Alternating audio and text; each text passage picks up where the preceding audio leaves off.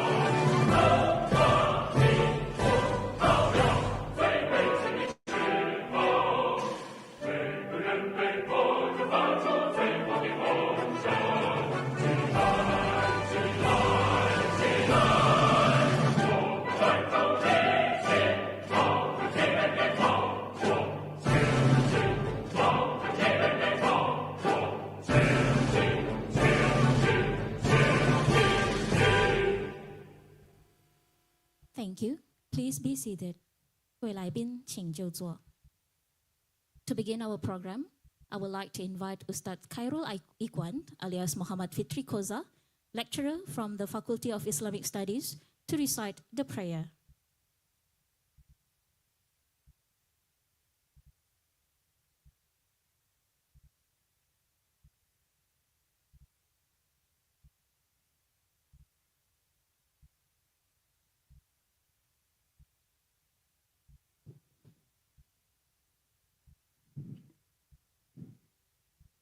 Bismillahirrahmanirrahim. Alhamdulillahi rabbil alamin. Wassalatu wassalamu ala ashrafil anbiya'i wal mursalin wa ala alihi wa sahbihi ajma'in.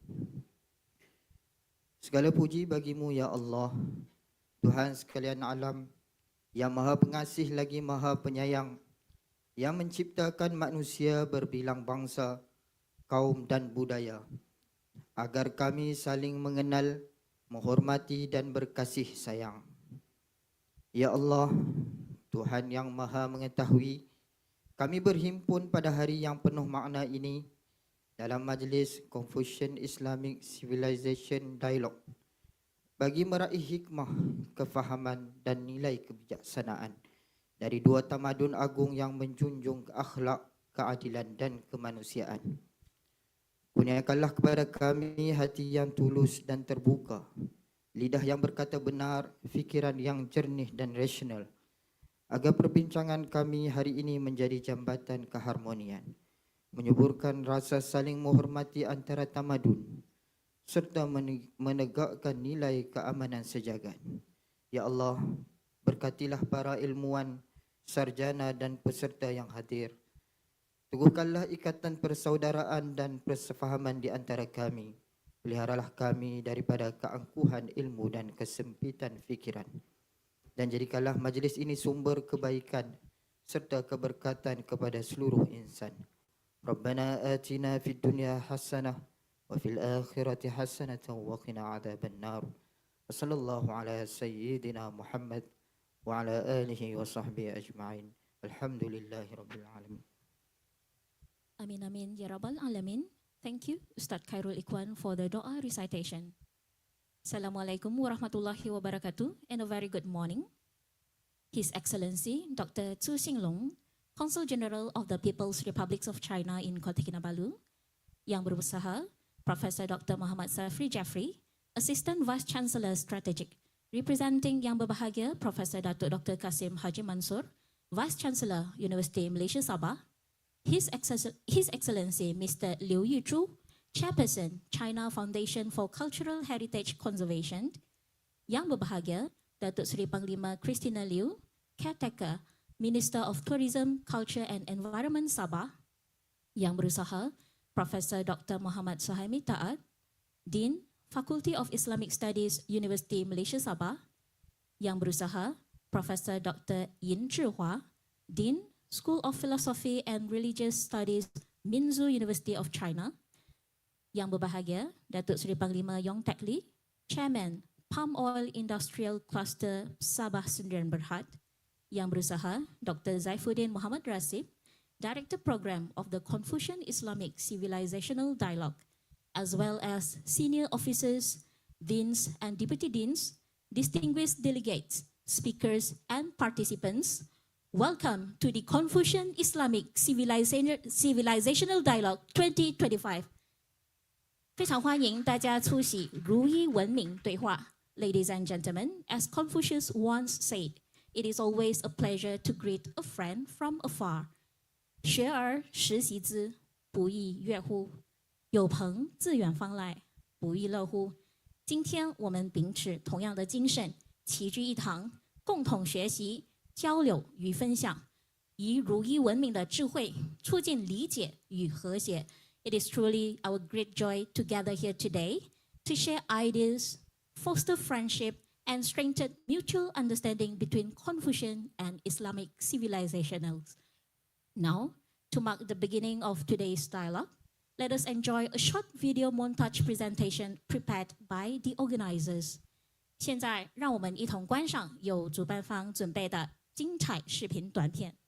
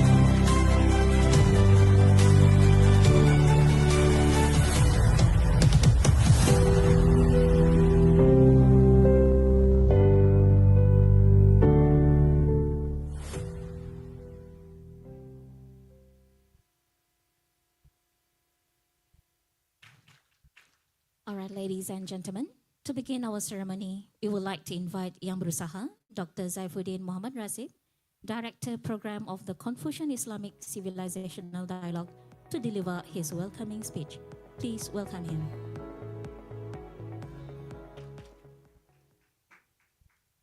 Assalamualaikum warahmatullahi wabarakatuh and very good morning. His Excellency Dr. Zhu Jinglong, Consul General of the People's Republic of China in Kota Kinabalu, Yang Berusaha Professor Dr. Muhammad Shafri bin Jeffrey, Assistant Vice Chancellor Strategic University Malaysia Sabah, as representative of Vice Chancellor University Malaysia Sabah, Yang berbahagia Datuk Seri Panglima Kristina Liu, Caretaker of Tourism, Culture, Environment Sabah, Yang berbahagia Datuk Seri Panglima Yong Teck Lee, Chairman of Palm Oil Industry Sabah Sdn Bhd, His Excellency Mr. Liu Yuzu, Chairperson of China Foundation for Cultural Heritage Conservation, Yang berusaha Profesor Dr. Muhammad Suami bin Ta'ad, Dean Faculty of Islamic Studies Universiti Malaysia Sabah, Yang berusaha Profesor Dr. Jin Zihua, Dean School of Philosophy and Religious Studies, Minzu University of China, Deans and all delegates. It is with great honor and privilege that I, on behalf of the organizing committee, warmly welcome all of you to the Confucian Islamic Civilizational Dialogue, co-organized by the Faculty of Islamic Studies, University Malaysia Sabah, and the School of Philosophy and Religious Studies, Minzu University of China. A special word of welcome goes to our distinguished guests and delegates from the People's Republic of China. Your presence today reflects the long friendship and historical ties that unite our people. Warm welcome. Today we are here as bridge builders of civilization. These dialogues give us an important chance to reflect, to share, and to learn from one another. Confucianism goes back to the teaching of Confucius, or Gongzi, who lived between 551 and 479 BCE. His philosophy stressed humanness, li, proper conduct, and the importance of family, education, and order. For centuries, these values shaped Chinese governance, cultures, and society. Islam, on the other hand, emerged in the 7th century in Arabia. By 651 century, during the Tang dynasty, the third caliph, Sayyidina Uthman ibn Affan radhiyallahu anhu, sent a delegation to China with the message of Islam. Soon, Muslim traders and scholars arrived through the Silk Road and Maritime Route, settling in Xi'an and Guangzhou and other cities.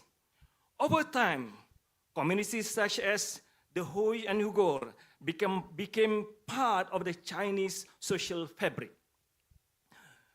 When Confucianism and Islam met, the relationship was one of the mutual respect. Chinese Muslim scholars like Wang Daiyu and Laozi wrote works harmonizing Confucianism and Islam, showing that it was not just a trade route, but a path of civilization. The link between Confucianism and Islam is also seen here in Malaysia. As early as 15th century, Admiral Cheng Ho, or Gongzi, he was a Muslim, led several voyages to Malacca. His journey brought trades, diplomacy, and a strong culture connection between China and Muslim and Malay world. Later, many Chinese Muslims settled in the Malay archipelago, some marrying into local communities while preserving their heritage. These Peranakan Chinese Muslims became living bridge of culture and faith. Even today, trace of this historical relationship is still be observed. The mosque in Malacca, for instance, remain distinct Chinese features that signify the close interaction between the two civilizations. This understanding and friendship and mutual respect that once flourished between the people of China and the Malay world. Even today, Chinese Muslim leaders, organizations, and mosques contribute actively to Malaysia's diverse society. This reminds us that Confucian and Islamic civilization have long been neighbors, partners, and friends. Though they emerge in different contexts, Confucianism and Islam share much in common. Confucius said, "The noble man seek harmony, not uniformity." The Holy Quran said, "Ya ayuhan nasu, inna khalaqnakum min dhakarin wa untha, wa ja'alnakum syu'uban wa qabaila." O mankind, indeed we have created you from male and female, and made you people and tribe, that you may know one another. Surah Al-Hujurat, verse number 13. And Prophet Muhammad SAW said, "Ahabun nas ilallahi anfa'uhum linnas." The most beloved of people to Allah are those who are the most beneficial to others. These words remind us that civilization should not clash, but rather complement and enrich each another. In our time, the Global Civilization Initiative calls for inclusiveness, diversity, and cooperation. This dialogue responds directly to that call. By learning from each other, Confucian and Islamic civilization can contribute to peace, harmony, and development in the world. For University Malaysia Sabah, this dialogue is another important milestone. It reflects our commitment to academic diplomacy, and international collaboration. With Minzu University of China, we hope to 1. Expand network of scholars. 2. Encourage joint research on civilization studies. 3. Produce resolution that guide society toward peace and prosperity. Before I conclude, let me recall the wisdom of both traditions. Confucius said, "Education breeds confidence.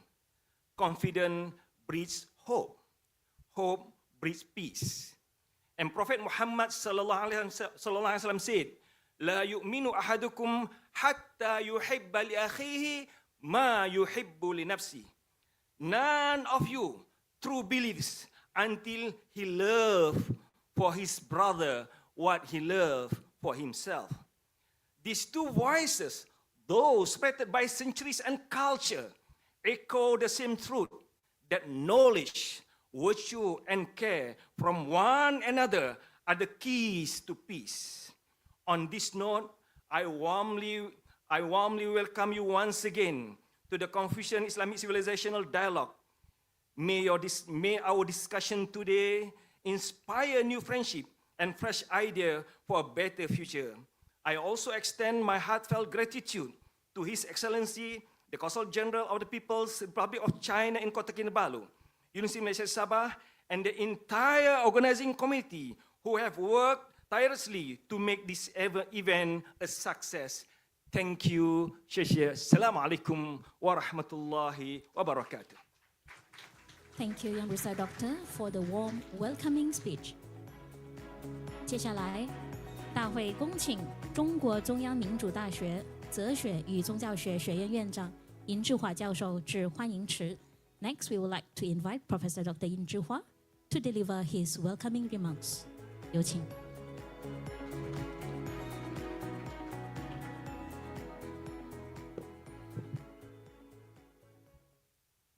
尊敬的各位来宾，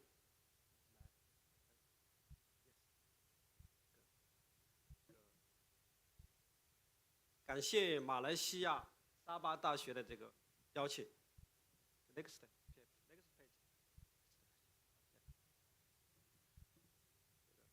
很高兴有机会与沙巴大学伊斯兰研究学院共同举办如一文明对话会，我谨代表中央民族大学哲学与宗教学学院向与会嘉宾表示热烈的欢迎。中央民族大学是中国中央人民政府于1951年设立的大学。我们学院渊源于1956年创立的哲学专业，至今已有近70年历史。学院现有教师36人，研究领域涉及中国哲学和世界哲学、中国宗教和世界宗教。2011年6月，我们成立了比较经学与宗教间对话创新引致基地。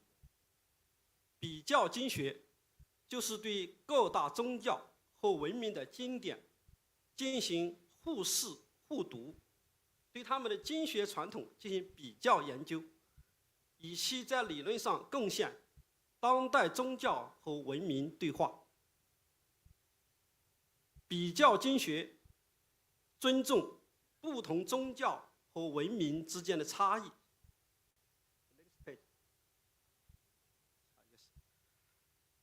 通过对彼此权威经典的互读互释，使人们从根本上知道差异在哪里，到底在哪里，知道差异的由来。差异并不必然导致冲突，它们的走向决定于我们如何看待这些差异。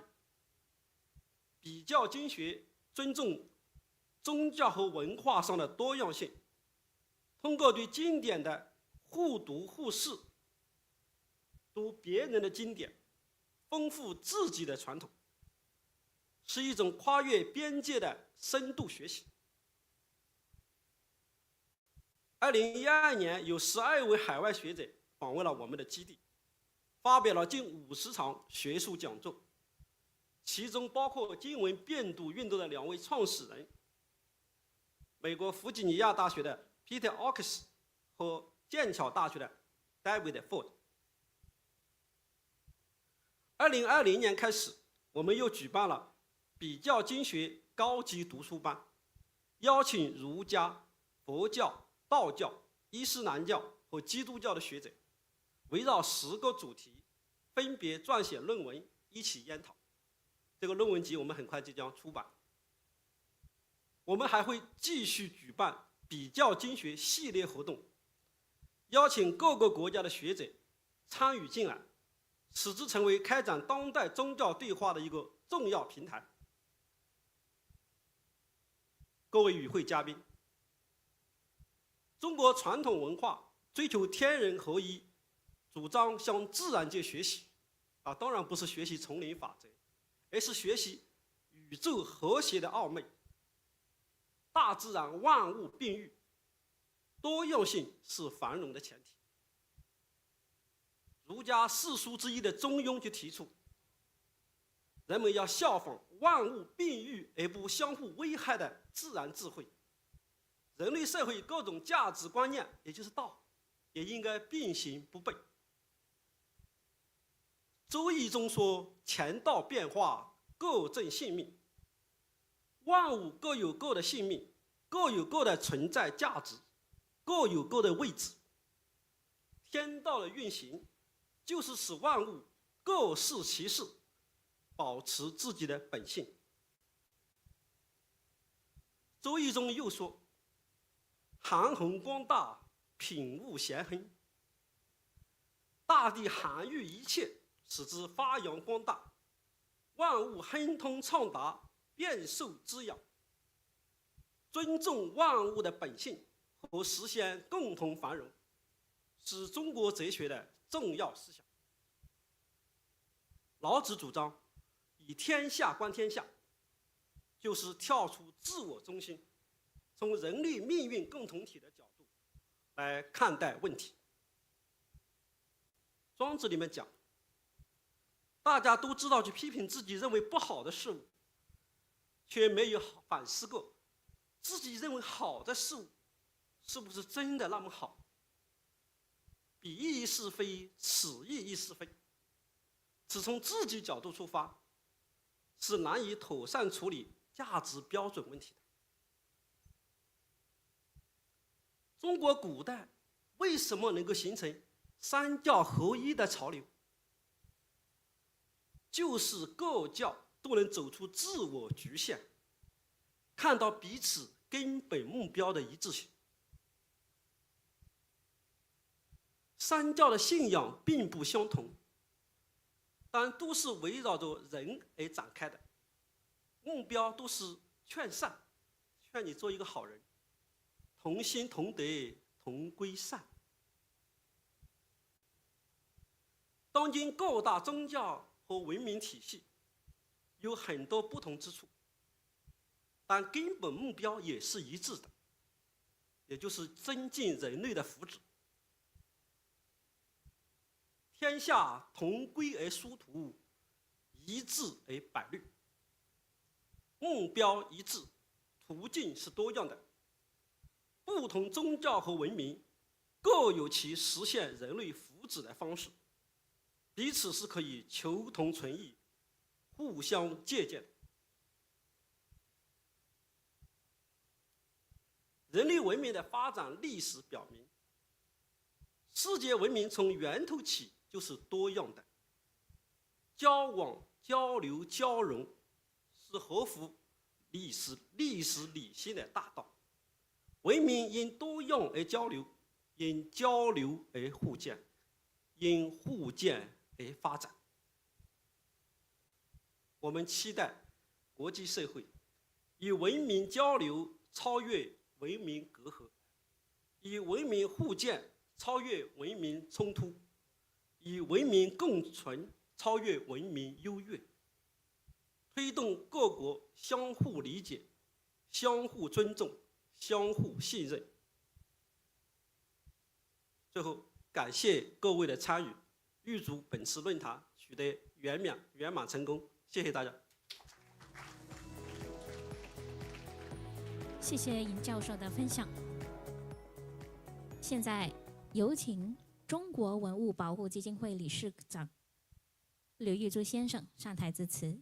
We now invite His Excellency Mr. Liu Yuzhu, Chairperson of China Foundation for Cultural Heritage Conservation, to deliver his address. 有请。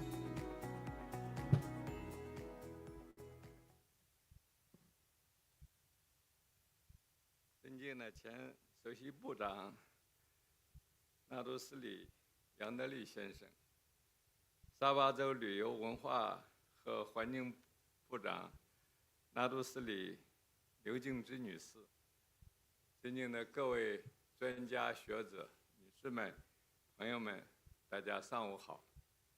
很高兴来到美丽的沙巴大学，与各位共同参加儒夷文明对话。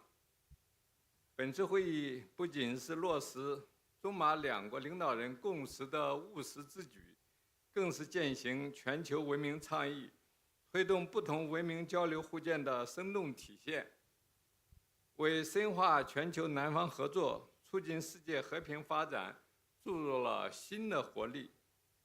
我谨代表中国文物保护基金会，向本次会议的举办表示热烈的祝贺，向长期致力于儒夷文明交流的各位专家学者致以诚挚的问候。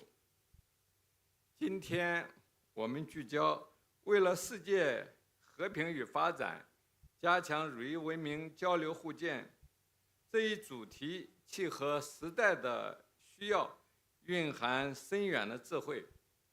回顾历史，儒家文明与伊斯兰文明交流源远流长，内涵丰富。明清时期，伊斯兰学者开创以儒释经之先河，以儒家礼义仁智信阐释伊斯兰教义，寻求两大文明在道德精神层面的深度契合。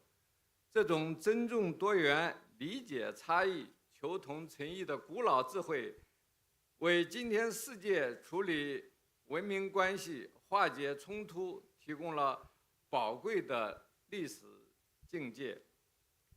文化遗产作为灿烂的文明载体、历史文化的传承者、民族精神的维系者，在促进文明对话中发挥着不可替代的作用。中国是拥有5000多年悠久历史的文明古国，丰富的文化遗产是我们向世界展示真实、立体、全面中国形象的金色名片。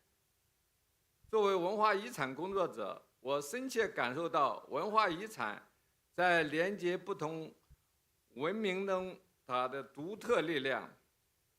正如今年5月，香港南华早报采访敦煌研究院美籍研究员史汉文，他所指出的那样，中国将文化遗产视为战略资产进行投资，这不仅关乎民族自豪感的提升、软实力的构建，更是通过旅游和数字文化产业推动区域经济发展的重要动力，体现了中国对文化基础设施长期价值的深刻认知。文化是国家发展的核心组成部分。今天，我想与诸位分享文化遗产在推动文明交流互鉴中的重要意义和实践的路径。一、文化遗产是文明对话的无声使者。在人类文明发展史上，儒教文明与伊斯兰文明都创造了辉煌灿烂的文化遗产。从中国的曲阜孔庙、西安大雁塔，到东南亚的伊斯兰清真寺和古典文献，这些珍贵的遗产不仅是历史的见证，更是文明智慧的结晶。它们超越语言与时空的界限，直抵人心。一件青花瓷上的伊斯兰纹样，一条海上丝绸之路的商道遗址，无不诉说着文明交流的动人故事。马来西亚，特别是沙巴，地处古代海上丝绸之路要冲，这条航线不仅是商贸通道，更是文明交流的大动脉。中国的瓷器、丝绸、造纸术由此西传，伊斯兰的天文、数学、医药学由此东进。在泉州，我们发现了融合中伊建筑风格的清真寺遗址。在东南亚，我们看到了吸收中华建筑元素的伊斯兰民居。这些文化遗产犹如无声的使者，在漫长岁月中默默见证了文明之间的相互尊重、借鉴、共同发展的历程，成为文明交流互鉴的生动注脚。二、文化遗产交流合作的当代实践。当今世界，文化遗产保护正成为国际交流合作的重要领域。在跨国联合申报世界遗产方面，2014年，中国与哈萨克斯坦、吉尔吉斯斯坦成功申报丝绸之路长安天山廊道路网，这是中国首个跨国申遗项目，标志着中国文物保护跨国合作迈上了新的台阶。目前，海上丝绸之路文化遗产保护与联合申遗工作一直在有序的推进。文物保护国际合作工程成效显著。自1998年始，中国在柬埔寨开展吴哥古迹修复已逾20余载，随后开展了乌兹别克历史遗址的修复、尼泊尔加多满都杜巴广场9层神庙的修复等项目。随着“一带一路”建设的深入推进，日益凸显其在挖掘历史文化、弘扬丝路精神、推进民心相通方面起着重要的作用，成为中国“一带一路”合作的新名片。文物修复国际合作也取得了突破。2019年，巴黎圣母院火灾后，中法两国文化遗产主管部门经过深入磋商，最终确定开展巴黎圣母院与秦始皇陵兵马俑的修复和保护研究合作。双方在文物修复、人员培训、博物馆交流、学术研究等领域积极行动，共同致力于预防和打击文化遗产非法贩运，支持冲突地区遗产保护国际联盟工作。这些合作让国际社会更好地了解了中华优秀传统文化，同时为世界文化遗产保护做出了贡献。中外联合考古架起了文明沟通的桥梁。近年来，中国政府高度重视考古工作，中外联合考古成效丰硕。以中国沙特塞林港遗址考古为例，该遗址位于红海之滨，是古代东西文明交流的重要枢纽。截至目前，中沙联合考古队对遗址进行了2次调查发掘，发现了分布密集的大型墓地。中国文物保护基金会支持第2次中沙塞林港联合考古。考古出土了陶片、古币和中国青花瓷等珍贵文物，为海上丝绸之路的研究提供了宝贵的实物资料。这些合作不仅修复了物质遗产，更修复和增进了人民之间的情感与理解，架起了沟通中外文化交流的桥梁。3、面向未来，让文化遗产为人类共同福祉服务。当前，我们面临日益严峻复杂的国际形势，地缘政治冲突频发，全球发展安全形势错综复杂，世界经济增长动力不足。在此背景下，越需要以开放合作化解分歧，而文化遗产所承载的历史智慧与包容精神，正是构建人类命运共同体的文化基石。中国在通过经济韧性、科技自主和开放政策以应对挑战的同时，始终坚持以文化遗产为载体，推动各美其美、美美与共的文明交流互鉴。面向未来，我们应该继续以文化遗产为纽带，深化国际合作，为世界注入更多稳定与活力。我想从以下3个方面着力。首先，要深度推进文化遗产的国际合作。深化国际合作需要依托坚实的平台与机制建设。今年5月，亚洲文化遗产保护联盟作为政府间国际组织正式落户北京。这是中国等亚洲10国发起的亚洲首个，也是目前唯一的文化遗产领域的政府间国际组织。自2023年4月成立以来，已展现出强大的凝聚力。联盟已吸引了20个成员国、伙伴国和观察员国，范围覆盖亚洲各区域，影响力辐射全球，为构建亚洲文明命运共同体提供了坚实的文化支点。让文物活起来、走出去，是促进民心相通最直接的方式。文物展览正日益成为中外文明交流互鉴的重要窗口。近年来，我们积极引进如大英博物馆100件文物中的世界史、古埃及文明大展等重磅展览，在国内持续点燃了公众了解世界文明的热情。与此同时，中国文物也作为国家名片，活跃在国际舞台上。秦兵马俑系列展览所到之处，无不引发观众观看的热潮。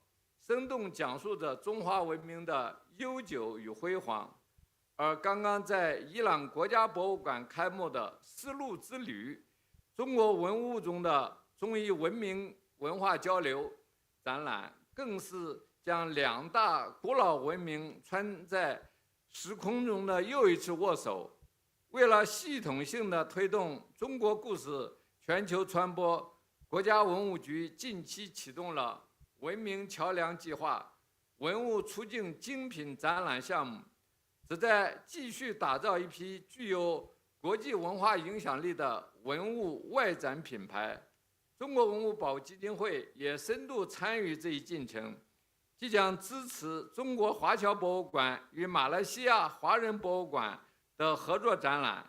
我们期待这一项目能成为中马两国人民之间又一座情谊相连的文明桥梁。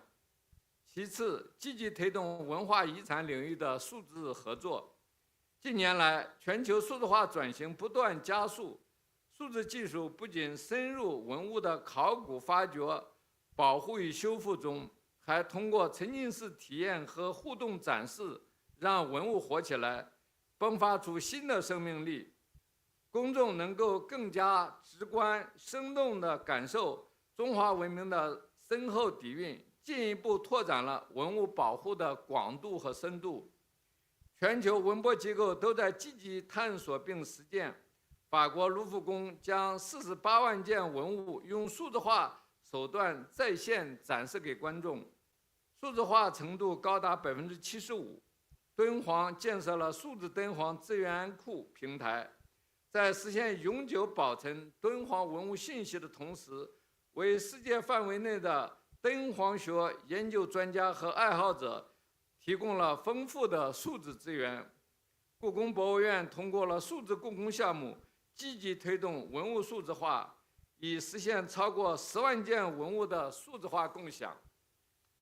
中国文物保护基金会支持了多个文化数字展，如在香港开展的遇见云冈数字工艺艺术展，主要是以数字技术重现云冈石窟的艺术成就，通过3D 复印和虚拟技术，把屹立不倒的石窟变身可移动的博物馆，突破了地域与时间的限制，让不同地区的观众都能感受到石窟艺术的魅力。我们还与腾讯基金会协同众多长城保护研究专业机构，共同打造了云游长城小程序。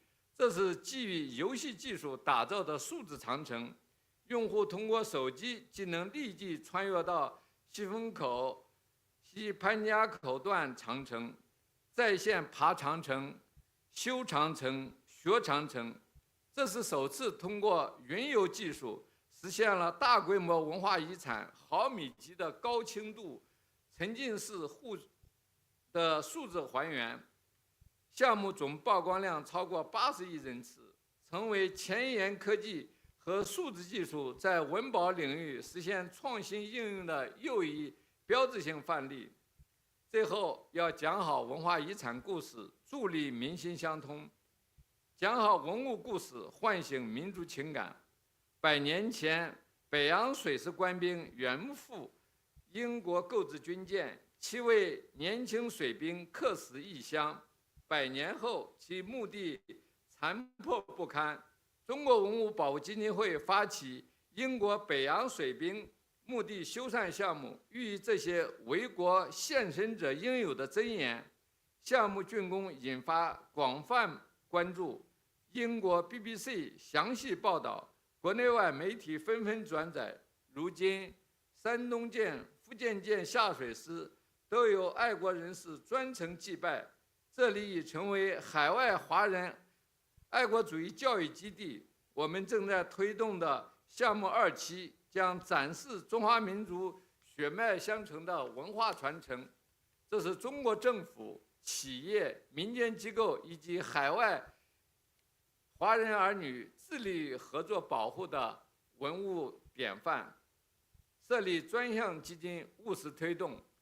2021年，在国家文物局支持下，中国文物保护基金会携手腾讯基金会，香港信德集团、泰康保险集团、中国银行、贵州茅台基金等联合发起设立亚洲文化遗产保护基金，通过民间交流务实推动文明交流互鉴。该基金会通过资助文物保护、人才培养、合作办展、支持国际论坛等方式深化国际交流，以开展的亚洲文化遗产教育合作网络、亚洲遗产可持续发展优秀案例征集等项目，实施对吴哥守护人、巴比扬守护人等计划。2024年10月，第2届亚洲文化遗产青年论坛也在马来西亚启动。目前，我们也正在策划文明交流互鉴专项基金，将以更加灵活的机制、更多务实的举措，继续支持和推动文明交流与对话，鼓励社会力量广泛参与。随着经济发展，社会公众对文物的关注和重视程度越来越高，社会力量参与也成为文物保护工作注入了全新的活力。企业通过资金支持与技术赋能，助力文物修复；民间组织以社区动员推动文物保护活态传承；志愿者以多元视角参与考古研究与公众教育。这些跨领域协作盘活了文物资源，推动文物保护工作进入了良性的循环状态，营造了全民参与文物保护的良好社会氛围。各位朋友，各位学者专家，儒家倡导和而不同，伊斯兰文化重视知识传承，这2种智慧都告诉我们，真正的文明自信在于开放包容，真正的文化繁荣在于交流互鉴。让我们大家携手努力，让文化遗产这座桥梁更加巩固，让文明对话持续深入，为构建一个各美其美、美美与共的美好世界贡献智慧和力量。谢谢大家。非常感谢李宇洲先生的精彩致辞。Next, we would like to invite Yang Berbahagia Datuk Seri Panglima Krishna Liu, Caretaker Minister of Tourism, Culture and Environment Sabah, to deliver her address. Please welcome her.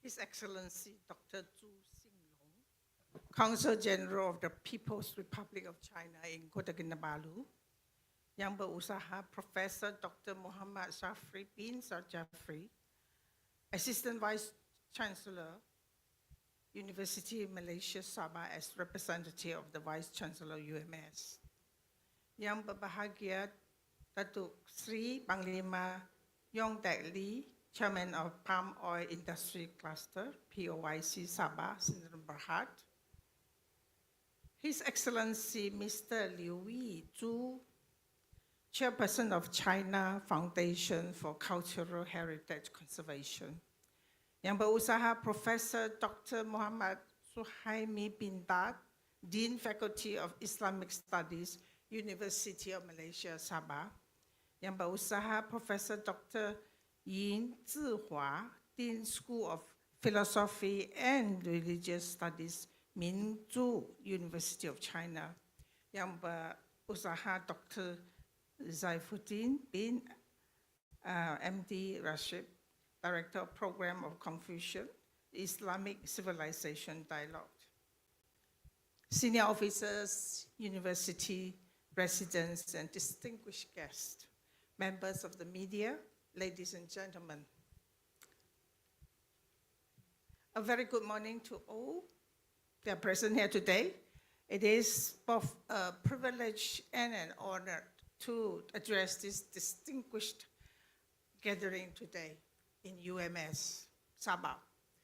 On behalf of the state government of Sabah and the Ministry of Tourism, Culture and Environment, I wish to extend a very warm welcome to our distinguished guests from abroad, especially our esteemed friends from the People's Republic of China.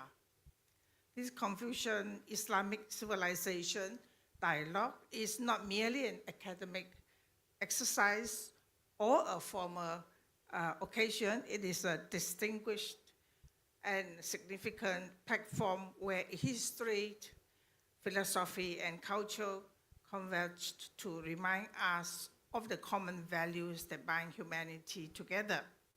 Excellencies, ladies and gentlemen, President Xi Jinping, during his recent visit, meeting with Prime Minister Datuk Sri Anwar Ibrahim, highlighted the importance of carrying out forward the Confucian Islamic Civilizational Dialogue and strengthening bonds of people-to-people exchange.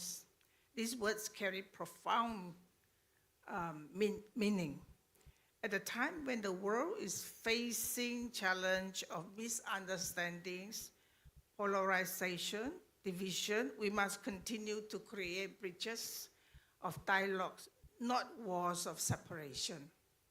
Confucian thought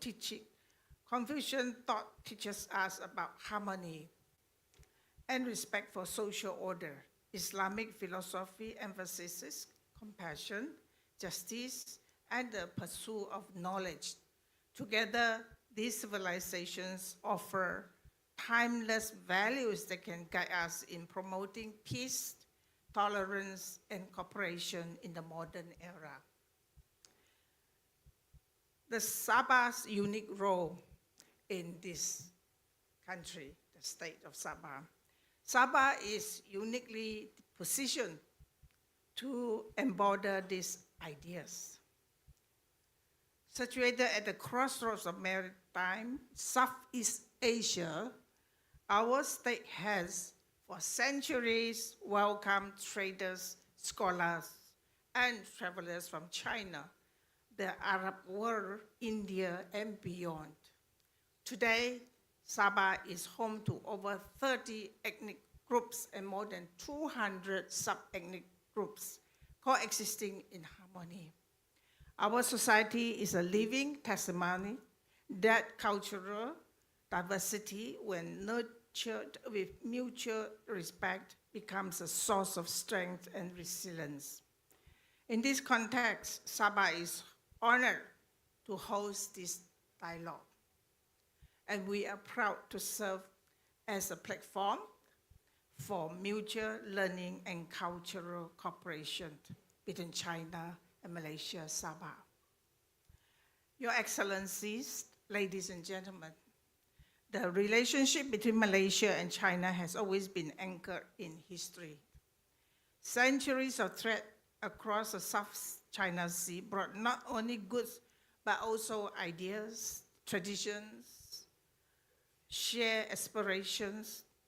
Today, this relationship is further strengthened by modern cooperation in economy, tourism, education, and cultural exchange. Sabah has benefited significantly from this partnership. China is one of our largest sources of international tourists. In fact, as of today, the incoming tourists from China is on top of the list, number one, from China to Sabah. Beyond tourism, cultural exchange programs, research, collaborations, and heritage conservation initiatives are flourishing.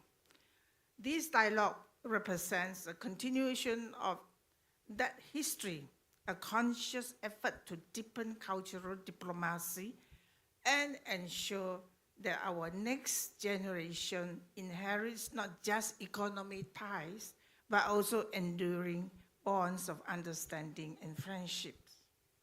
Your Excellencies, ladies and gentlemen, culture is the soul of a nation. It defines our identity, connects us to our roots, and shares our values for the future. As we enter an age of globalization, we must not allow our cultural heritage to fade.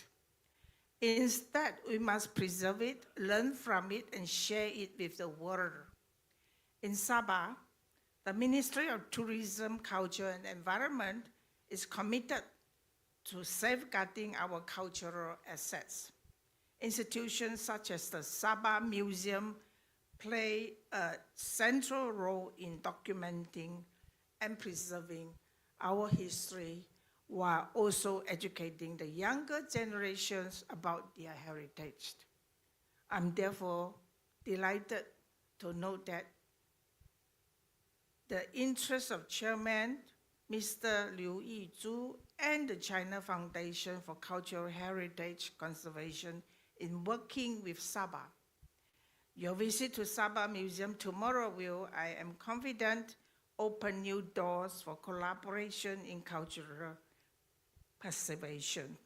I believe, I was just informed, due to the certain technical defects in the museum building, that you will be invited to visit another cultural building where our officers will be bringing you along. I hope that your visits to our museum and other cultural buildings will be able to give you a preview of what we are going to come up with in another 2-3 years, where our museum project has completed. Building people-to-people exchange. Your Excellencies, ladies and gentlemen, beyond institutions and policies, the true strength of cultural diplomacy lies in people-to-people connections. When students, artists, scholars, and heritage professionals from Malaysia and China come together, they plant seeds of friendship that can last for decades. As a tourism minister, I have been to China a few times, visited some of the tremendously beautiful and historical buildings that you have in China.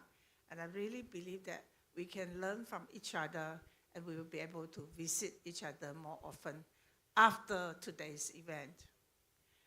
This dialogue is dedicated to that mission. It is not only an academic forum, but also a celebration of our shared human spirit. By engaging in mutual learning, we promote not only intellectual growth, but also empathy, respect, and peace. Your Excellencies, ladies and gentlemen, in closing, allow me once again to thank University of Malaysia, Sabah, and Mingzhu University of China for co-hosting this dialogue. My gratitude also goes to the Consulate General of the People's Republic of China in Kota Kinabalu for its tireless efforts in nurturing cultural ties between our people. And I have to say thank you to the China Consul, Kota Kinabalu. Let us carry forward the spirit of this dialogue, but not just for today, but for the future. May our cooperation continue to flourish, and may the friendship between China and Malaysia, Sabah, between Confucian and Islamic civilizations, and between our people remain strong and enduring. Thank you very much. Thank you, Yang Berbahagia Datuk Seri Panglima.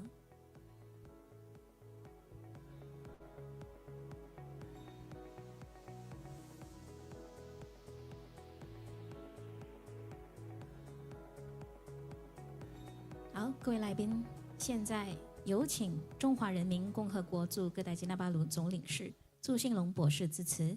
We now invite His Excellency Dr. Zhu Xinglong, Consul General of the People's Republic of China in Kota Kinabalu, to deliver his address. Please welcome him.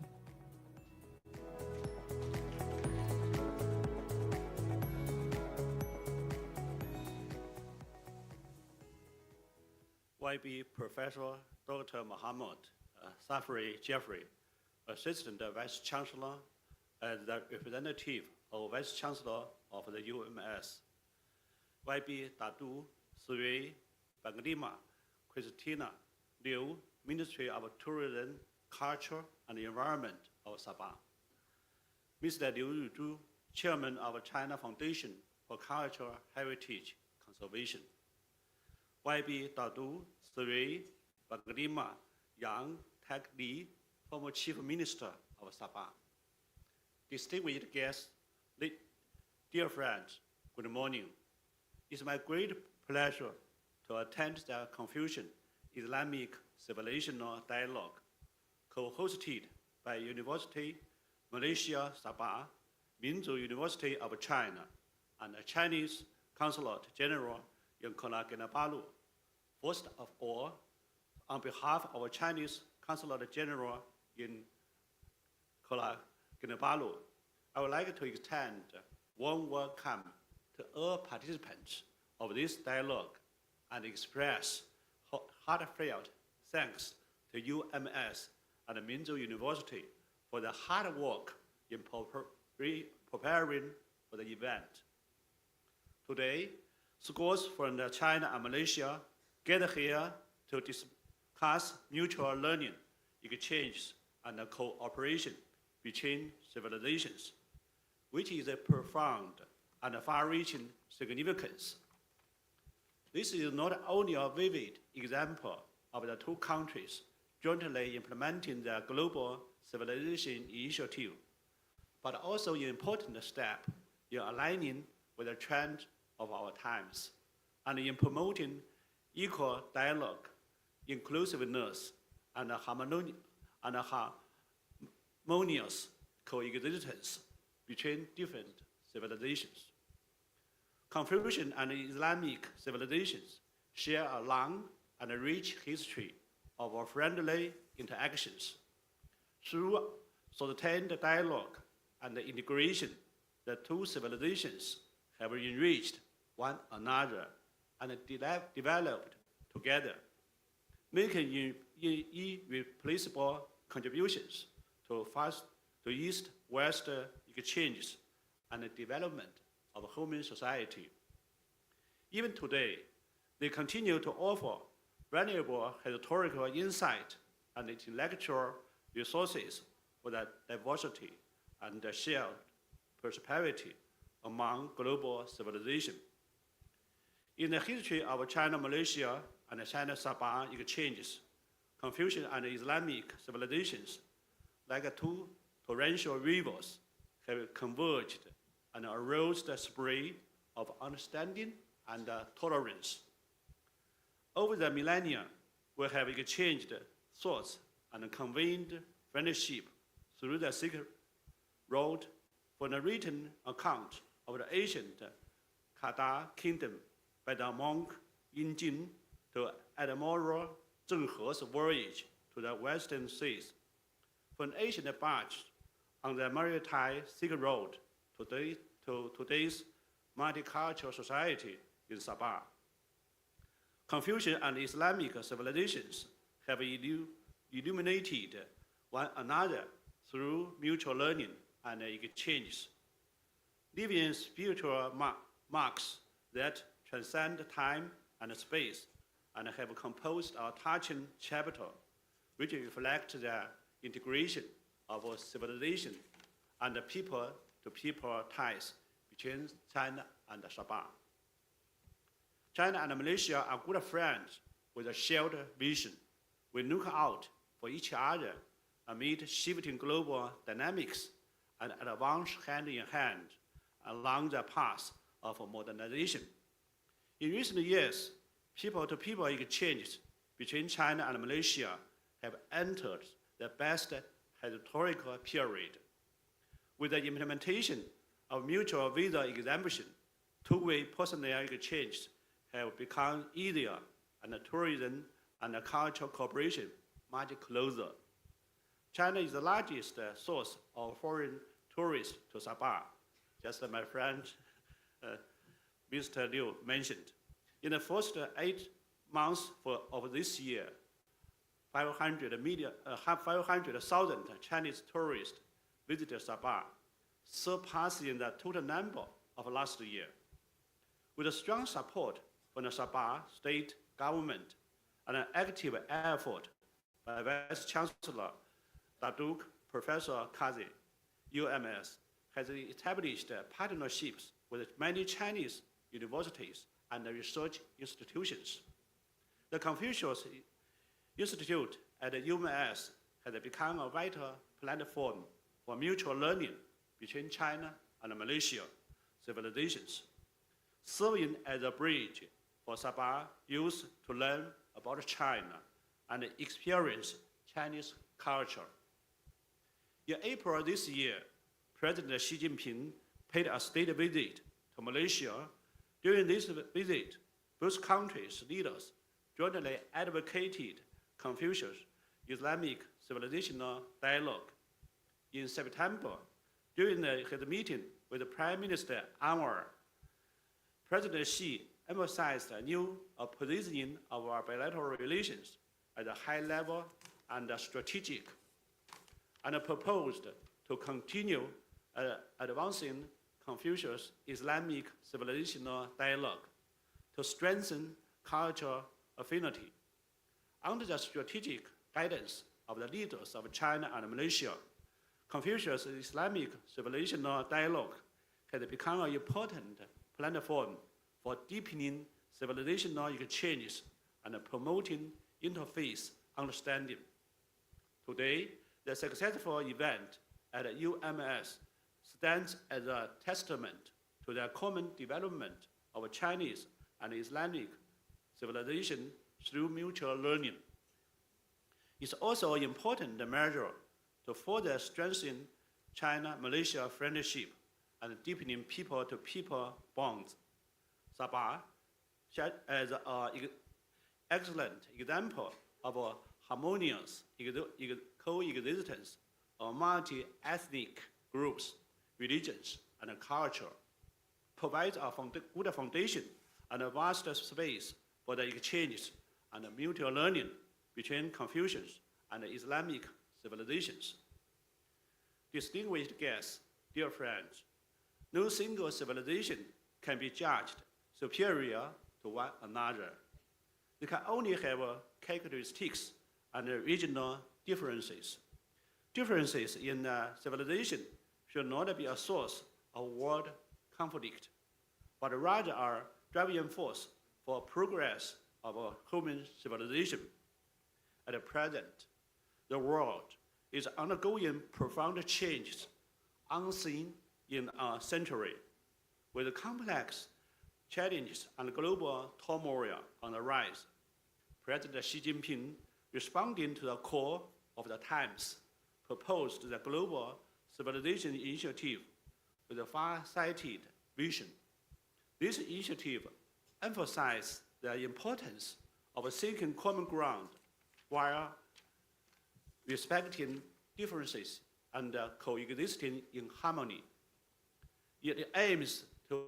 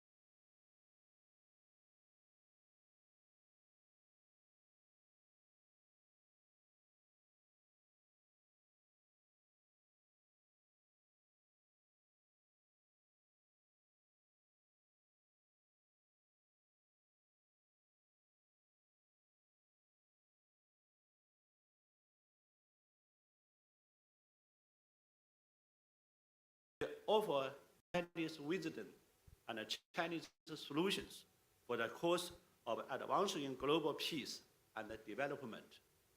We believe the Confucian Islamic Civilization Dialogue is a living example of the implementation of these initiatives.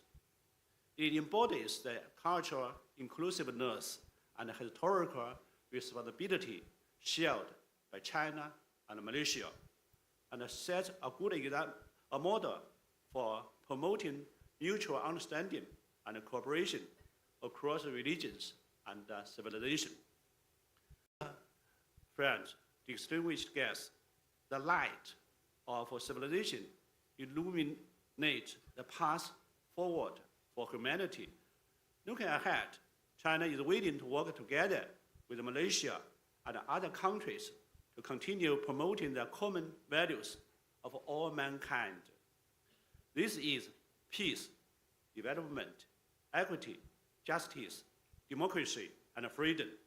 Let's make a cultural exchange transcend estrangement, mutual learning transcend clashes, and coexistence transcend prejudice of superiority. Together, we can build our community with a shared future for mankind. I wish this dialogue great success.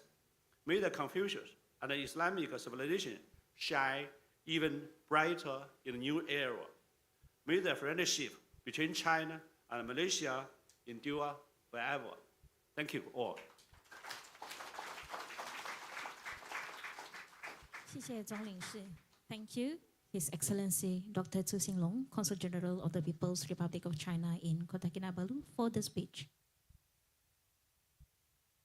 Ladies and gentlemen, we will now take a short break of about 5 minutes. 好，感谢各位贵宾的精彩致辞。现在我们稍作休息，活动将在5分钟后继续进行。Ladies and gentlemen, please feel free to remain seated as we will continue with the next session shortly. Thank you.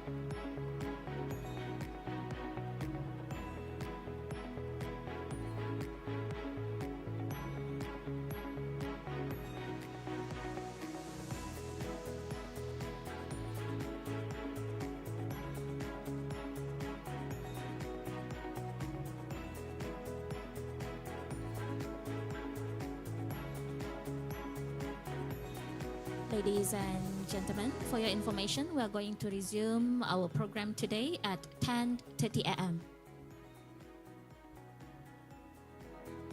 好，各位来宾，我们将在10:30继续下一个环节。谢谢大家的配合。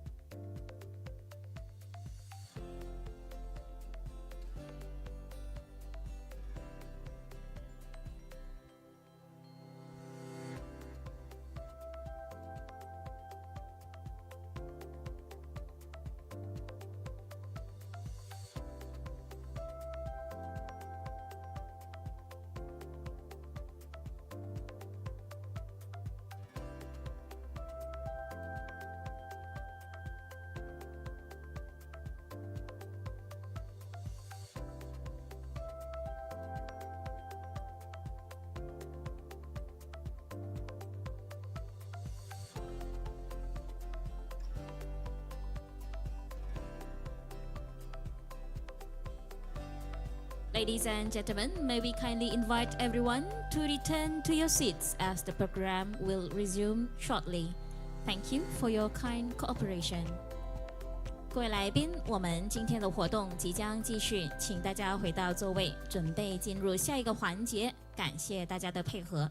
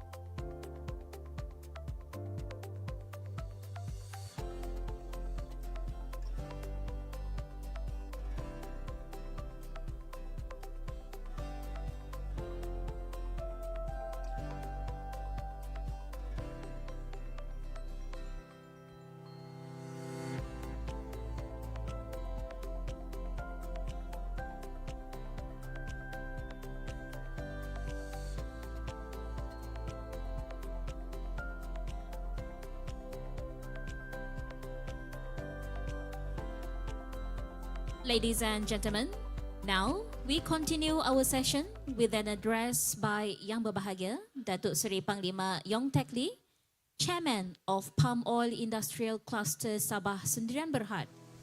Please welcome him on stage.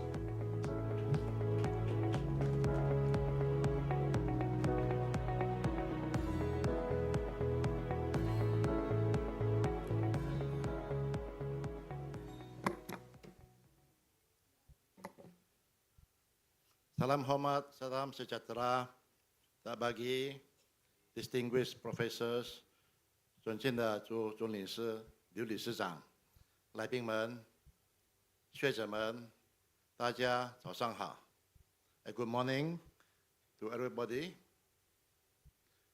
On screen is a synopsis a short summary of what I'm going to deliver in English.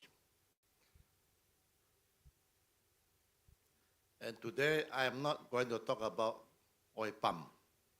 Okay? My capacity today is also not as an academic scholar, but I have been asked to share my views 与大家的分享 on world development and global peace, more so in a region like Southeast Asia of 10 countries, various cultures and civilization. I'm attracted to what Dr. Saifuddin said just now. Civilizations should not clash, but complement each other in Dr. Saifuddin's opening speech today, and that will be covered also in my speech later. I'm giving everybody a few minutes to go through the synopsis before I start the speech proper. Now, my capacity today as a former chief minister, I have some basic understanding of 儒家思想, Confucianism, and of course I have family members from different civilizations. Just for the information, one of my uncle is the Ustaz Jamlin Yong. Another uncle is Father Po Yong. Okay? So in Sabah, this is very common. And we are proud of this heritage and this civilization and cultural integration that we have in Sabah. As the minister said just now, we have more than 30 ethnic groups and cultures and hundreds of sub-ethnic groups, but we live in a harmonious society. First of all, I'd like to congratulate UMS and the University of Minzu and the China Consulate General for organizing this dialogue, which is very relevant and timely for the peoples of both Malaysia and China. Because this seminar can strengthen the people-to-people relations, 可以加强人与人之间的关系，以我们两国的人与人之间的关系。Between Malaysia and China, during these times of global uncertainties and global social and technological changes. I thank the organizers for inviting me to share my insight on strengthening inter-civilizational dialogue and enhancing China and Malaysia cooperation. As I said, I am here not as an academic scholar on either Confucianism or the religion of Islam. I'm here to share my thoughts on our mutual learning for world peace and development, starting with us in Malaysia and China. As for scholarly presentation, the other speakers are more qualified than me. Now, the fast pace of the advancement of information technology is bringing about unprecedented challenges to our cultural values. The mass movement of people in the first 8 months, 500,000 from China of this year, the mass movement of people across the world brought about by affordable air travel. It's cheap, it's fast, and it's safe compared to before. This mass movement of people is bringing more ordinary people closer together. More ordinary people are interacting physically with each other. More than ever in the history of mankind. Therefore, these twin challenges, I call these twin challenges of mass communication, internet, social media, and mass travel, can bring about undesired challenges to our traditional values and way of life. 那个人与人之间的关系呢，又方便来来去去呢，肯定带来有一个不肯定一定有好的挑战，也可能对我们以传统的方式与我们的价值观可能会有一个新的挑战。This inter-civilizational dialogue allows us to reaffirm our Asian values and way of life. What is our Asian way of life? It's one of collective responsibility vis-a-vis individual rights. We talk about social harmony and respect for elders and economic justice. In our social values, whether it's Confucianism or whether it's Islamic values or generally Asian, the family is a basic unit of society, is most important. From my childhood, I come from a multiracial rural background, somewhere in the east coast of Sabah. From my childhood and early education in a multicultural society, I have come to understand the importance of family value in cultivating harmony, mutual respect, and mutual assistance among communities of different cultures as our way of life. The peaceful rise of China, 以中国领导的和平亚洲和平的崛起 in this new global village, prove that we can be both harmonious and powerful without being unfriendly competitor to our neighbors or indeed the whole world.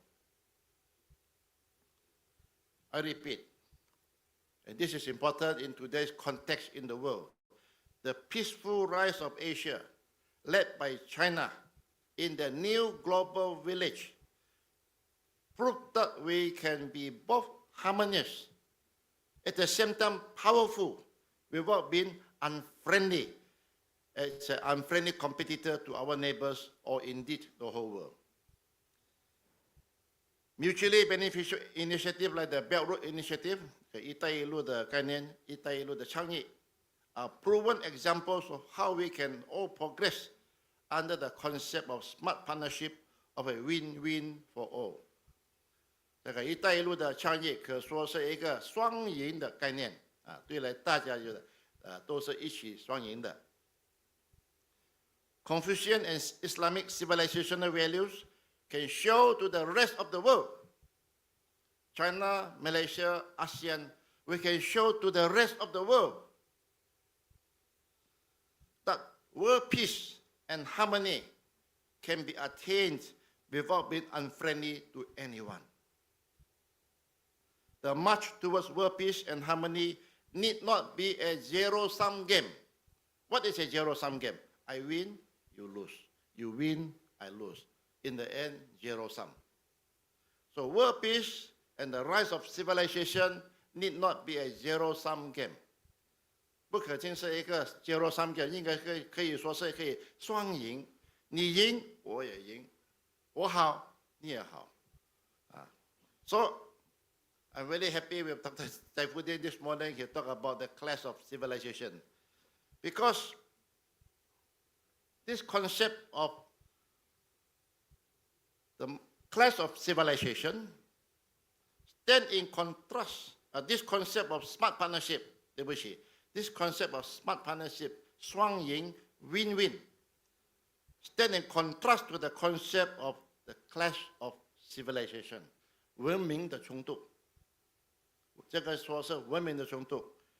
This concept of the clash of civilization has affected the mindset of small but influential group of Western academics.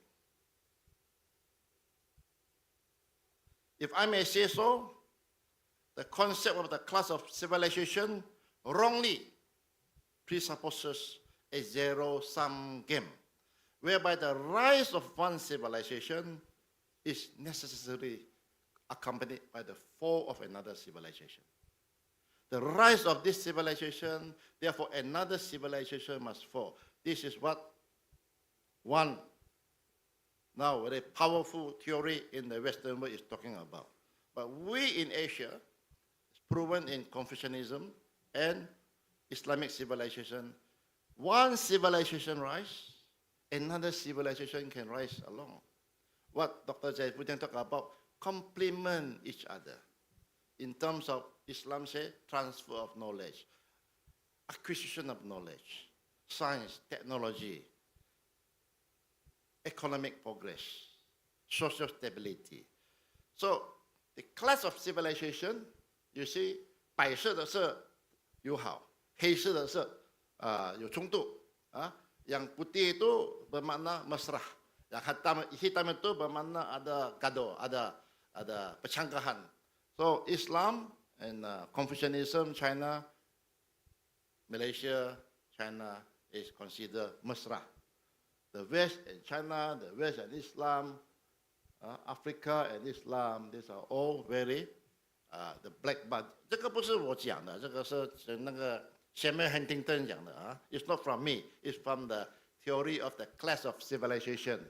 Okay, so Latin America and the West will be mesra, whereas the West and China, the West and Islam, and Africa and Islam, they are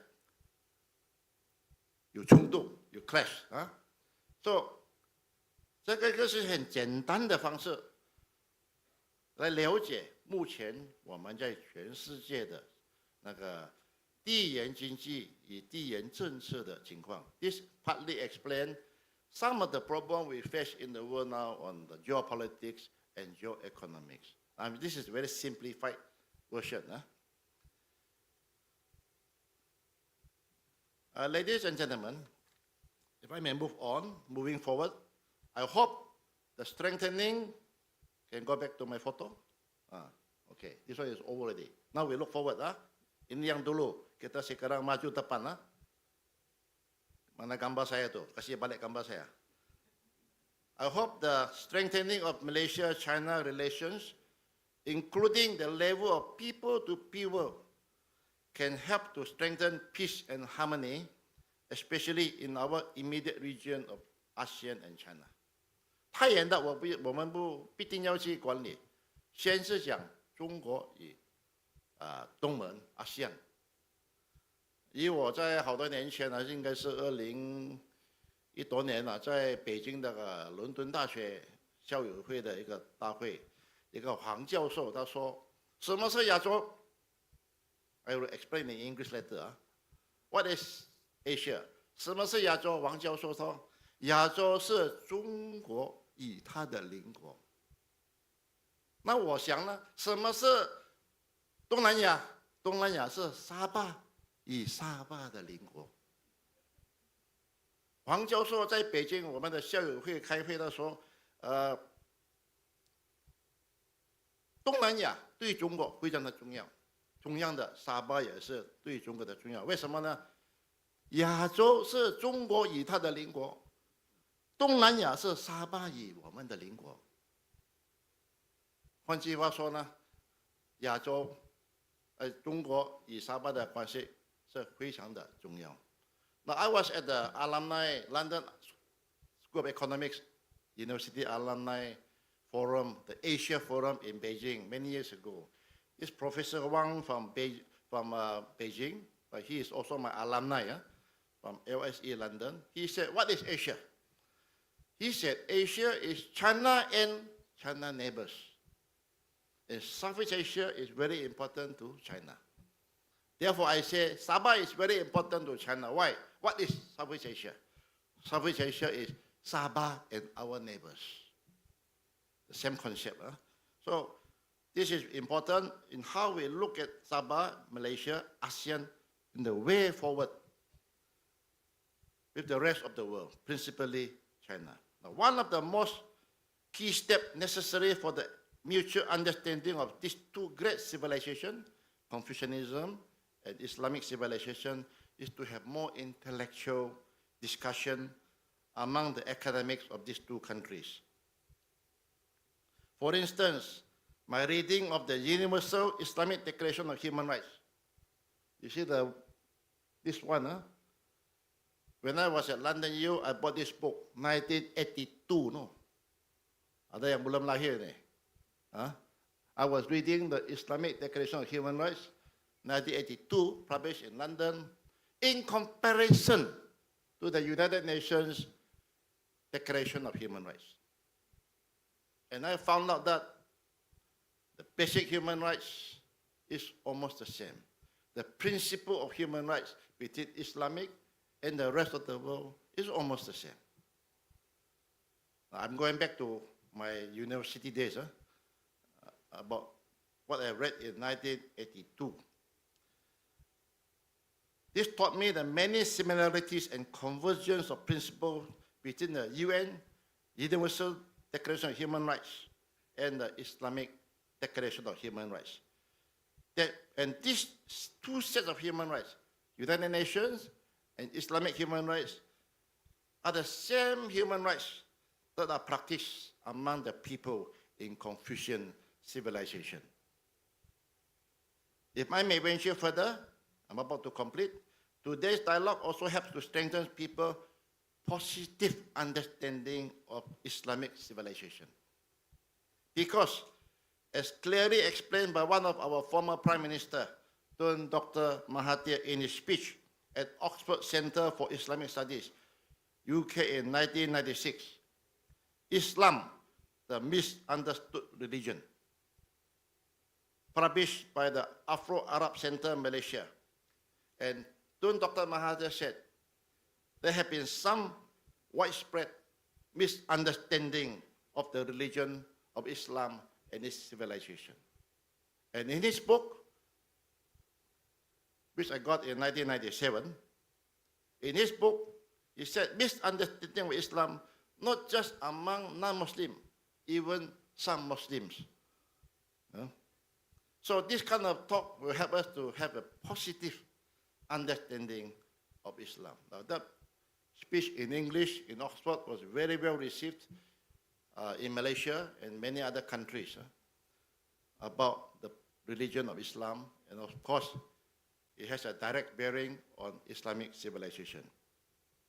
Now, before I conclude, may I share my personal experience, 我个人的经验呢，以孔子学院的，在2004年呢 ，in the year 2004, I attended Confucian Summit Forum 2004, held at the birthplace of Confucius at Shantung, Yihu, on 26 and 27 September 2004. Saya boleh cakap sikit lah. Saya ada dulu sana. Saya pernah pergi ni. Maksud dia lah itu. I can say I was there. I was there. It's not the same, you know. It's not the same when you read and you listen. But when you go there, 你到了那边说，这2500多年的历史 ，and that's where Confucius was born. It's different. Having come back, you realize that this set of values, the way of life, 那个价值观、儒家思想，不是那么简单的。可以到了2500多年，还是现在全世界还是有存在啊。So it's different. So after I come back, I make some news. Those are students, students at the university. The one on my right, the orang putih on the right is Italian. It's from the Italian embassy, speak perfect Mandarin. Okay, and this was where the forum with me was Dr. Yang Chongyong Professor and Datuk Cha Sun Ping from Sabah, 3 of us lah, wakil. It was very meaningful to be able to visit the birthplace of Confucius and be able to speak from the Nanyang perspective. My role at that time was to speak as an overseas Chinese. You know, the other speakers from Italy, from China, but I spoke 以海外的以南洋的角度，海外的同胞们来发言。So that was my role, and I believe next is to suggest that we Malaysians visit the birthplace of Confucius in order to feel and to understand the meaning of Confucian civilizational values and how we can contribute to regional harmony. Perhaps a visit can be made to the Shifu Normal University, formerly known as Teachers University, This was the university that hosted the talk. With the eventual objective, tuan-tuan yang daripada UMS, mudah-mudahan the eventual objective is to set up a UMS chair on Confucian teaching in Sabah. With those words of hope, I thank you for your kind attention. Sekian, terima kasih. Thank you Yang berbahagia Datuk Seri Panglima Yong Tak Lee.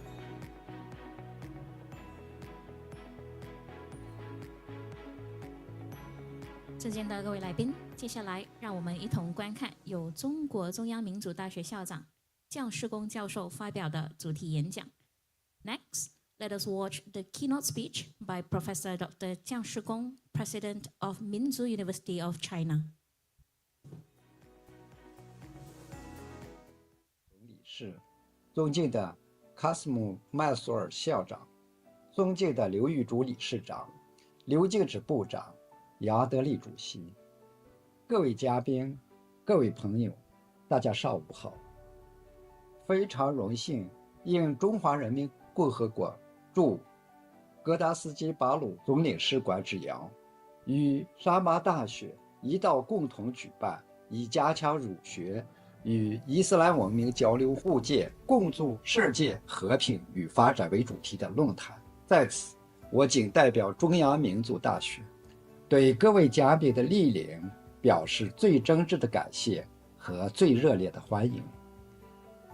我今天发言的题目是加强文明互鉴，以东方智慧共促和平发展。2025年4月16日，习近平主席在会见埃瓦尔总理时指出，中马传统友谊跨越千年，这份友好在悠久历史中孕育，在文化交融中生长，在互惠互利中巩固，在风雨同舟中升华，展现了以心相交、以诚相待、以义为持、以和为贵的共同价值追求，体现出两国人民的历史智慧与勇气，成为双方共同的宝贵财富。习近平主席的重要讲话不仅生动阐述了中马两国的深厚情谊，也为我们思考不同文明交流与互鉴提供了重要的启示。一，以文明互鉴照亮人类共同未来。习近平主席多次深刻指出，当今世界，人类生活在由不同文化、种族、肤色、宗教和社会制度交织而成的多元全球共同体中，各国人民的命运相连，休戚与共，构成你中有我，我中有你的紧密联系。面对多样文明，我们需要比天空更为广阔的胸怀，以理解与尊重为基石，在交流互鉴中汲取智慧，吸收营养，为人类提供精神支撑，共同应对全球性挑战，开创和平、包容、繁荣的未来。鉴于此，我们树立起平等、互鉴、对话、包容的文明观，以文明交流超越文明隔阂，以文明互鉴超越文明冲突，以文明共存超越文明优越。二，中华文明对全球文明交流互鉴的启示。习近平主席指出，从历史的角度看，包括儒家思想在内的中国传统思想文化中的优秀成分，对中华文明形成并延续发展几千年而从未中断，对形成和维护中国团结统一的政治局面，对形成和巩固中国多民族合一体的大家庭，对形成和丰富中华民族精神，对激励中华儿女维护民族独立、反抗外来侵略，对推动中国的社会发展进步、促进中国社会利益与社会关系的平衡都发挥了十分重要的作用。从儒家文明中寻找中华文明蕴含的精神，为人类应对当下复杂挑战提供了重要启示。首先，中华文明以统一为宏，凝聚强大精神力量。中华民族自古以来崇尚大一统，主张修身齐家治国平天下。这种强大凝聚力以文化认同为纽带，以共同命运为依归，成为中华儿女共同的价值追求。正因为如此，中华文明历经沧桑，仍然坚韧不息，国家统一、民族团结、文明延续成为不可动摇的共同信念。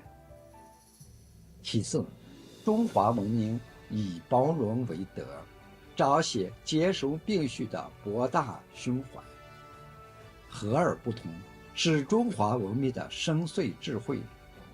礼记有言：“礼之用，和为贵。”中华文明在多元交融中求同存异，在交流互鉴中凝聚共识，为广土具足，凝聚为休戚与共、荣辱与共、生死与共、命运与共的中华民族共同体。越包容，就越能获得认同与延续发展。这种精神也决定了中国始终尊敬世界文明的多样性，倡导相互尊重、和谐共处的文明关系。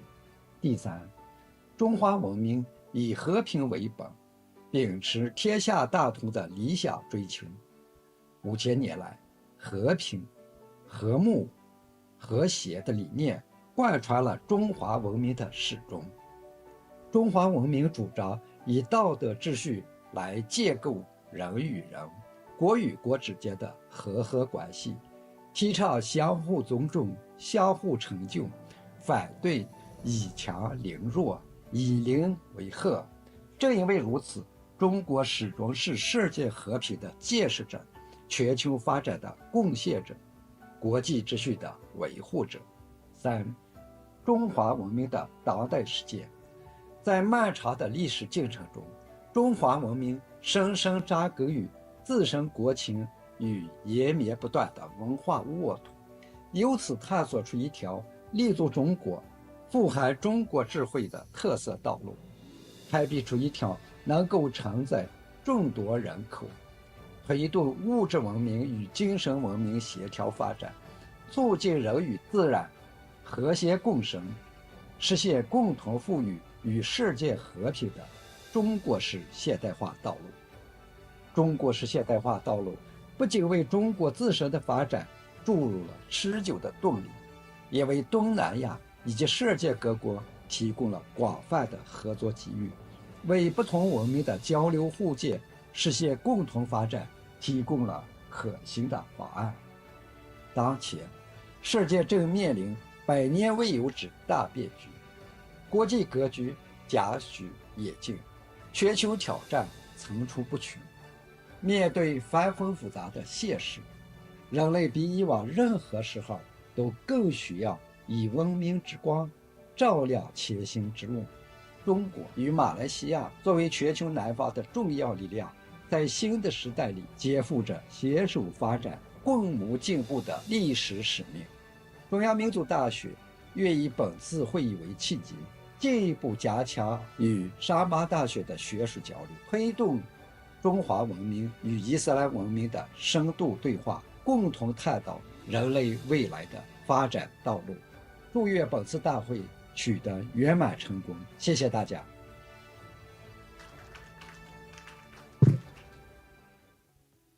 Thank you, Professor Dr. Cheng, for the inspiring keynote speech. Now, it is our great honor to invite Yang Berusaha, Professor Dr. Muhammad Safri Jeffrey, Assistant Vice Chancellor, Strategic University Malaysia Sabah, representing Yang Berbahagia Dato' Vice Chancellor, to deliver the officiating speech.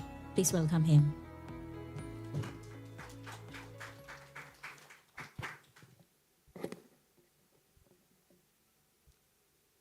Bismillahirrahmanirrahim. Assalamualaikum warahmatullahi wabarakatuh, and very good morning to everyone. First and all, I would like to apologize. Our Vice Chancellor was called by our TYT. There's an urgent matter, so I was asked to present his keynote speech and for the closing ceremony. His Excellency Dr. Zhu Jinglong, Consul General of the People's Republic of China in Kota Kinabalu, Yang berbahagia Datuk Seri Panglima Krishna Liu, Caretaker of the Tourism, Culture and Environment Sabah, Yang berbahagia Datuk Seri Panglima Yong Teck Lee, our previous Chief Minister. Good speech. Thank you, Datuk. His Excellency Mr. Liu Yunzu, Chairman of the China Foundation for Cultural Heritage Conservation, Yang berusaha Dekan, Dean of Faculty, Professor Dr. Muhammad Sampitat, Yang berusaha Professor Dr. Yin Zihua, Dean School of the Philosophy and Religious Studies in Minzu University of China, and also the Yang berusaha Dr. Zaifuddin, the director of this program. Senior officers, university residents, and distinguished guests.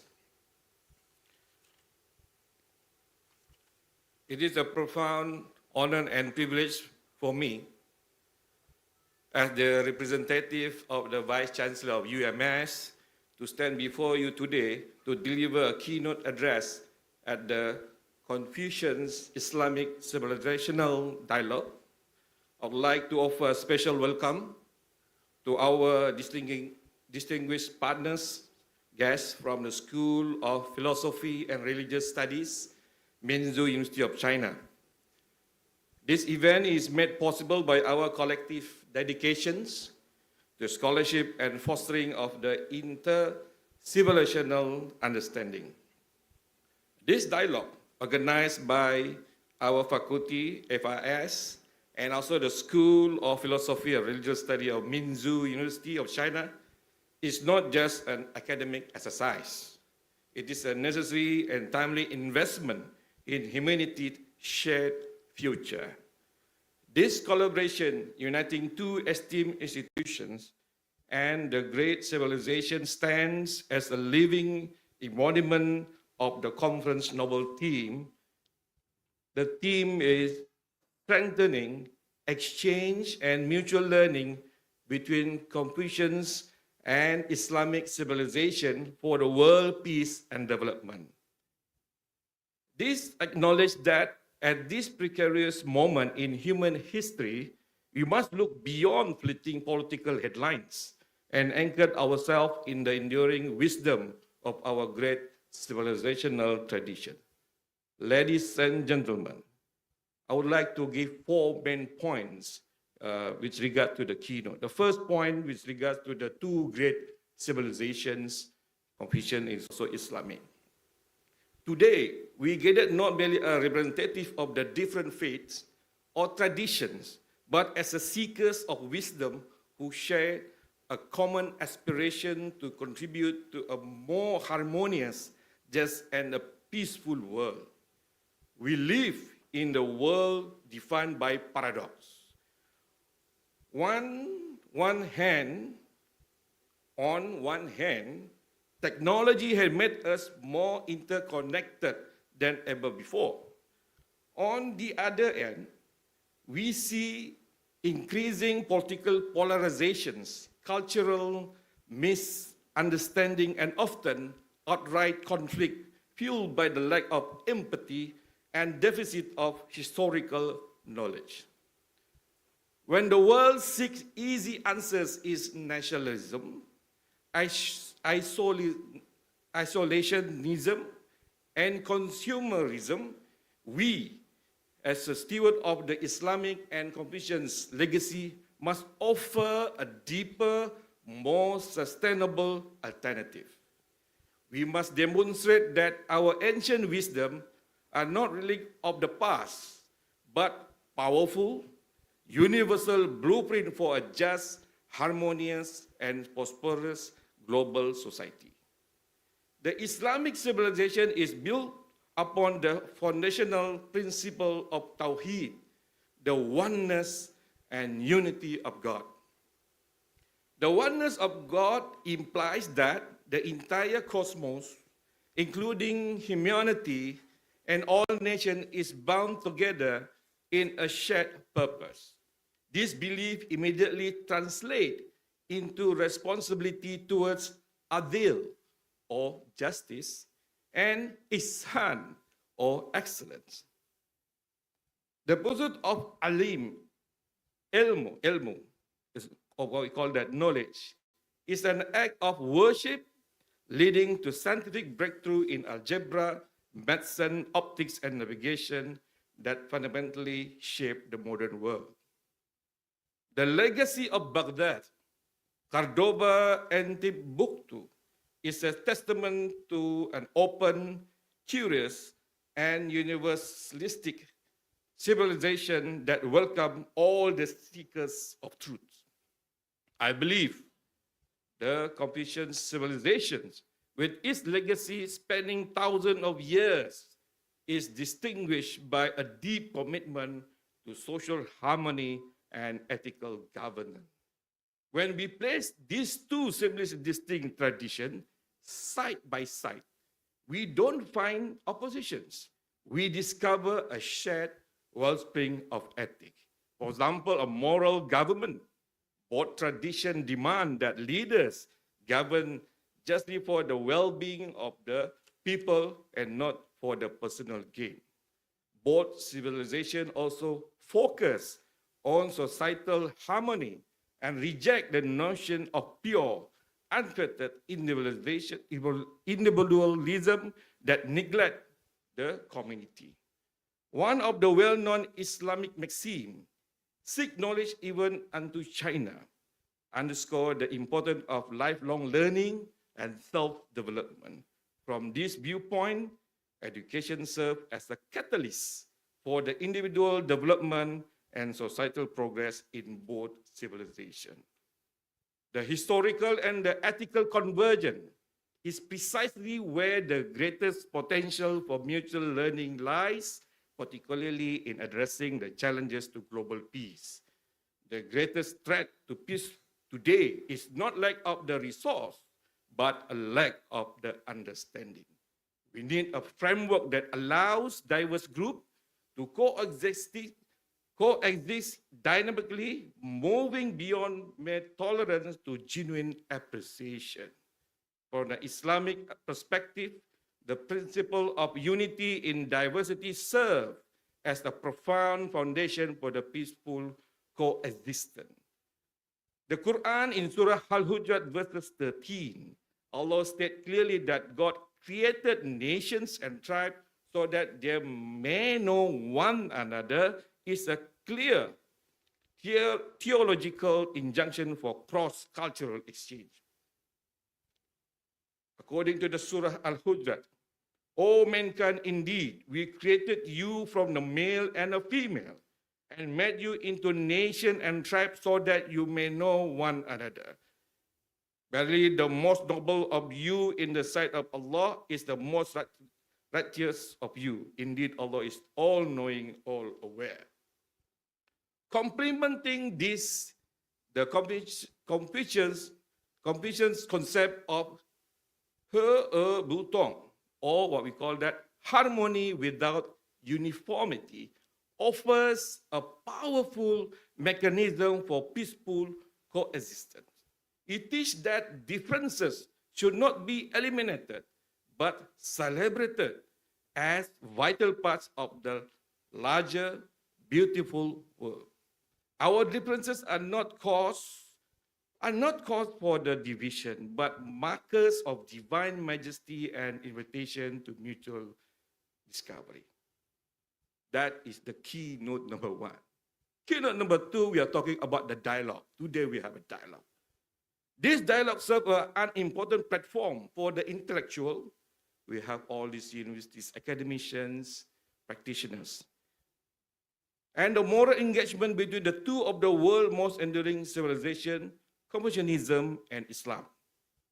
Confucian and Islamic civilization have profoundly shaped human history through their enduring moral teaching and emphasize on the virtue, justice, and harmony and compassion. Both traditions remind us that peace begins with the cultivation of the self, that moral order in society cannot exist without moral discipline within the individual.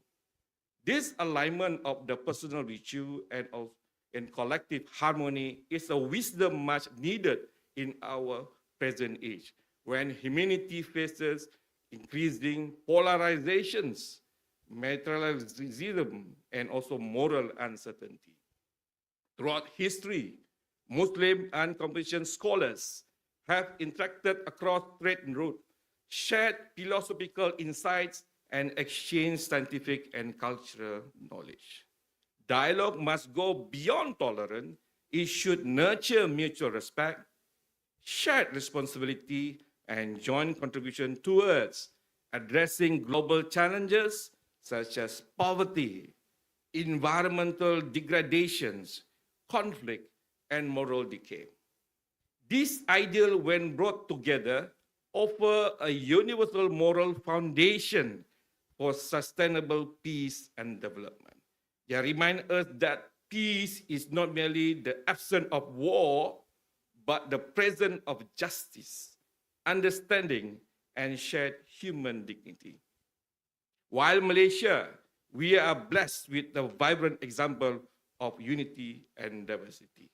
As a whole of nations serve a dynamic laboratory of harmonious coexistence, we in Sabah standing out as a unique microcosm of this global ideal.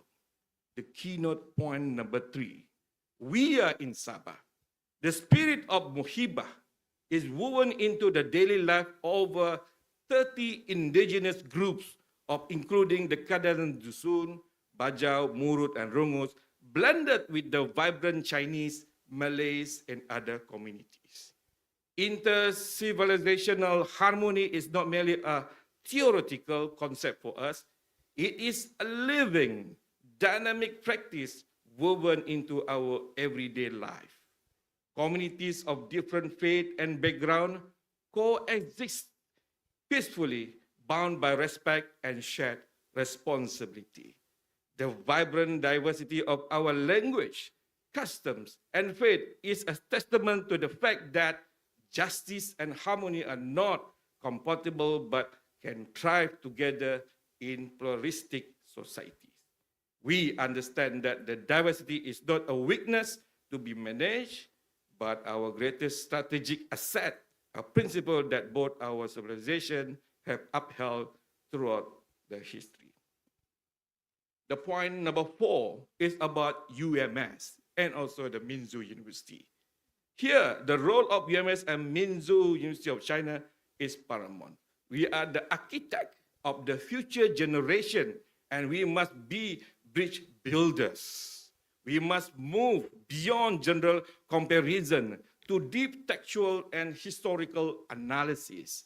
Our collaboration should produce research that is actionable research that inform policymakers, educators, and community leaders. We must also ensure that our students understand these traditions of dialogue. They must be equipped with the empathy and intellectual tools to appreciate the complex beauty of civilization that are not their own. Let this dialogue be the start of a new, ambitious chapter where our two institutions become global nodes for the vital action.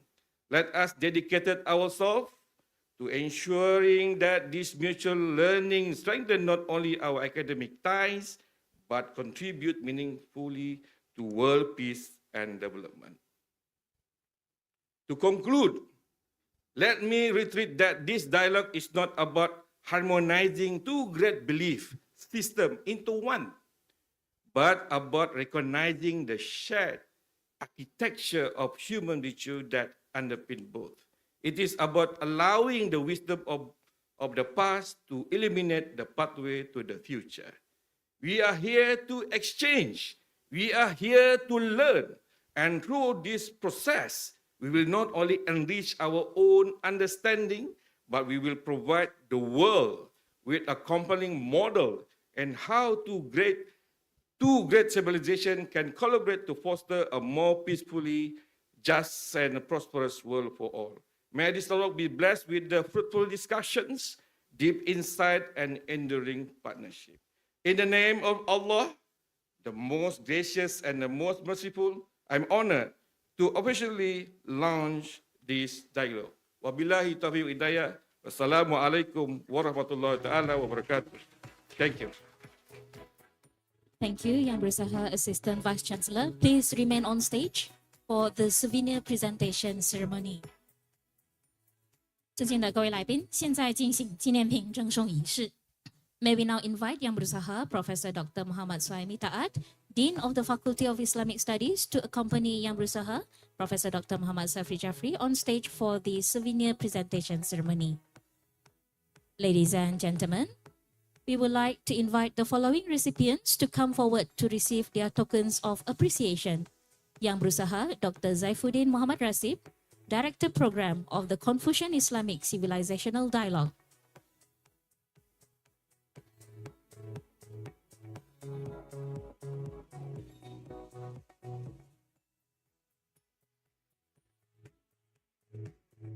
Now, 好，接着有请中国中央民族大学哲学与宗教学学院院长尹志华教授 Professor Dr. Yin Zhihua, Dean School of Philosophy and Religious Studies, Minzu University of China.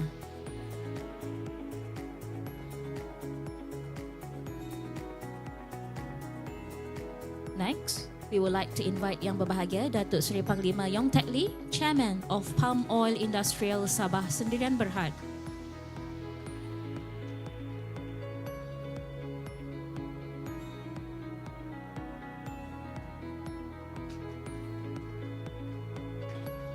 好，接下来有请中国文物保护基金会理事长刘玉珠先生。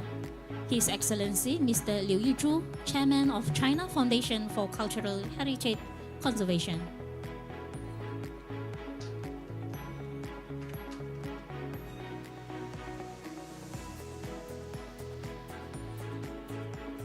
有请中华人民共和国驻哥打基纳巴鲁总领事朱信龙博士。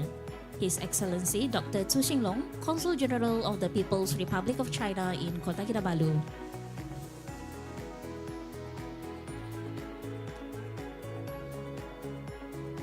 Finally, 中国中央民族大学校长姜世公教授由尹志华教授带领。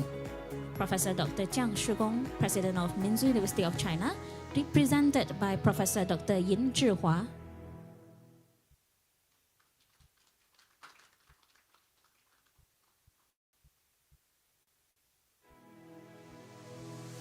Next, we would like to invite Yang Berusaha Professor Dr. Muhammad Suhaimi Taat, Dean Faculty of Islamic Studies, to present a token of appreciation to Yang Berusaha Professor Dr. Muhammad Safri Jafri, Assistant Vice Chancellor, Strategic University Malaysia Sabah.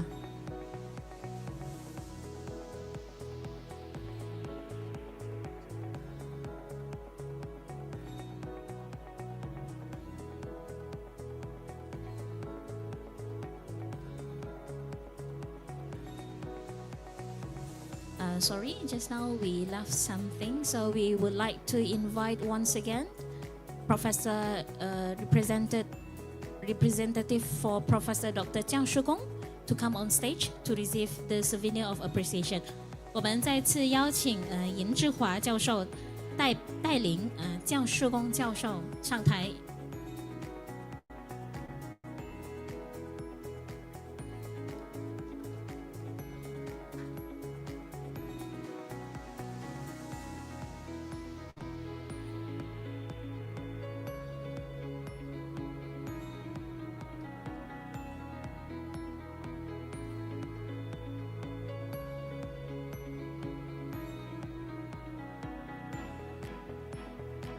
Thank you very much.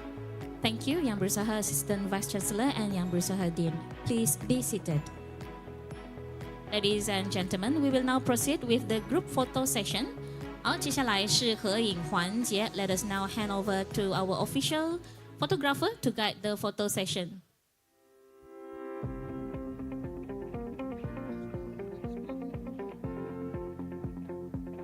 好，这里有项要求，请坐在后排的来宾们稍微向前移动，以便大家都能入镜。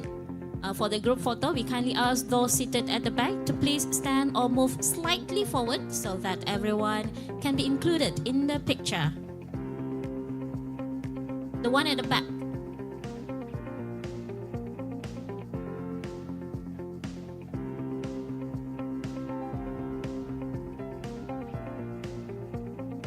Yeah, our photographer say move forward.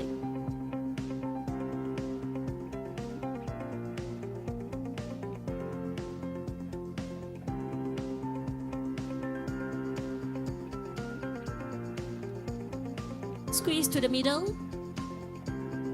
Or be afraid that your face only half in the picture. So everyone, move to forward, move to the middle.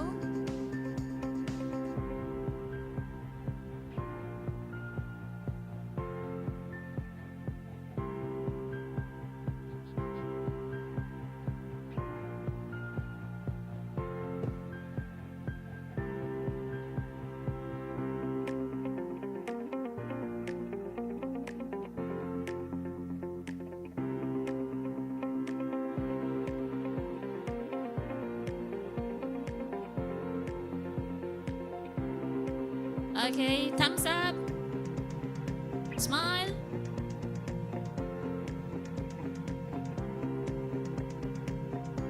Hey, are we done? Okay, thank you very much. And everyone, please take your seat.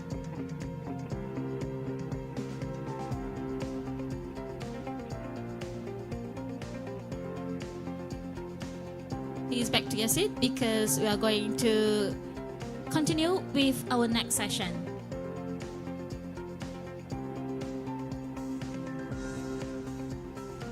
好，各位来宾请就坐。Alright, ladies and gentlemen, now is lunchtime. So lunch is now served. You are cordially invited to proceed to the dining area and enjoy the meal prepared for you. 好，各位来宾，现在是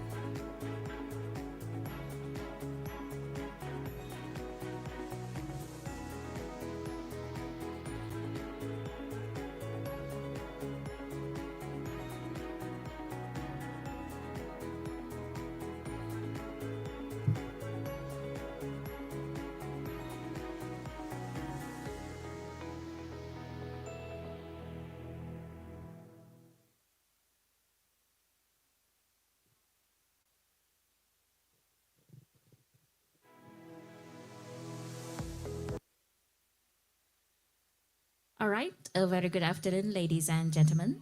Welcome back. We now begin our afternoon session with Forum 1, Global Development and Prosperity. 尊敬的各位来宾，下午的第一场论坛主题是全球发展与繁荣。首先，我们有请来自中国中央民主大学的尹志华教授。Our first speaker is Professor Dr. Yin Zhihua from Minzu University of China, followed by Professor Dr. Kamaronia Kamaruzaman from the International Islamic University Malaysia (IIUM). 接着是来自马来西亚国际伊斯兰大学的 Kamaronia Kamaruzaman 教授。本场主持人为中央民主大学的张敏副教授。The session will be moderated by Associate Professor Dr. Zhang Min from Minzu University of China.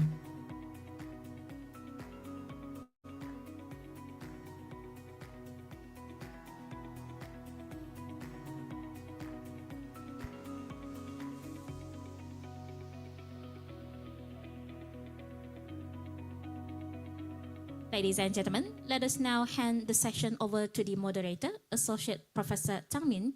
现在把时间交给本场主持人张敏副教授，有请。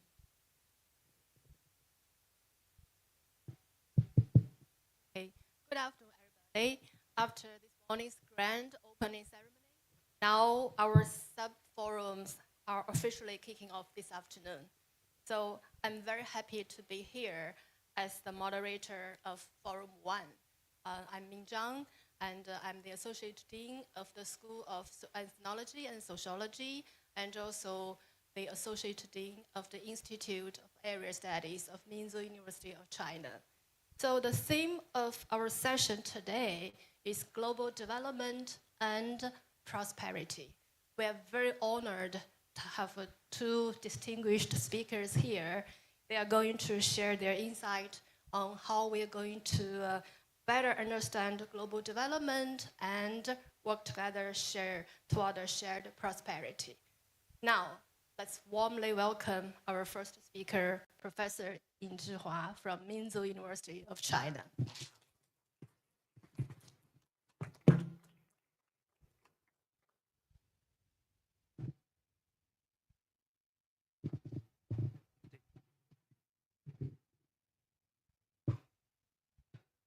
感谢主持人，感谢这个马来西亚沙巴大学的安排。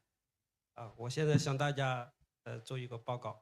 好，我发言的题目是道家文化与人类命运共同体意识。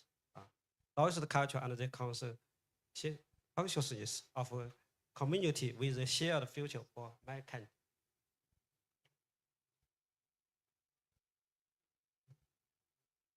中华文明是以儒家为主干，包含了道家、佛教还有其他的外来文化的一个文化综合体所以我今天是从道家的角度来讲一讲这个命运共同体意识。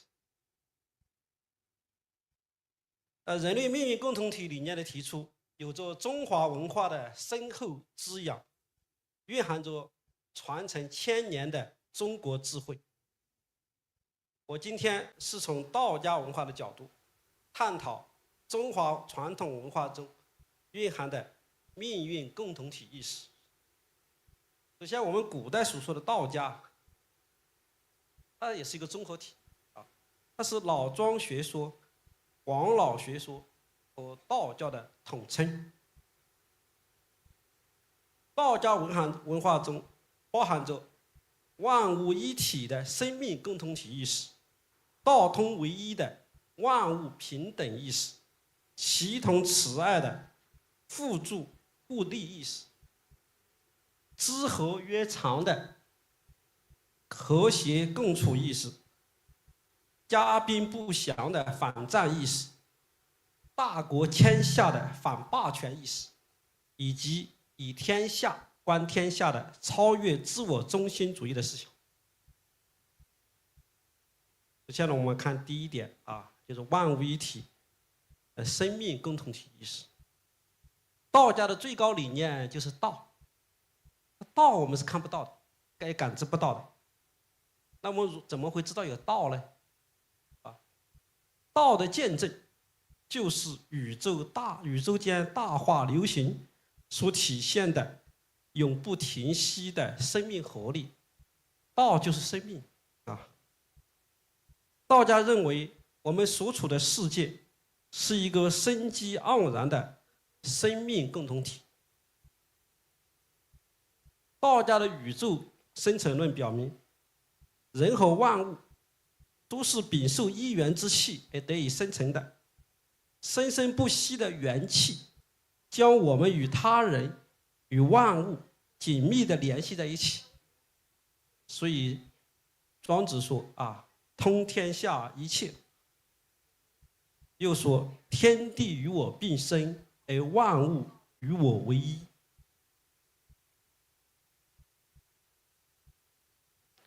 道家从天人合一的整体观念出发，十分重视人对环境的依赖关系，认为维护整个自然界的和谐与安宁是人类本身赖以生存和发展的重要前提。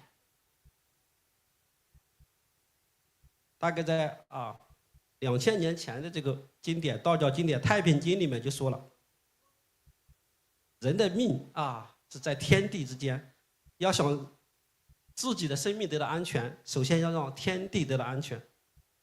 天地如果不能和谐的话，人也无法享受自己的天年。所以人的生命存在与自然环境密不可分。如果生态系统失去平衡，人也就不能安然享其天年。所以人必须首先使自然界和谐安宁，方能使自己获得安身立命的良好环境。为了维护天地人之间的和谐，太平经提出了三合相通说。太平经认为元气分化为太阳、太阴、中和三种形态，于是宇宙间就出现了天地人这三种最基本的形体。天地人本同一元气分为三体，所以三者之间是相互依存的。夫天地人三统，相虚而立，相虚而成，三者缺一不可，必须密切配合。天地人三者之间相爱相通，并力同心，方能达至自然界的和谐，人世间的太平。这个道家天人合一的整体观，对于现代人树立生命共同体意识有着不重要的借鉴价值。通过对世界同一性的体验，人们就会像感觉到自己的身体一样，感觉到同一切人和一切事物的亲密关系，就会自觉形成高度协同的世界观。这样就能有力地促进从个人到家庭、团体、民族和国家，以至全球的所有层次上的自主性与合作性的综合协调，促进高度协同的社会的形成，从而使全球成为一个有机的整体。这是第一个方面。第二个方面是道通唯一、万物平等的意识。道家所说的道，既是万物的本源，又是万物的本体。道化身万物之后，也就作为万物的本体，内在于万物之内。因而万物都分享了同一个道，以之作为自己存在的根据。这个内在于万物的道，就是德，也称为道性。唐代的道士潘师正对当时的皇帝唐高宗说：“一切有形，皆含道性。”就是万物都有道性不光是人有道性，所有的事物都有道性。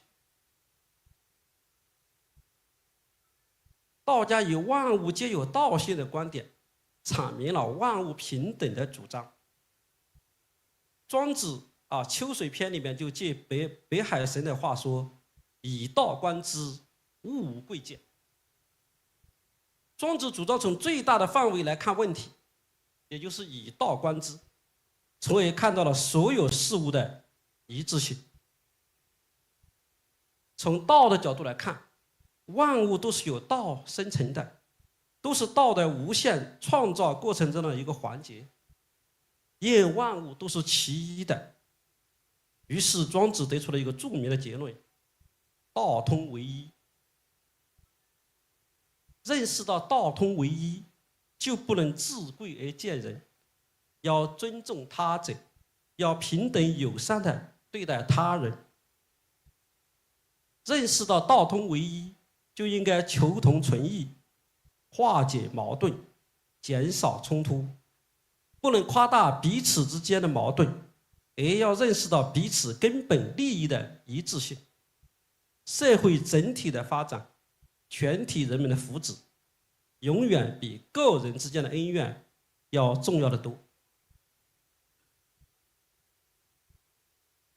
第三个方面就是齐同慈爱，互助互利意识。慈爱是道家反复宣扬的重要理念。老子说：“我有三宝，慈而保之。”三件最重要的宝贝第一个就是慈，也就是以慈爱之心对待他人。老子又说：“知常容。”也就是说，懂得常道的人是无所不包容的。秉承慈爱宽容的理念，老子主张常善救人，故无弃人。没有一个人是多余的每一个人都在救助的范围之内。为了不让人们心存分别，心有不容，老子又特别指出：“人之不善，何弃之有？”对所有的人都要有慈爱诚信来对待他。老子说：“善者无善之，不善者无以善之，得善；信者无信之，不信者无以信之，得信。”老子的言外之意就是不要区分所谓的善人和不善之人。善人不善之人都是以你的标准来对别人进行了评判所以老子主张不要突出人与人之间的差异。所以道家以劝善书等形式对慈爱宽容做了许多宣传。从大概上一个千年开始的时候在中国社会上影响最广泛的这个道教的书就是劝善书。其中劝善书的第一部就是《太上感应篇》，很短的一个像格言似的劝人做好事的这个书里边就说了，要金孤恤寡，敬老怀幼，要以悯人之凶，乐人之善，济人之急，救人之危。见人之德如己之德，见人之失如己之失，不争人短，不炫己长，恶恶扬善，推多取少，受辱不怨，受宠若惊，施恩不求报，与人不追悔。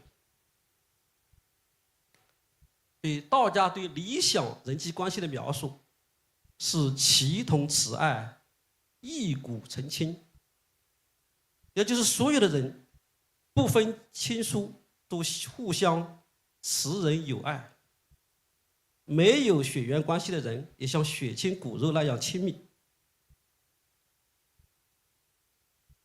所以道家主张人们互助互利，并认为帮助他人的人自己的事业会获得更大的发展不是要你去损害自己的去帮助别人。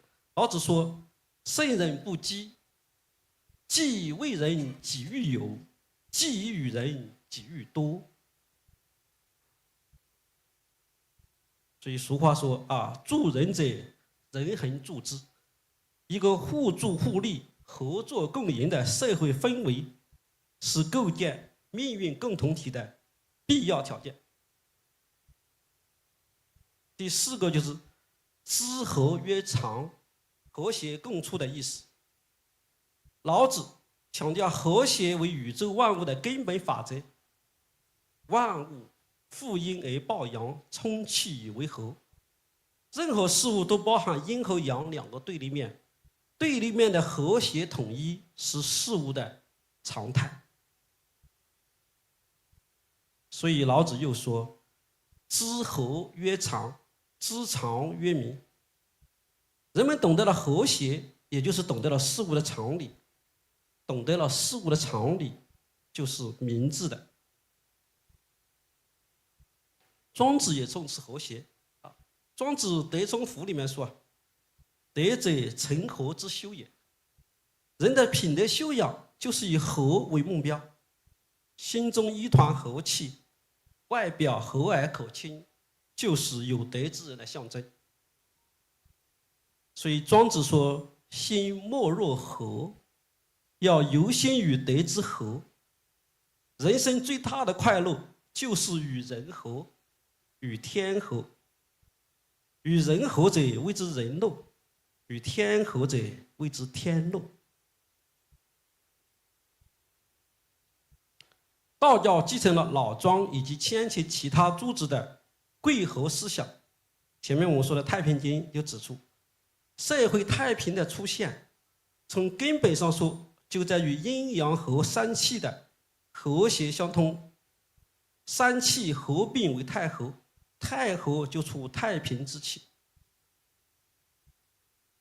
约出于魏晋时期的一部道经中也说：“道以冲和为德，以不和相克。”这个经中指出，无论是天地自然，还是国家社会、家庭伦理，和则安宁，不和则乱。不同国家、不同文明之间的人们要能够和谐共处，关键是彼此尊重，不将自己的价值观念强加于人。就像中庸所说的：“道并行而不相悖。”第5就是家兵不祥，反对战争的意思。中国自古以来主张以德服人，反对以利服人。国语、周语中就说：“先王要德不关兵。”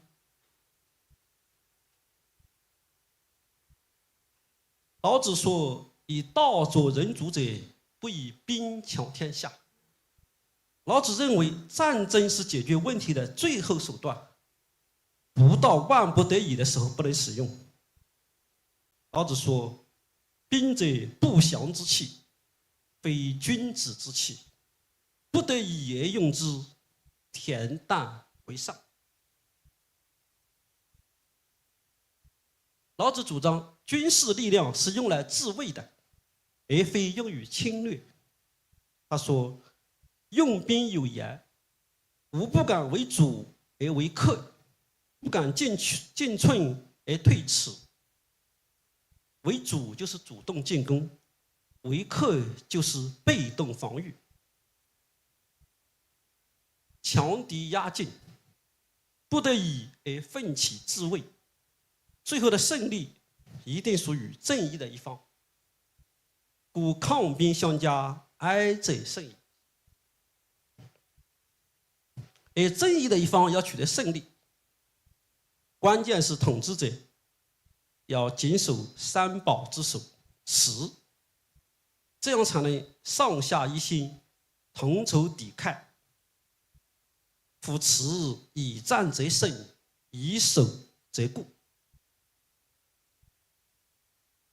道家反对赞美战争，主张胜而不美，即使打了胜仗，也不要欣喜，而要想到有很多人在战争中丧失了生命，应该感到悲痛才对。所以打了胜仗，反而像办丧事一样心情沉重。这充分体现了道家对生命的尊重和热爱和平的思想。第六，大国谦下，反霸权意识。在国际秩序的建构中，大国起主导作用。道家主张大国应该摒弃霸权意识，要谦让小国，不能处处以自我为中心。老子说：“大国不可欲兼畜人，小国不可欲入室人。夫两者各得其所欲，大者宜为下。”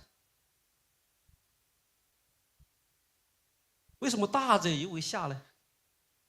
因为小国力量薄弱，在大国面前一般都是谦下的，而大国对小国具有压倒性优势，要有谦下的态度是不容易的。所以老子特别指出，要建立和谐的国际秩序，关键是大国要懂得谦下。大国谦下，就是要听出去小国的呼声，尊重小国的利益，让小国有安全感和自由发展的空间。第七，就是以天下观天下，超越自我中心主义。老子主张以身观身，以家观家，以乡观乡，以国观国，以天下观天下。这就是说，处理什么问题就要站在相应的角度。老子的视野从身家到乡国，不断扩展范围，最后指出，处理天下的问题必须站在整个天下的角度。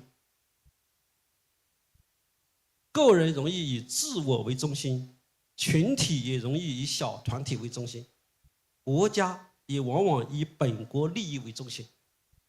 而事实上，我们每个人都处在同一个世界中，处理天下问题必须超越自我中心主义，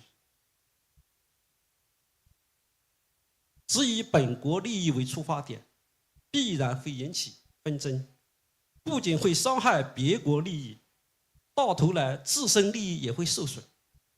而如果同时考虑到世界各国的共同利益，以协商的态度处理牵涉各国利益的问题，则会得到别国的拥护。国与国之间兼相爱，交相利，最后才有合作共赢的局面。综上所述，道家秉承大道生而不有，为而不恃，长而不宰的玄德精神，以及以天下观天下的广袤视野，清醒地意识到人类乃至整个生态系统都是一个命运共同体。为了保持这个命运共同体的和谐与繁荣，每个生命个体都应该具有利而不害的和谐共处、互爱互利意识。道家的上述思想，在各国相互依存、休戚与共的当今世界，对于人们树立命运共同体意识，可以提供重要的文化支撑。谢谢大家。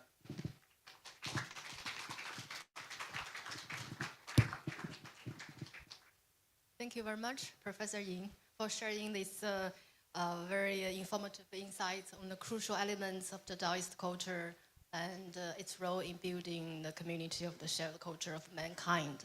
I'm sure there will be a lot of questions on this important issue. So we will save time on the Q&A at the end of the session. So now let's welcome our next speaker. She's Professor Dr. Kamal Onal, and from International Islamic University of Malaysia. Now, Professor, welcome. The floor is yours.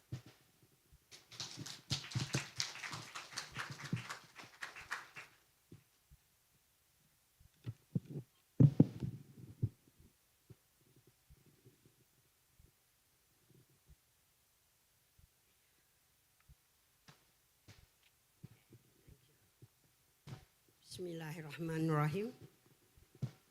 In the name of God, most merciful.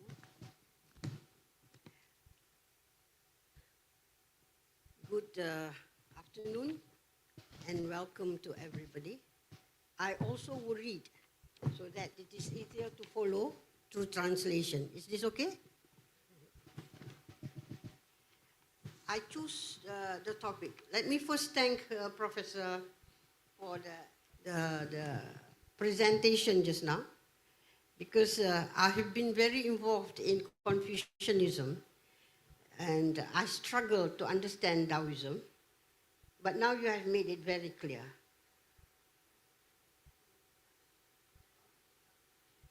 Yeah, long time for me to understand, but I think now I'm on the same page, because what the professor has expounded here is very close to what we are going through today.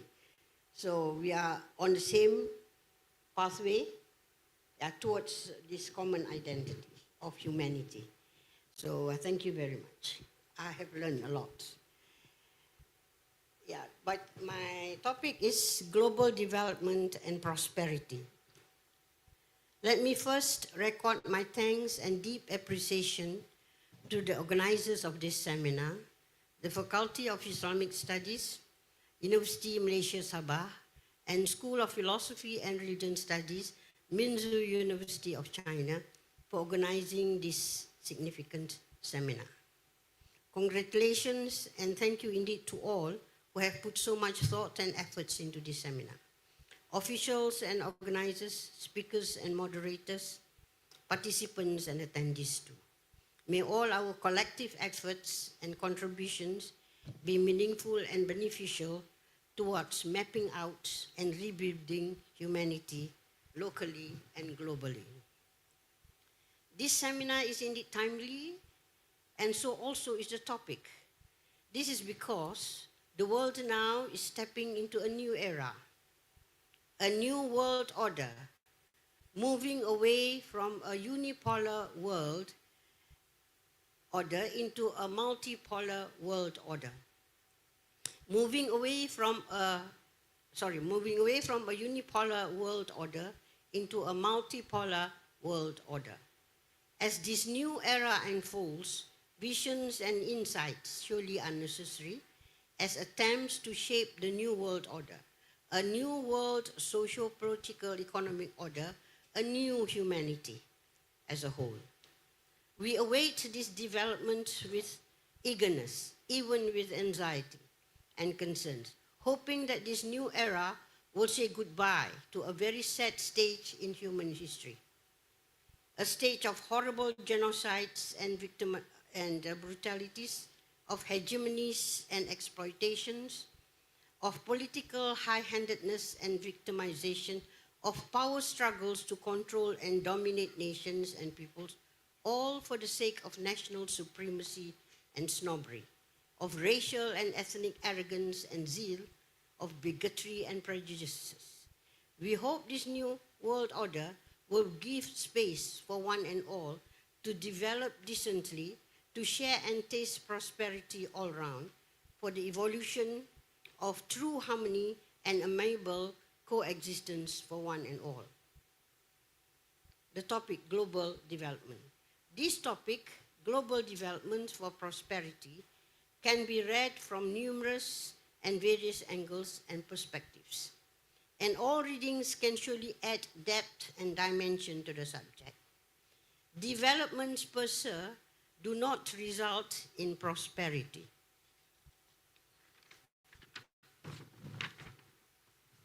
Development mainly refers to physical growth, whereas prosperity relates also to the human state of being, of human and humanity development, of individual and societal well-being and happiness. In this presentation, global development will be read in the context of A, space, B, structural, C, content. Space. Global development in space means to mean worldwide, covering global meaning worldwide, covering the whole globe, or at least covering a major part of the world. embracing all and sundry, all nations and all peoples. The first meaning of global. The second meaning of global is structural. To mean developments and expansions of infrastructures needed for modern life and living, including governance and economics infrastructures, proper modern townships and cities, comfortable residential quarters and pleasant community neighborhood, state-of-the-art mobility facilities and communication technology, first-class hospitals and health services, excellent educational and training institutions, cultural and aesthetic schools and theaters, recreation and retreats, among others.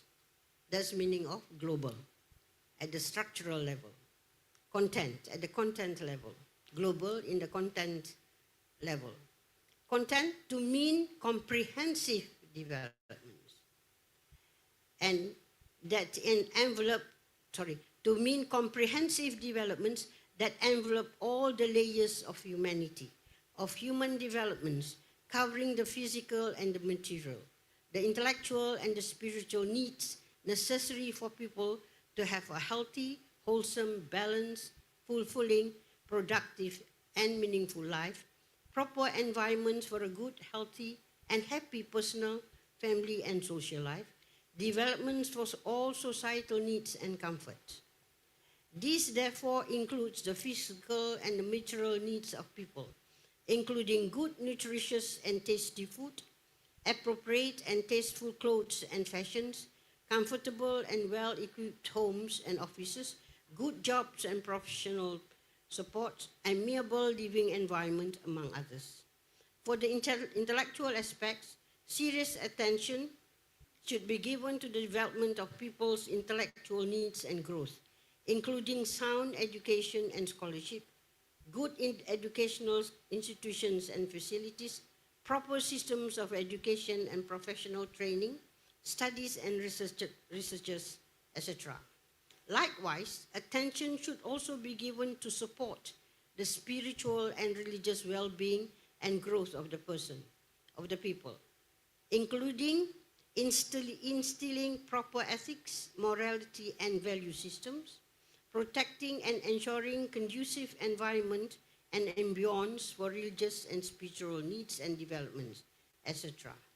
Above all, to ensure and sustain the healthy growth of a holistic, stable, and safe social environment, a harmonious and amiable coexistence for one and all between all peoples and communities, respecting and embracing all cultures, and a generally healthy, happy, harmonious, and progressive social order and society. Reading from this analysis, global development therefore would cover spatial and physical environments and structural developments with the proper infrastructures, facilities and services, as well as of human development,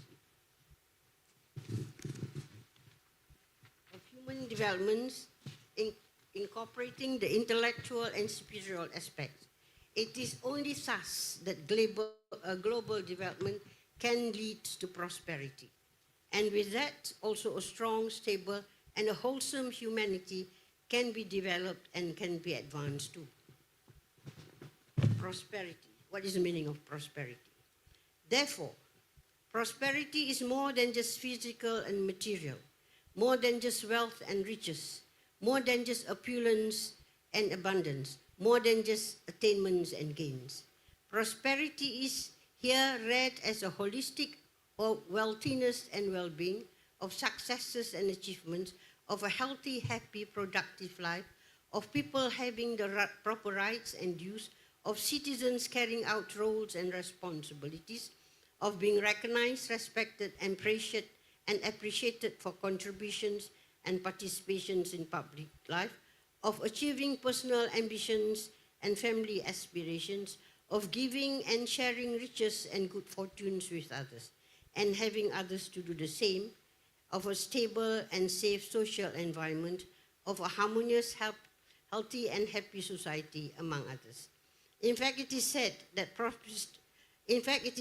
prosperity is not just what we are, but also of who we are. This is indeed prosperity from the definition and perspectives of religion, in particular of Islam and Confucianism. To wit, human development set within the structural physical developments and of physical material development anchored upon ethics and values. In the religious perspective, there should be interrelated and shared responsibilities between members of society, between individuals and society. In fact, care and concern for the environment, for the ecosystems and nature too. Hence, balance and sustainability are important concerns for religions. Therefore, from the religious understanding and perspective, developments and prosperity incorporate personal progress and advancement, personal achievements and successes, and also include social roles and responsibilities, contributions and participations in the community, society, and nation, based on ethics and religious value systems, guided by rules and regulation, laws and injunctions, both religious and civil, and enforced by fixed accountability formats. At the societal level, religion mandated upon society to likewise provide the proper social background and setting, stability and harmonious environment that are supportive for the individual and societal progress and advancement. As such, from the religious perspective, the capitalistic model of development is inadequate and inappropriate.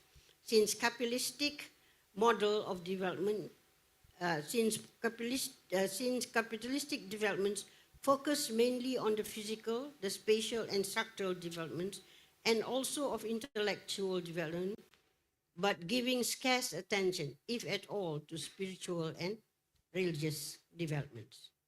The Islamic concept of development and prosperity.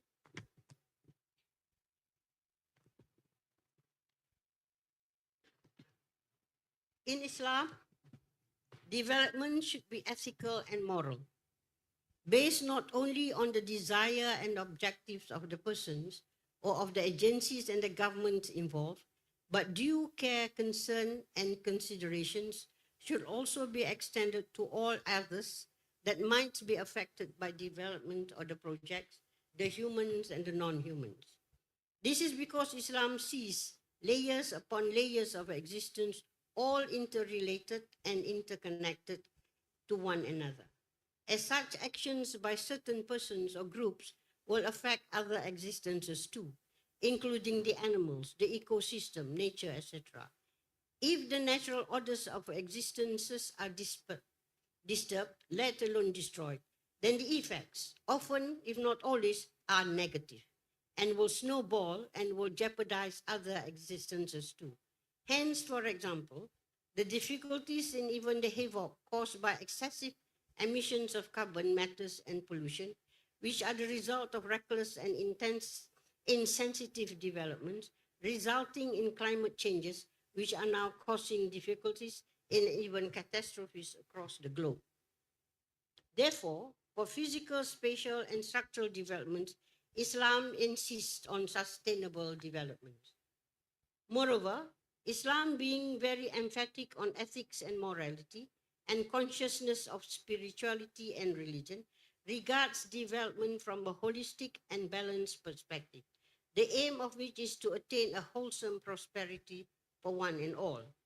At the social level, the mandated zakat, almsgiving, charity works, for examples, are to support a society conscious and sensitive of the social environment, to assist the less fortunate and the needy and the dependent members of society.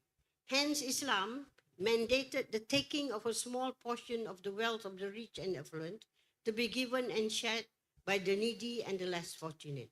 This is because Islam sees that in the wealth and the riches of the rich, there are rights of the poor and the needy. After all, no one gets rich all by themselves. They all raised up upon the social fabrics and free structures of society, supported by the hardworking and laborious contributions of the humble in the society. Interestingly, this zakat system and spirit have been adopted by other civilizations and have evolved into the modern taxation systems, where portions of the wealth of the haves are distributed and shared with the have-not in society, as well as used to support government machineries and operations. As a consequence, the zakat system is the Baitul Mal, an Islamic financial institution developed to support and sustain prosperity of the society. Today, this has extended into the Islamic banking systems. All these illustrations point to how developments of the physical and social infrastructures are given so much attention by the Islamic civilization. However, it must be emphasized again that all these developments are set within the parameters of Islamic values, morality, and ethics. Thus, the concept of prosperity in Islam is a wholesome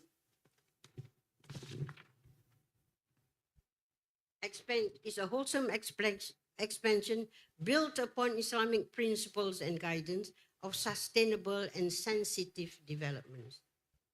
These are just a couple of examples of the Islamic concepts and understanding of development prosperity.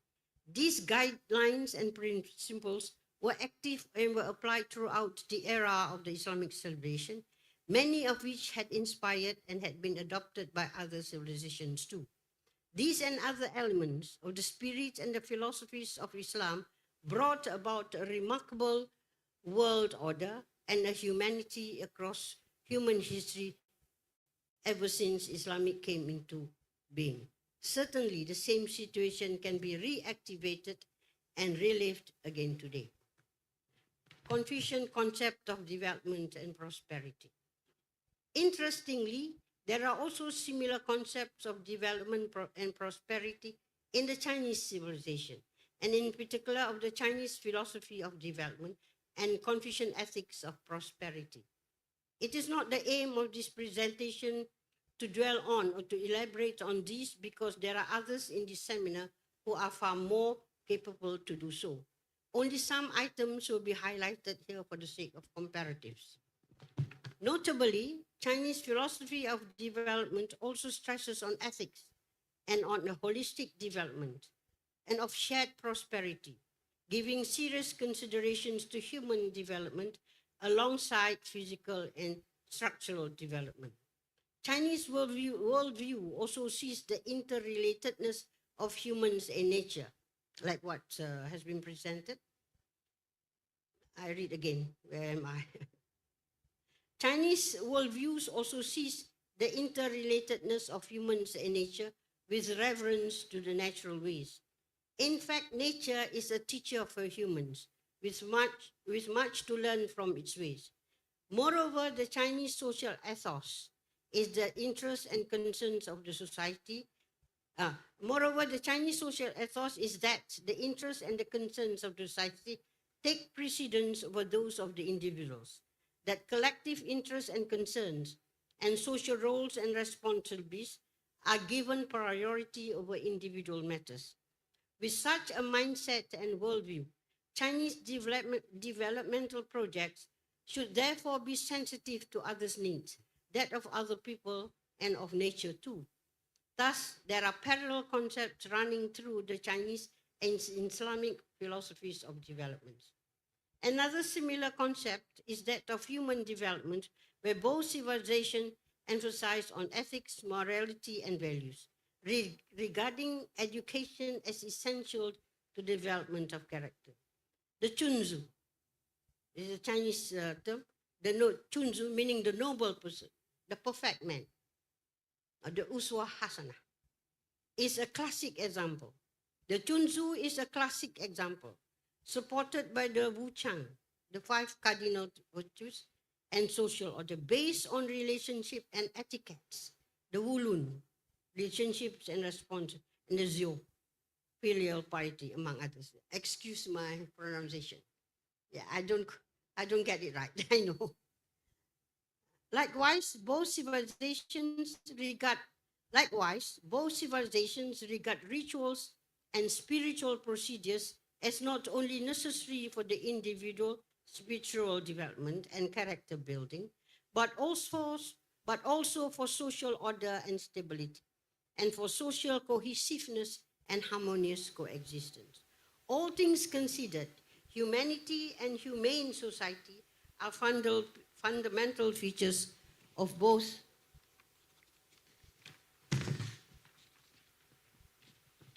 civilizations. As such, development and prosperity in both civilizations are not just spatial, physical, and structural, but also intellectual and spiritual, ethical and moral, developing humaneness and humanity. Closing. In the context of the above discussion, building prosperity through global development should be based on ethics and comprehensive holistic developments. The objective should not be development for the sake of development or progress for the sake of progress, but rather development should be for the sake of wholesome well-being of individuals and society. Ultimately, development should be geared towards the construction of a humane society and a humane world order. Certainly, the world needs a new humanity. Thank you.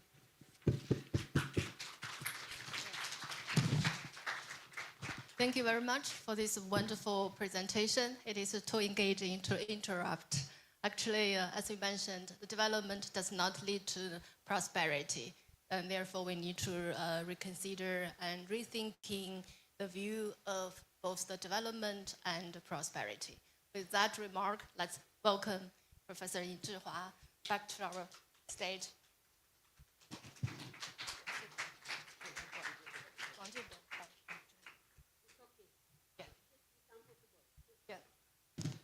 So now we'll move on to the Q&A section. The floor is open to the floor.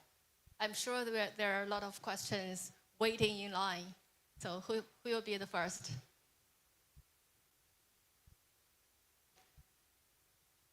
No? I think everybody just think about your too many questions to begin with.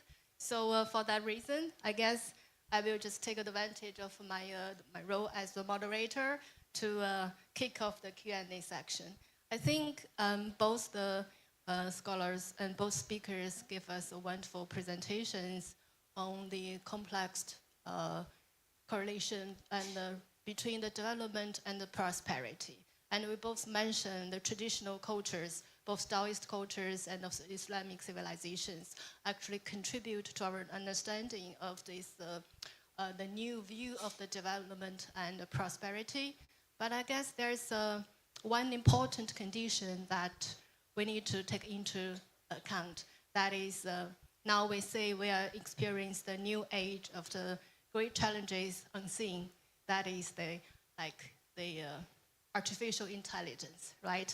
In this new era, how this traditional culture and our value system could contribute and help us to deal with the situation. 所以就是既然大家都在有很多问题在慢慢的考虑，那我就作为今天的就是论坛的主持人，就先问一个问题。也就是说，刚才两位主持人都给我们一个非常有洞见的就是报告，在讨论说我们就是不管是道家的传统文化，我们中华文明和伊斯兰文明怎么样能够帮助我们去理解，就是人类目前发展过程中，我们怎么样通往一个共同的繁荣。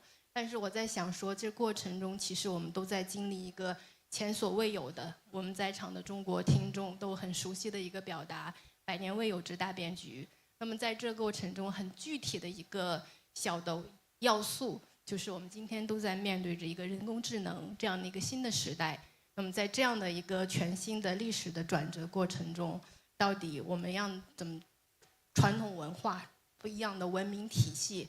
怎么样来去理解这样一个新的变化？这是我的问题。那我们就先邀请尹教授和大家分享。And then take over.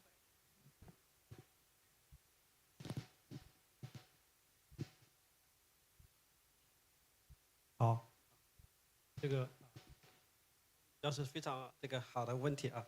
这个人工智能的发展啊，确实这个人类带来新的思考，它涉及到一系列的对一些根本性问题的思考，就是什么是生命啊？这个人的本质是什么啊？这样一系列的这个问题是吧？这个如果从道家的角度来说呢，啊，我就正好就知道了一个学生，他就是从道家生命观看现在这个看那个ChatGPT， ChatGPT， 他看是不是具有这个这个生命的意识是吧？是不是具有自我意识？这个在现在的情况下，这个我们看这个人工智能是吧？这个还是人类的基于人类现在这个一种算法是吧？这个给出的这个东西，它还是在人的这个可控这个范围内。但是未来人工智能的发展它会往哪些方面的这个发展是吧？这个我们比如从刚才这位教授也说了。也很重要的时候，我们对人工智能的发展，它有一个原则，就是两个吧，一个是伦理的原则，是吧？哪些东西是不能进行的，就是禁止的，比如这个人工智能不能造成这个是一些伦理的问题，这个很重要的一个问题，是吧？比如这个基因技术，它造成了人类的这个伦理的混乱这些不行。第二个呢，不能造成新的不公平，就是说。我们都刚刚看过一些科幻片子，比如说《时间机械局》，人就可以用钱来买生命，是吧？那个东西，比如一些基因的这个缺陷我们就人工智能这个科技的发展了，比如可以把它克服，但是不能通过基因增强，就把有钱的人，我可以把我的基因给它改变了，我就变得更强大。我晓得这个一个是两个原则我们是要坚持，一个是伦理的原则，一个是公平的原则我简单回应这个问题。Thank you very much. Professor Ying just gave us a very brief feedback about my question. That is, the question itself actually speaks to our changing how to better understand the view of life from the Taoist perspectives. And he actually mentioned that actually right now the artificial intelligence is still under control. And yet how it leads to the future, we don't know. But at least at this moment, we should consider two important principles. That is just obey the basic ethical code. And also, as the professor mentioned, we should not allow the development of artificial intelligence lead to the further and greater socio-economic inequalities. That for these both principles, we should really take it into account. Okay, Professor, your turn. Thank you very much. This is important.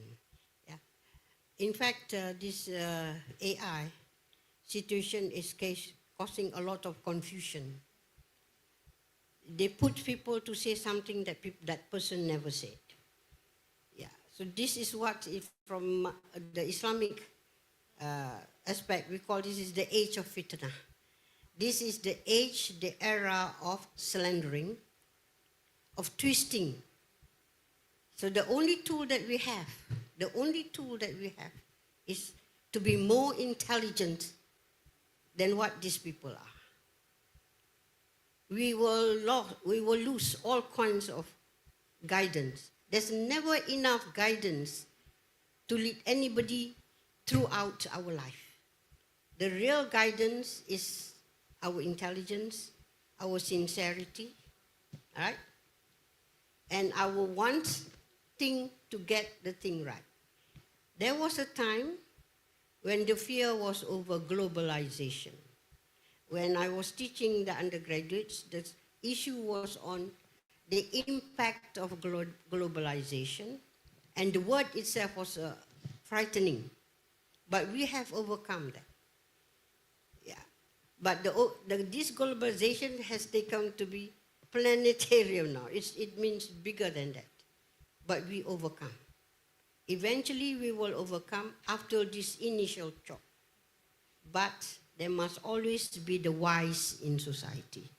There must always be the Lao Tzu, there must always be the Confucius, must all be the Prophet Muhammad, there must all be these followers of the people. This is necessary. Otherwise, we have the tragedies of bullying in classes, committing suicide. But we will overcome. We have the ability. The good always prevail over the bad. Okay, stay positive and stay optimistic. With that tone, let's now move on to our audience. The floor is open. Do we have one more question? I think we are almost running out of time, so just one question. Hello, good evening to Professor Yin Jihua, Associate Professor Zhang Min, and Professor Dr. Kama Onia Kamaruzaman. Let me introduce myself first. My name is Roosevelt Jamune Anama Shurajas. I am a second year taking TESOL in the Faculty of Education and Sports Studies. So for me, I have two questions. The first question for me is, prosperity is mostly interpreted by Chinese culture as a form of richness in money, luck, etc. But does prosperity also mean anything to any other aspects of life? That's my first question. The second question is, Islamic and Confucianism is mostly related to each other, especially in terms of how its value can be applied to daily life. The question is, how would I, as a Christian myself, can also apply these values to my daily life? Thank you.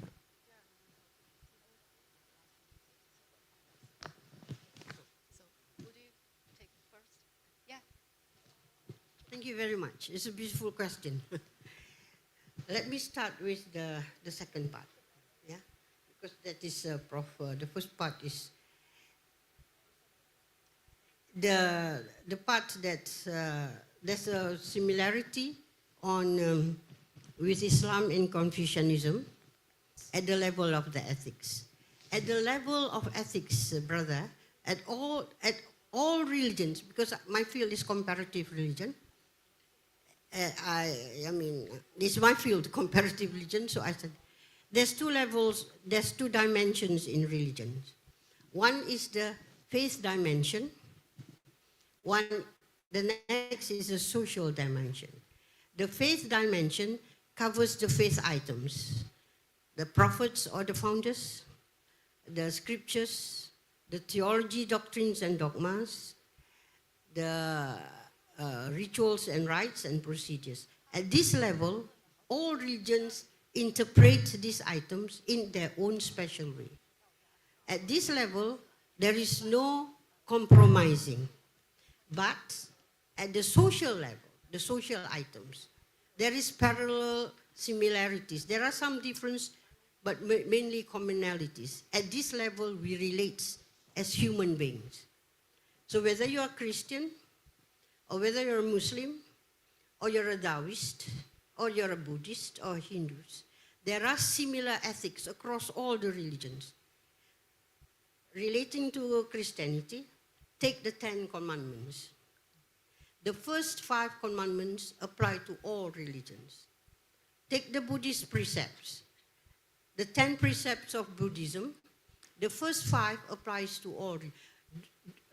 Do not kill, no killing, no adultery, not even intoxication in most religions. The Sikh, Rehat Maryada, also the same. The Islamic hudud, we call it, is also reflected there. These are at the social atom. So for us to work as a human being, to relate with each other, we give attention to the social items.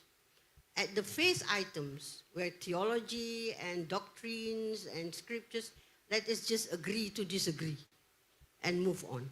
No compromises at that level. These are the non-negotiables in religion. But there's always the commonalities we celebrate and work along this. It's all right to be a Christian, to apply the ethics of Confucius or the ethics of Islam, because these are the common. That makes us human beings, and that makes us of the human species created from eternity. Okay? Thank you. There are always some common features across the different civilizations. I guess that is the lesson we are going to take away from home. So now, Professor Ying. 好，感谢这位同学提的问题。关于这个繁荣，它不光是这个经济的发展它包括这个物质文明、精神文明、制度文明，它这个整体的这个发展。The concept. The concept of prosperity actually is never a single dimension. It does not necessarily refer to the money and also material. It is a holistic and comprehensive concept that including the spiritual and also moral and social, economic, different and multi-levels dimension. 你比如这个在繁荣，不光是这个财富的增加，它还涉及到这个制度的那块，这个财富怎么分配？它不能是少数人富裕，大多数人贫困，是吧？它是一个大家都这个财富得到了合理公平的这个分配，这样一个制度性的安排也是，是吧？它的这个。Based upon the accumulation of the wealth, it is more important, and what really matters is that how we are going to distribute this material and the wealth in a more equal way. So institution is really important, playing a very important role in this process. 对，它繁荣是一个涉及到多个方面的一个整体的繁荣，不只是经济的这一项。It is a holistic and comprehensive concept and very complicated. 你刚才说的第二个这个问题就是说，不同信仰的人如何理解其他的这个文化。这是个非常重要的问题。The second question actually is about people from different cultures, civilizations understand each other, especially people from different culture and civilizations. That is a great question. 这也是我们这个学院在最近这10多年来一直在做的。我们就有个项目叫比较经学，比较经学就是读不同的信仰的经典。Actually, that is what the School of Religious and Philosophy and Religious Studies of Minzu University have been trying to promote over the past decades. We have actually developed a special course. 读别人的经典不是为了要改变自己的信仰，是吧？而是要通过理解别人，更好的理解自己。Yeah, Professor Ying actually mentioned this very important course that is titled Comparative Script. That is encouraging students to read different classical script from different religions. And we read the different texts, not just to compare which is good, which is bad, just to learn from each other, to promote mutual learning. 因为你不管是信仰这个什么样的宗教，是吧？我们都是这个地球上的人，是吧？这个我们是共同的，我们要找到我们的共同点，是吧？我们共同的福祉，我们共同的利益是什么，是吧？大家都是要为了维护这个共同的利益，但是出发的角度不一样我们的这个理论基础不一样，但是我们最近我们所要达到的理想的状态，这个不同的文明，不同的这个信仰，大家的理解是差不多的。No matter what religions you believe in, what really matters, and essentially, at the end of the day, it is about what does it mean to be a human being? What do we do to become a good person? So, with that note, I think we're running off the time, and thank you again for everyone to be here. Thank you very much. And thank you, everyone. Okay, thank you. Okay, bye. Thank you to our speakers and moderator. Just remain on stage. So we will now proceed with the presentation of souvenirs as a token of appreciation. 现在进行纪念品赠送仪式，以表达我们的感谢与敬意。好 may we invite Yang Berusaha, Professor Dr. Muhammad Suhaimi Taat, Dean of the Faculty of Islamic Studies, University Malaysia Sabah, to present souvenirs to the following recipients.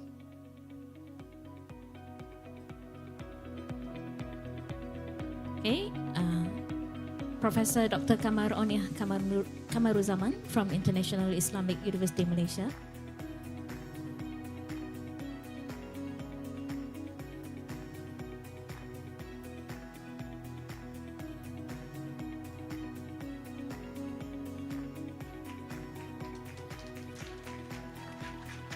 Next, thanks to Professor Dr. Yin Zhihua, Dean, School of Philosophy and Religious Studies, Minzu University of China. 来自中国中央民族大学哲学与宗教学学院院长尹志华教授。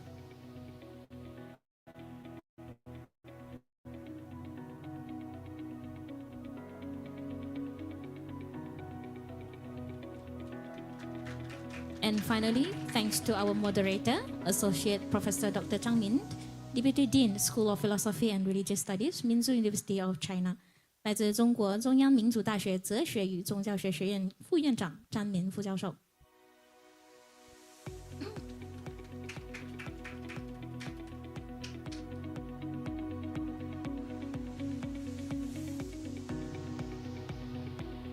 Thank you very much, and please be seated. All right, ladies and gentlemen, without further ado, we will now continue with Forum 2, Understanding and Friendship Among Peoples.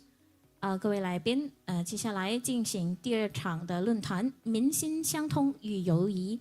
那第一位主讲人是来自中国中央民族大学的杨贵平教授。Our first speakers are Professor Yang Guiping from Minzu University of China and Professor Dr. Muhammad Suhaimi Taat from University of Malaysia Sabah. 好，第二位主讲人是来自马来西亚沙巴大学的 Muhammad Suhaimi Taat 教授。主持人为沙巴大学孔子学院马方院长周冬梅博士。Moderated by Dr. Chiu Tong Moy, Malaysian Director of the Confucius Institute, University of Malaysia Sabah. So, ladies and gentlemen, let us now hand the session over to the moderator, Dr. Chiu Tong Moy. Okay, good afternoon, Professor, Associate Professor, doctors, students, and ladies and gentlemen. Welcome to this sub-forum titled Understanding and Friendship Among Peoples. This session is part of the Confucian Islamic Civilizational Dialogue, a meaningful platform for strengthening mutual learning, respect, and cooperation between Confucians and Islamic civilizations for our shared goals of peace and development. Today, we will listen to two outstanding scholars share their insights on how these two great traditions, both rich in moral wisdom, can help us build bridges of friendship and understanding in today's world. Our first speaker is Professor Yang Guiping, Zixing Chair Professor and PhD Supervisors at the School of Philosophy and Religious Studies at Minzu University of China. Professor Yang is an internationally respected scholar in Islamic studies, Arabic philosophy, and comparative religion. She served as an academic visitor at the University of Oxford from 2009 to 2010 and has been recognized as one of China's leading scholars in philosophy and social sciences under the National 10,000 Talents Plan. She also serves as council members and deputy directors of the membership committee of the International Confucian Associations and as council members of the China-Arab Friendship Associations. Her paper today is entitled Confucian Islamic Huitong, the Dialogical Foundation for a Global Community of Shared Futures.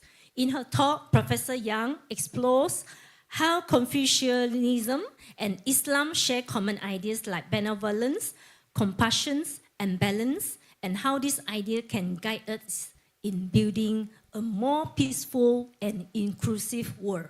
Ladies and gentlemen, please join me in warmly welcoming Professor Yang Guiping. Yes, please. Thank you. It's my honor to be here. And this is the second time this year we attend the dialogue between Confucians and Islam. So the Global Development Initiative, the Global Security Initiative, and Global Civilization, and also Global Governance Initiative have proved crucial conceptual guidance and practical framework for advancing dialogue across civilizations. resolving international disputes through consultation, and advancing the construction of a community with a shared future for mankind, characterized by lasting peace, universal security, and shared prosperity. China promotes regional cooperation and global value integration. Since launching reform and opening up policy, China has embraced inclusive institutions that facilitate the coexistence of diverse economic models and diverse cultural coexistence through a human development-oriented economic approach, backed by educational transformation and technology empowerment. China has achieved sustained economic growth and long-term social stability. So, in my opinion, Confucian Islamic Huitong can be understood on two distinct levels. First one, it signifies a Confucian Islamic synthesis describing the equal exchange and mutual learning between Chinese civilization and Islamic civilization. So in tradition China, the Chinese civilization represented by Confucian culture. So I think some people, they has a misunderstanding of Confucian and Islamic civilization. That's why we called Confucian and Islamic Civilization Dialogue.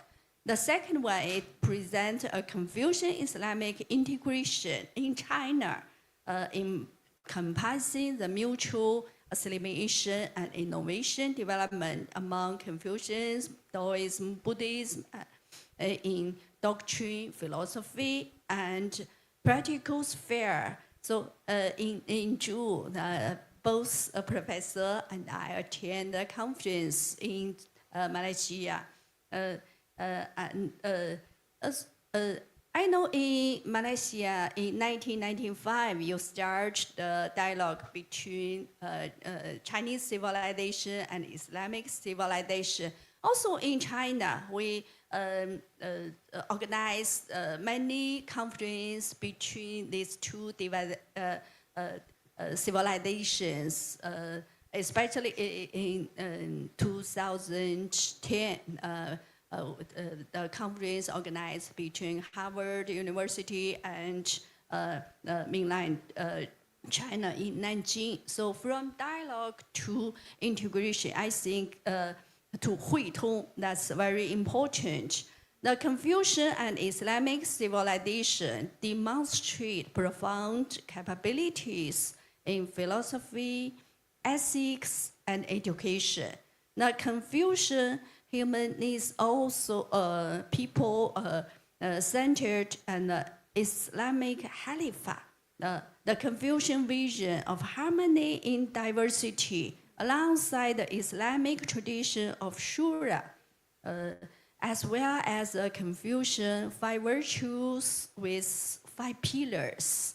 That very similarities between these two civilizations, especially Khalifa Shura, also Zhongyong in Islam, Wasatiyya, and also independent judgment in Islamic Ijtihad, also Tawhid in Islam, in Confucian, in Chinese civilization, 万书一本，礼一分书.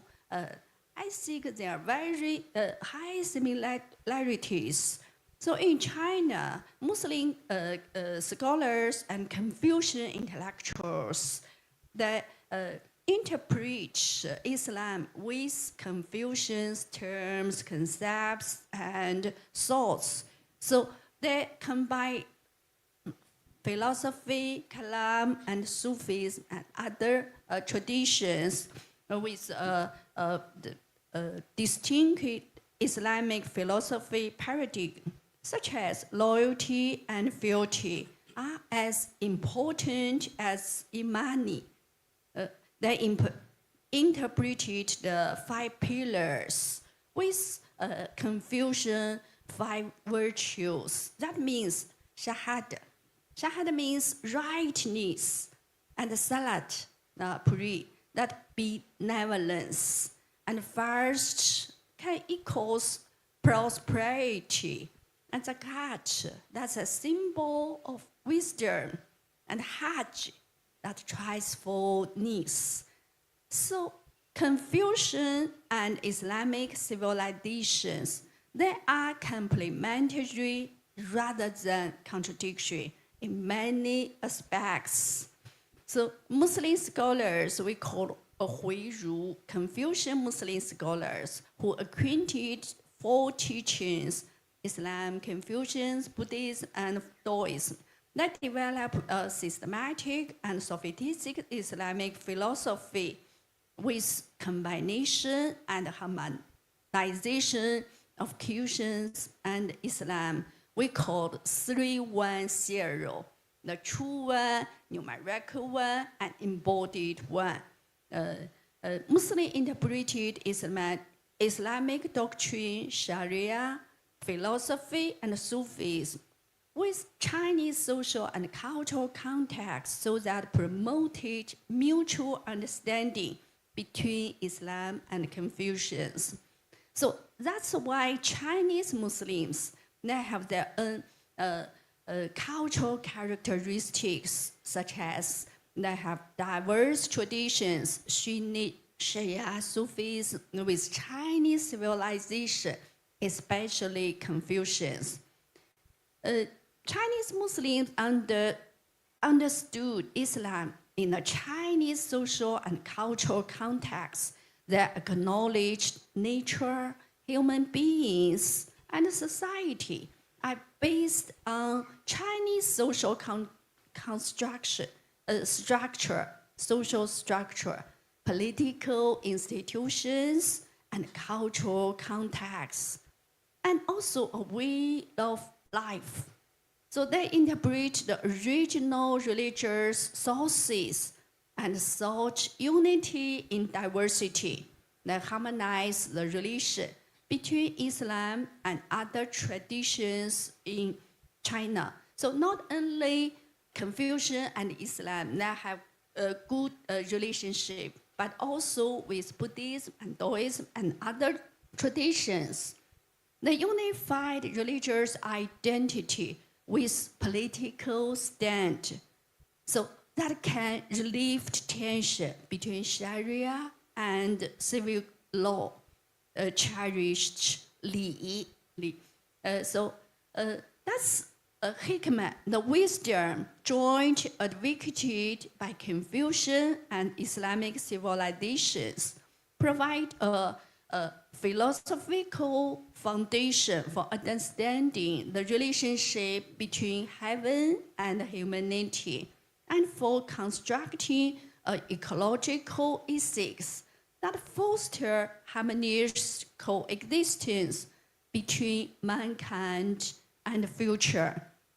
So Zhongyong and Vasatiya, the doctrine of the Zhongyong and Vasatiya as shared methodological principles serve to conceal tensions between individual and community, and between power and morality, so that facilitating sustained social integration and harmonious development.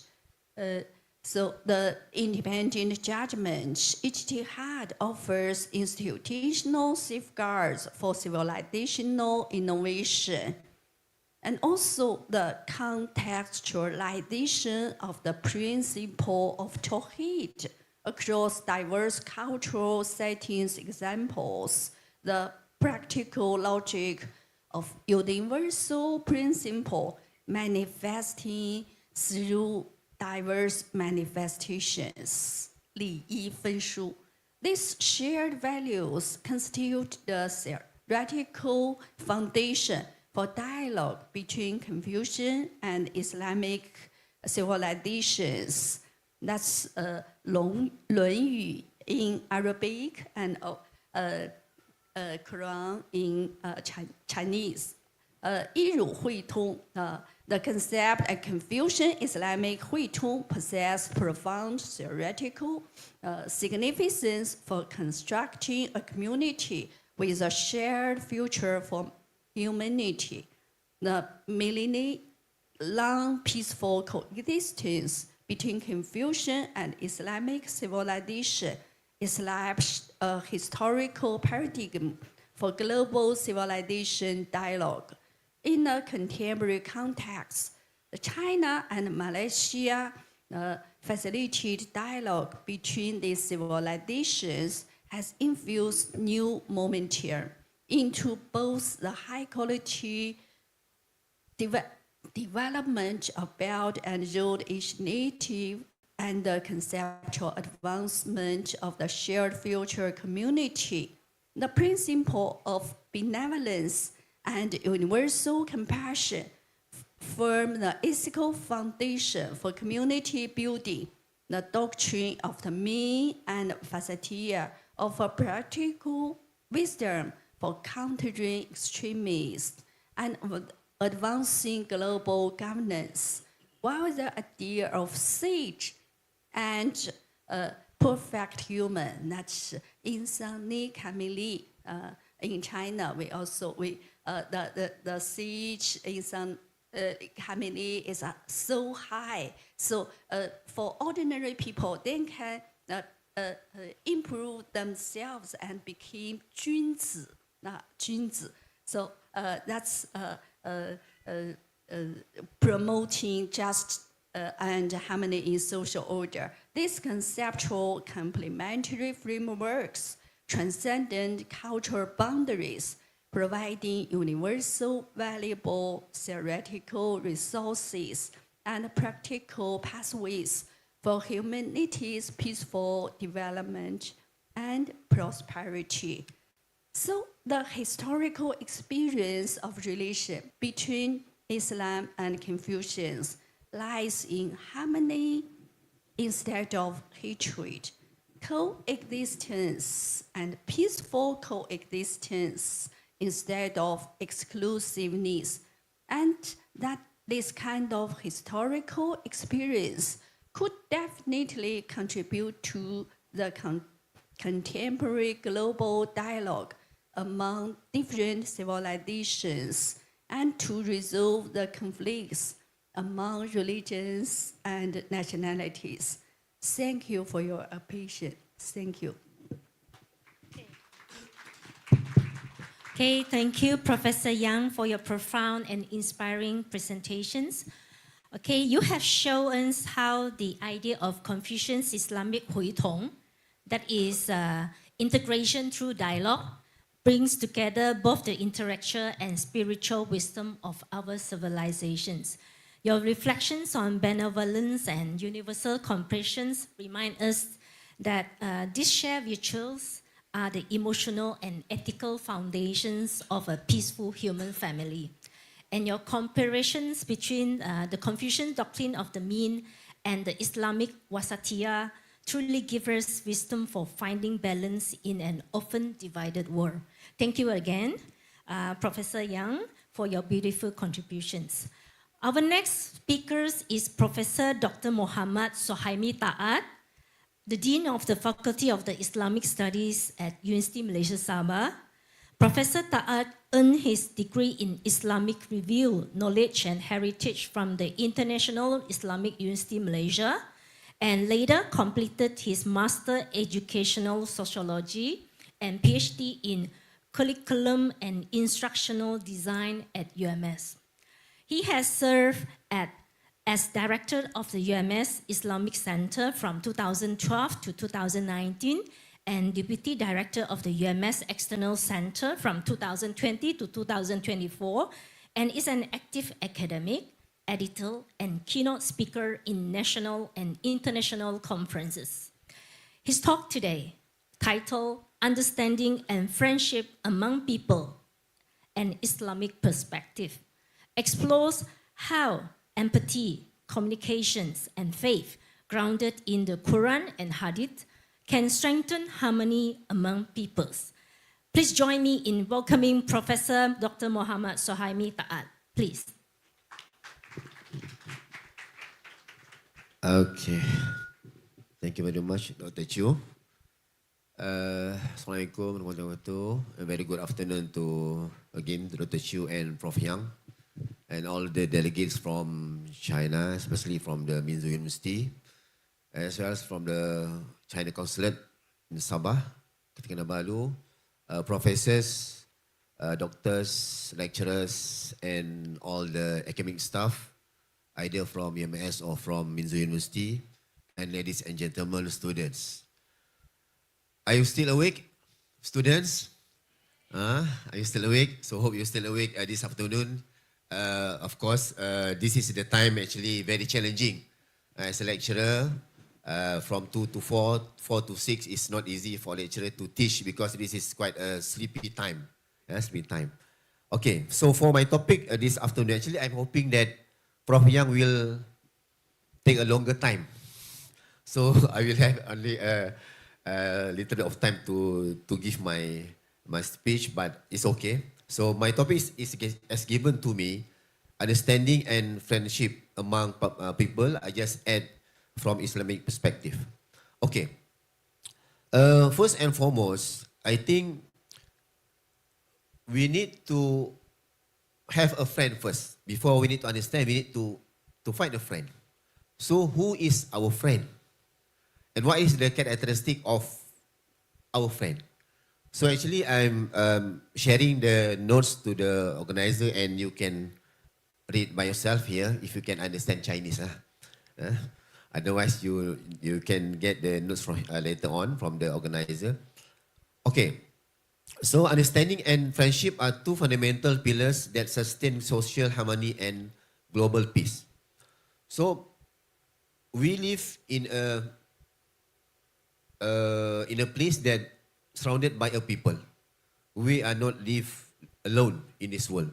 So we need to find a friend. And in Malay, normally in Malay, we always use the word kawan. Kawan is a friend. But it's not easy for us to find a good friendship. We call as sahabat. In Arabic, we call it sahabah. So it's not easy for us to find a true friend. A true friend we call as sahabat, or in Malay we can call as kawan sejati. Okay, so is it a friend only those who surround us, who live with us in this university or somewhere else? Now we can find friend outside Malaysia, maybe in China, in Europe, in whatsoever places, without we meet them. Without we meeting them, we can get new friends. But we need to be very, very careful to pick a friend. So, from some perspective, human beings are created to coexist in diversity. We don't have choice. I was born as a Malay, or you were born as a Chinese, a Javanese, a Bajau, an Indian. That's we don't have option. That's something that had been determined by God. But in such a manner that we want to become, that's our option. That's our choice. What I mean to say that we were born as Malaysian, or as Chinese, or Indian, or Kazan Dusun. That's we don't have option. But we can choose to be a good Muslim, to be a good Christian, to be a good student or whatsoever. So that's our option. So Allah says in Al-Quran, O mankind, indeed we have created you from male and female. See, only male and female. No more. No LGBT, only male and female. And made you peoples and tribes that you may know one another. So we need to know one another. Know. Know here we can translate or we can interpret in a deeper manner, to know. Indeed, the most noble of you in the sight of Allah is the most righteous of you, the most taqwa. So, this verse underlines that understanding and friendship are divine purpose. You know the word divine. Divine purposes of human creation rooted in ta'aruf, mutual recognition, and taqwa, is piety. So, we need to have this mutual relationship from A to B, B to A. It's not just a one-headed arrow. It's a two-headed arrow. Now I'm talking, you are the one who listen, and maybe later on you ask me a question and I'm the one who listen before I answer your question. So this is a mutual understanding. In this world, we have so many people who comes from many backgrounds. Even here in Sabah, Malaysia, I think Sabah, Malaysia is one of the state that consists from many, we can say as sub-ethnic. I think more than 35 sub-ethnic in Sabah itself. So we have different languages that we talk. We have a different culture that we practice. So we need to respect other culture as well. So for example, like me myself, I've been here for 30 years. I'm from Peninsula, from Johor, from Peninsula part of Malaysia. So I've been here for 30 years. I'm still learning, Prof. Even though my wife is Sabahan, my father-in-law is Chinese, but I'm still learning. So when we like to learn, or when we forced to learn, it's either you like it or you not like, you need to learn. So we will find that sometimes the differences between us is a good lesson. Most of us, sometimes we feel that we want to find a friend who have many similarities. But actually, if we want to learn more, learn something new, we need to find a friend that have more differences. But we need to have this kind of thought that we need to agree to disagree. That's, I think, in Malaysia especially. So, now I'll go to the concept of understanding. Understanding refers to the cognitive and emotional ability to comprehend others' perspective and feelings. So we call this as now as empathy, or now we for those days we learn about IQ, intellectual. Then we learn about SQ, spiritual, and then actually before that we learn about emotional quotient, intellectual quotient, emotional quotient. That how we are able to read others, how you are able to understand others. Most of us, maybe, I'm not very sure, maybe we like others to understand us. We like or we want our friend to understand us. But why not we are the one who try to understand others? Before we talk to others, we need to know what he or she like or don't like. So it's very easy in our life, especially to the students. Don't do the things that you don't want others to do on you. You don't like to be scolded. Don't scold others. You don't like to be harmed, so don't harm others. So it's very simple. So that's understanding. So in Islam, one hadith by Prophet Muhammad SAW mentioned, none of you truly believes until he loves for his brother what he loves for himself. So you like something, then you make sure that your friend also like it's something like that. When your friends happy, then you need to be happy. Some people, their friends happy, but he or she is not happy because maybe he or she have this kind of uneasy feeling in him or herself. So the third one is the nature of friendship. Friendship is a voluntary and reciprocal relationship characterized by affection, trust, and support. Aristotle described friendship as one of the highest human virtues. So in Islam, it's very similar. Ukhwah is brotherhood, we call as ukhuwah brotherhood, persahabatan, is considered as essential component of faith. Prophet Muhammad SAW said in hadith, the believer is the mirror of his brother. When he sees a fault, he corrects it. So nowadays we live in a world that information is easily distributed. Is easily flies anywhere. You receive any information, then you just share with your friends. But make sure that before you share, you make sure that that news information are true. So, for example, if you know that your friends have, weaknesses, or you see him someone who have not a good character, then don't just tell others. You meet him or her, then tell him or her. If you are really a true fan of him or her, so you meet him, you tell him, so don't do it again. You correct him. So that's a true friend. So Islamic friendship is built upon faith, iman, sincerity, ikhlas, and rightness, taqwa. So such bonds transcend material or worldly motive, uniting hearts for the sake of Allah, for Muslim. So the Quran describes this relationship as enduring even in the hereafter.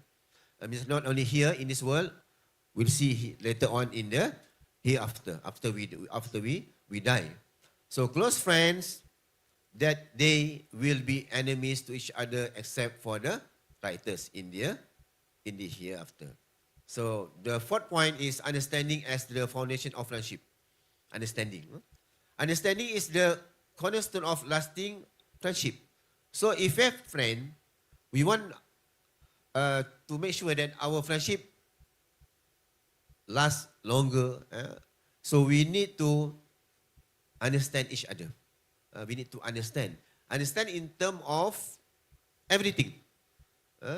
Of everything from A to Z. What he likes, what he don't like, the do's and the don'ts.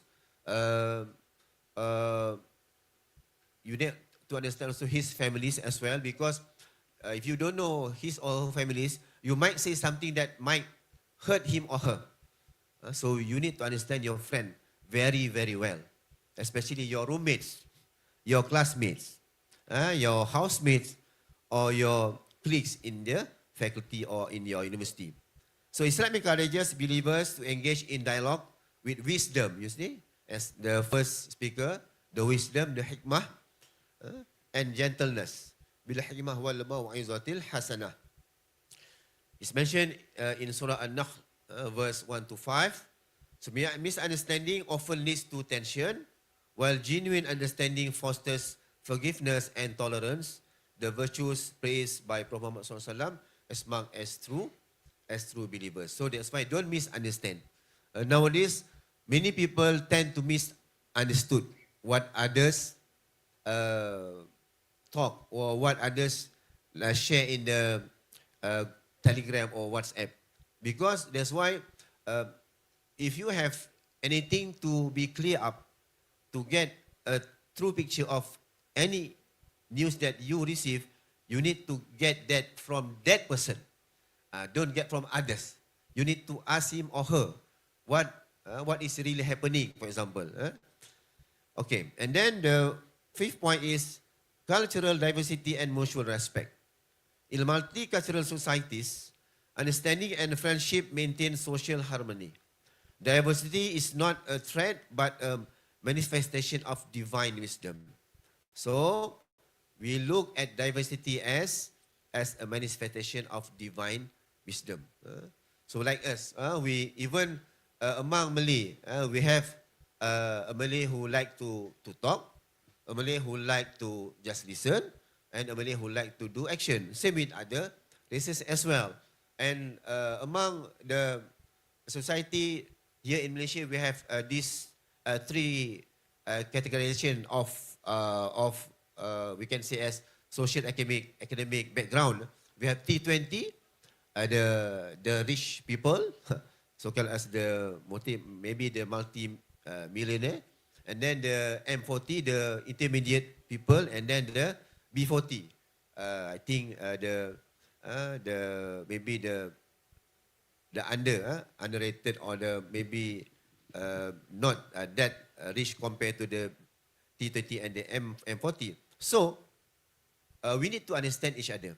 So we need to respect each other, and then from this, inshallah, we can move along, we can move together to a brighter future in the future.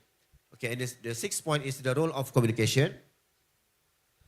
Communication is the medium through which understanding and friendship are developed. So that's why we need to be able to communicate efficiently. We need to communicate, use the correct and suitable words to our friends. The good words, not the bad words. Okay, some people, they tend to just voice out to deliver not such a good words. So we need to behave ourselves to the aspect that we need to take care of others' heart as well. So behave ourselves, especially with our friends. So communicate effectively and efficiently, and according to the adab. Islam is called as adab, or the moral in Islam. So Islam emphasizes good speech as an act of charity. So the good speech is a sadaqah, is a act of charity. Okay, that's what Prophet ﷺ said. A good word is a charity. So effective communication requires sincerity and gentleness, both essential to maintaining relationship to please Allah subhanahu wa ta'ala. Now we look at the 7th point, the barriers to understanding and friendship. So what are the barriers? Barriers include prejudice, arrogance, and lack of communication. So some people, they always feel that they are the one who are correct. Others are wrong. So we need to listen more. That's why Allah Ta'ala give us 2 ears, 1 and 2, right and left, 2 eyes to observe more, and only 1 mouth, meaning that to talk less. Observe more, listen more, and then you talk. And then look first, observe, you listen first to others, then you give your response. Most of, I think, of the people, they tend to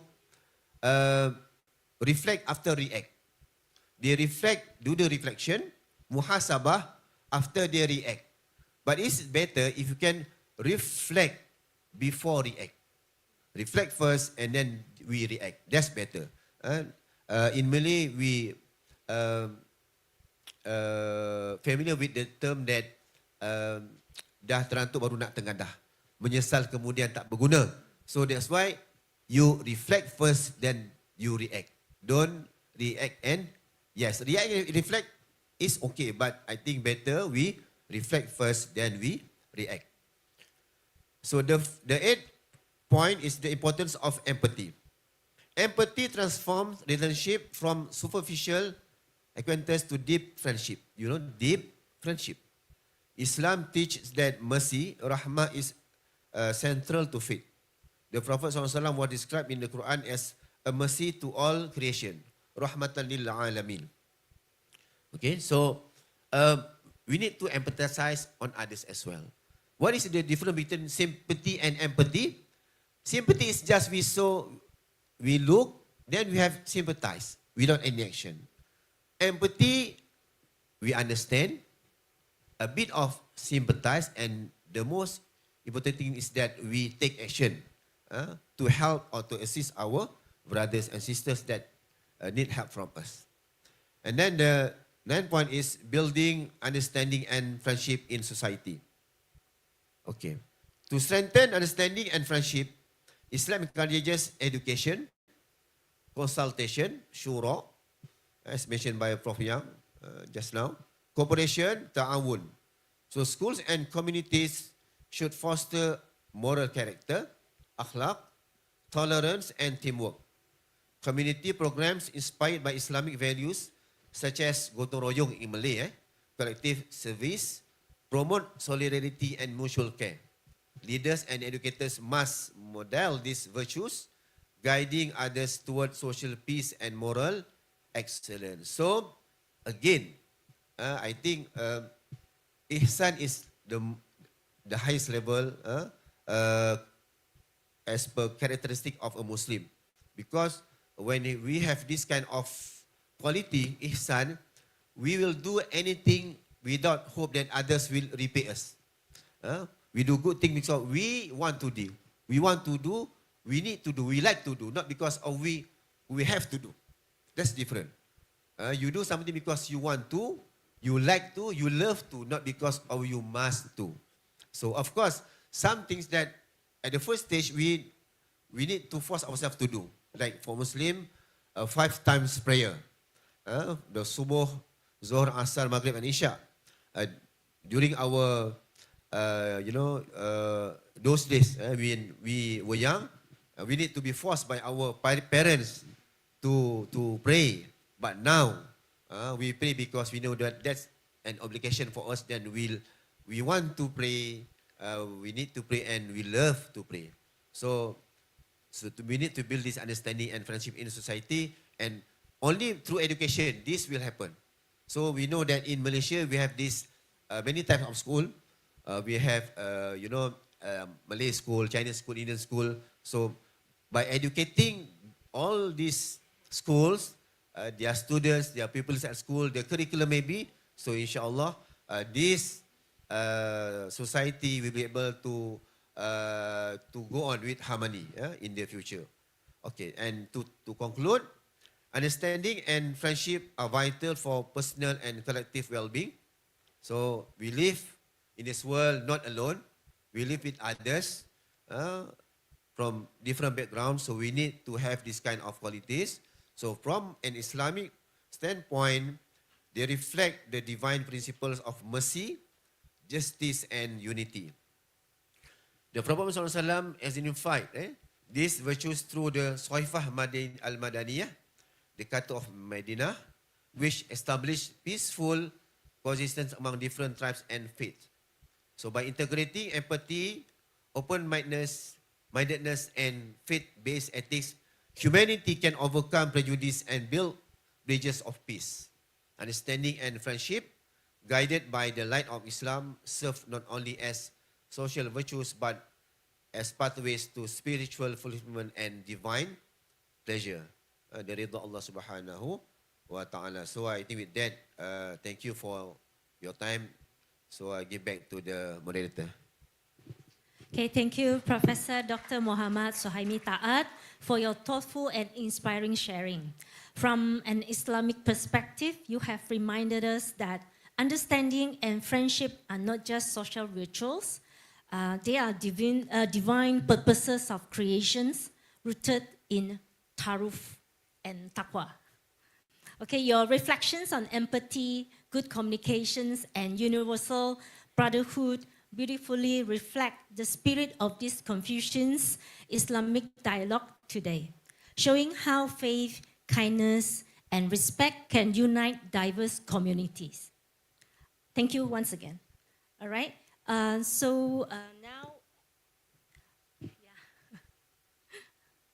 okay, now it's time to, we open the floor for questions and comments. If anyone would like to ask something, or please raise up your hand or use the microphone in front of the floor here. Yeah, please.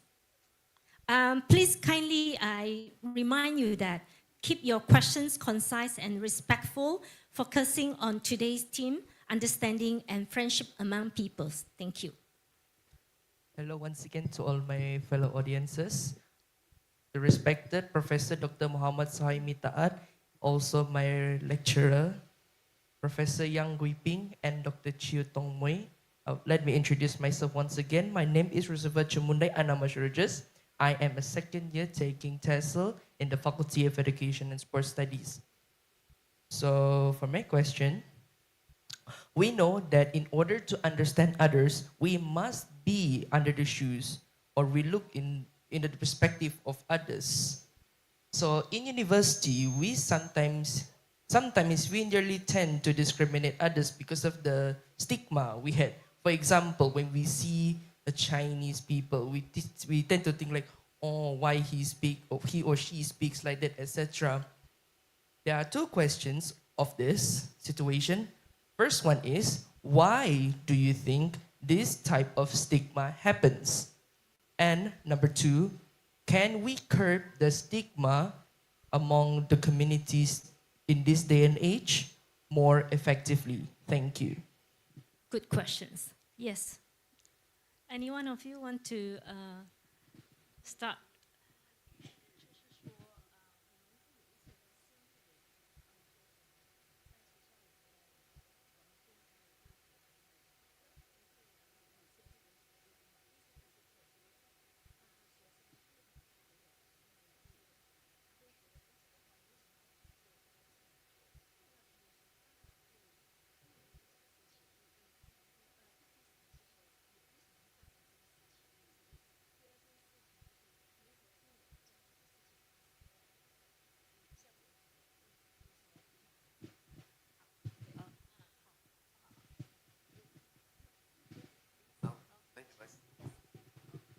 Okay, thank you.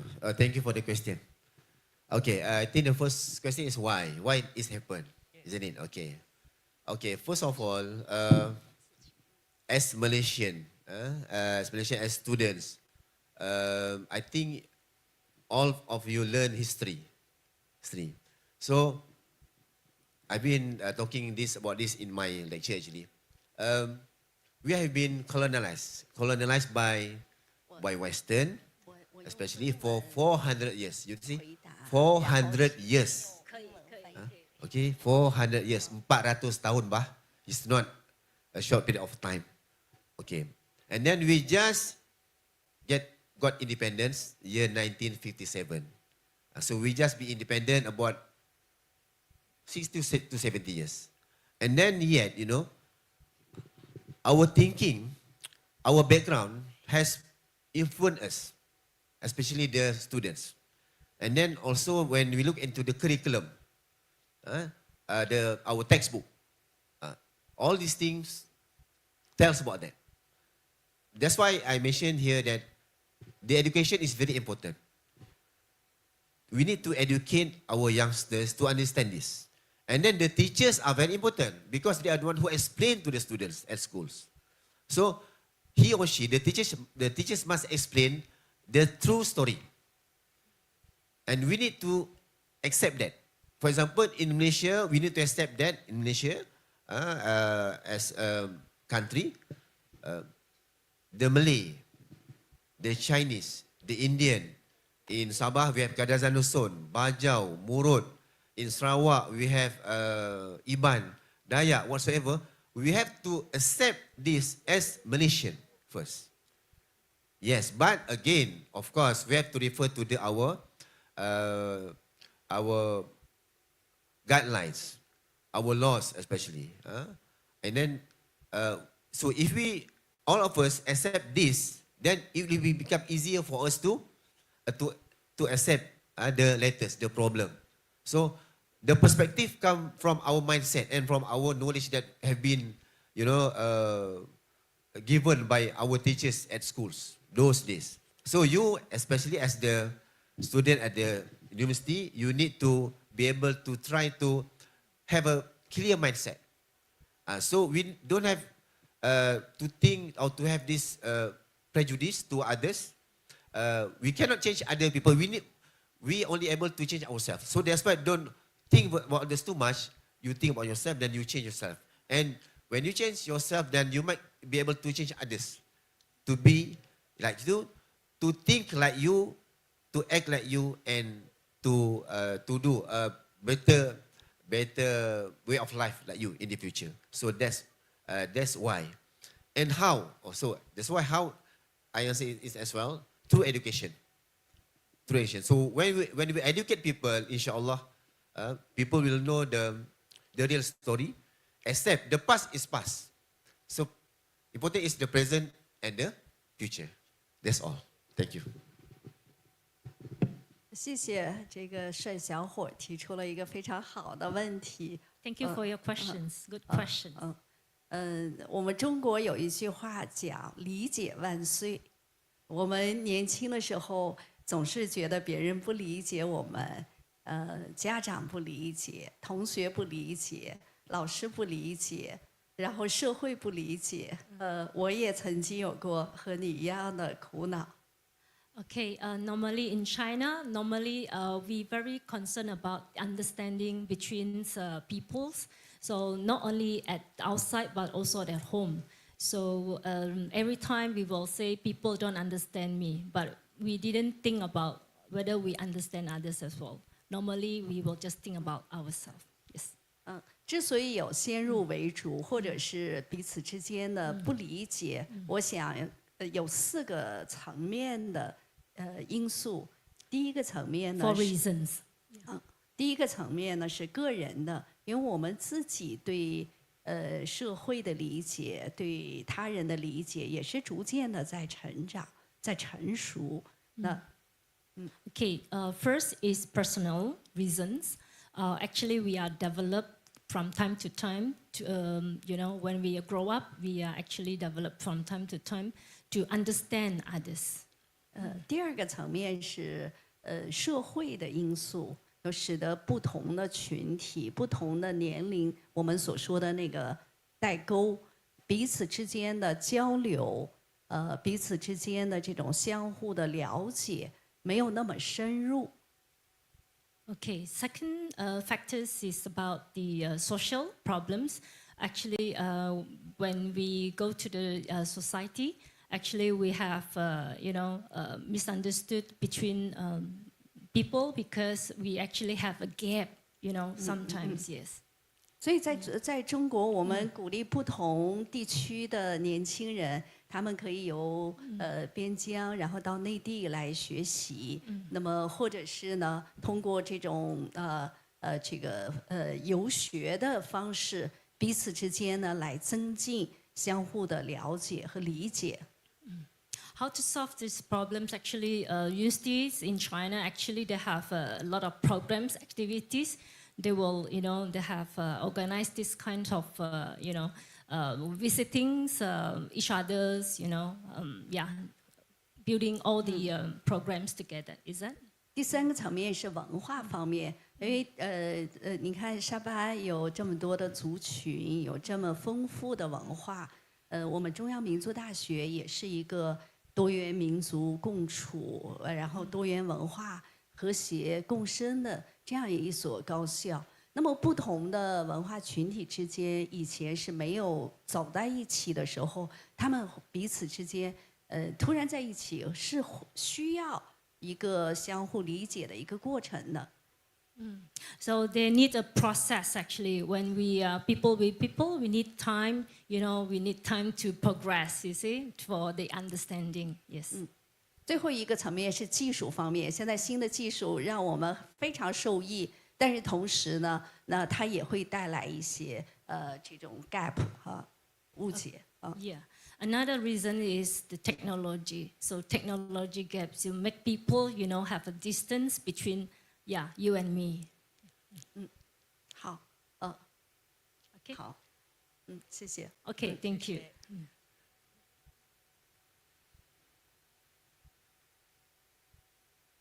Okay, yeah. Assalamualaikum. Last questions, yeah? Assalamualaikum warahmatullahi wabarakatuh. My name is Muhammad Izzuddin. I'm from Angkatan Belia Islam Malaysia, ABIM, Negeri Sabah. I also work in University Malaysia Sabah in the Faculty Psychology and Social Work. I have two questions. The first question is for Professor Yang, and the second question is for Professor Suhaimi. The first question for Professor Yang is about how do we communicate the wasatiyah? How do we communicate wasatiyah mindset among the global nation? Because when we talk about understanding and friendship, we are talking about trust between the communities, between the people. So in Malaysia, when we talk about trust, we tend to bring people to trust one another through religions, through values. I would like to understand, in China, how do the Chinese government and also the Chinese community promote the value of wasatiyah, the value of finding the middle ground of understanding, of promoting trust between the community. That's the first question for Professor Yang. For the second question, for Professor Suhaimi is on how are we to build an ecosystem of how are we to build an ecosystem that people pushes one another to trust because our youngsters, our youth, when talking about trust, it's very complicated because when talking about trust, we talk about either I don't trust you or I trust you 100%. So there's no in the middle. Kan? So how do we build an ecosystem where people tend to build trust? That's my question. Thank you.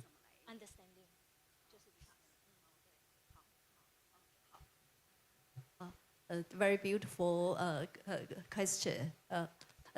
我想呢，就是说中庸，你刚才提到的是中庸，中庸在中国中道，中道是我们中道和中庸是非常相似的。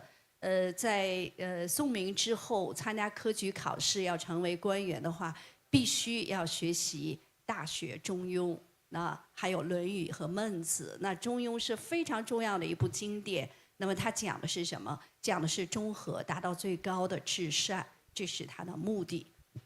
Okay, Wasatya. Wasatya actually is one of the subjects the university, the government staff need to take for like examinations and entry examinations tests. Yeah. 那么如何来达到最高的至善？因为大学让人大学之道在明明德，在心明，在止于至善。你看最核心的经典都是要让人们达到最高的善。如何达到最高的善呢？ Okay, the sun means the goodness to others, means kindness to others.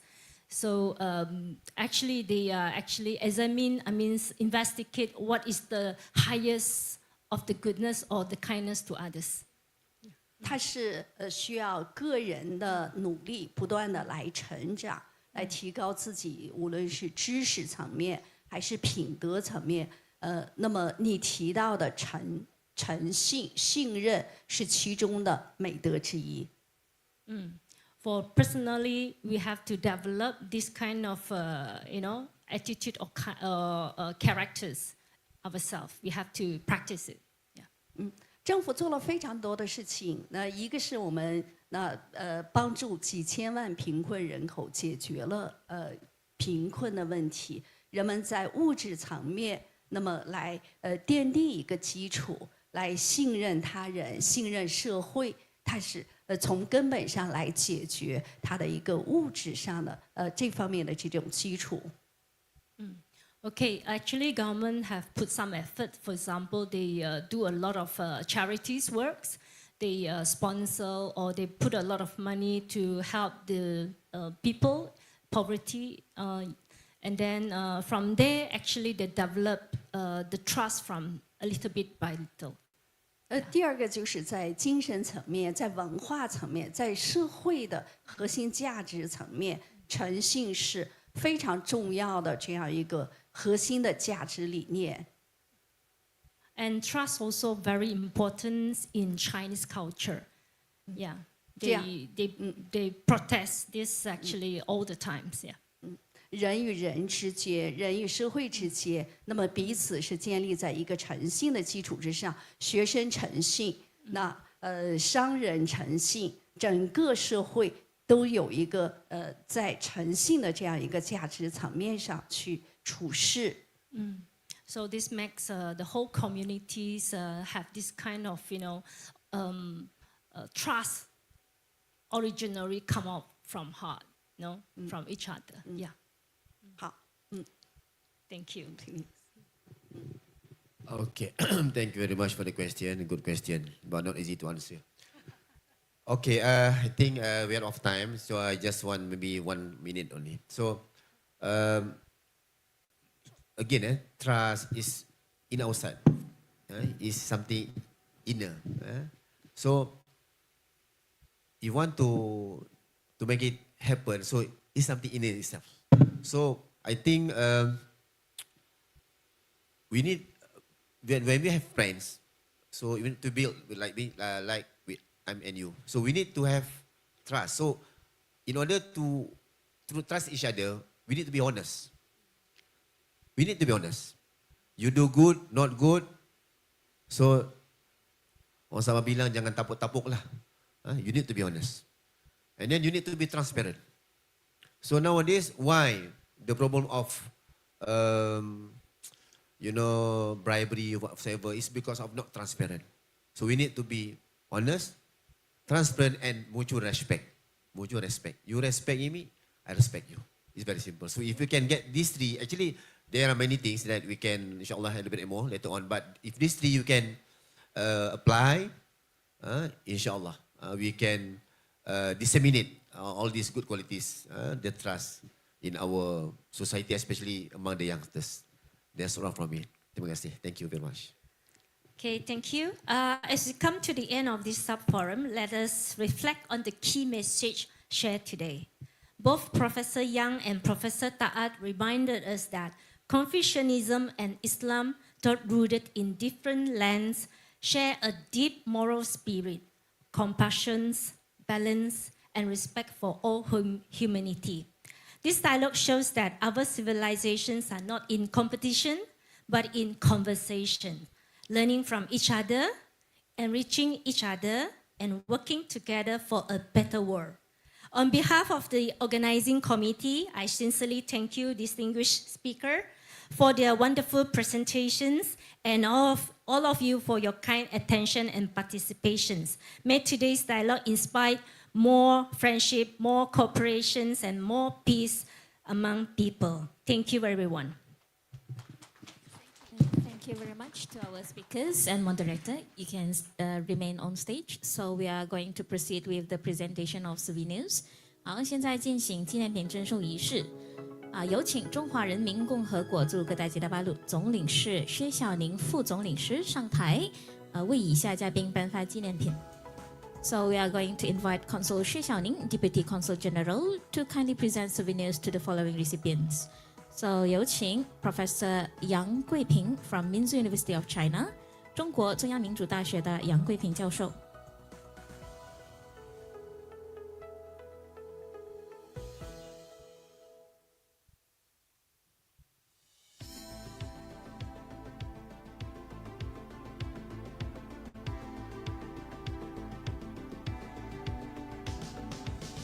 Next, Professor Dr. Muhammad Suhaimi Taat, Dean Faculty of Islamic Studies, University of Malaysia Sabah, 马来西亚沙巴大学伊斯兰研究学院院长 Muhammad Suhaimi Taat 教授。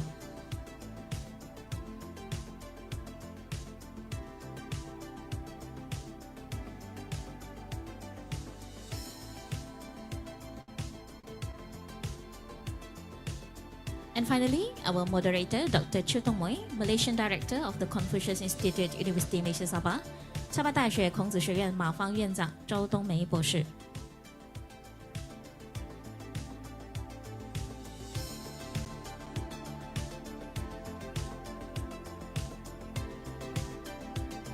Thank you, Deputy Consul General. 感谢副总领事。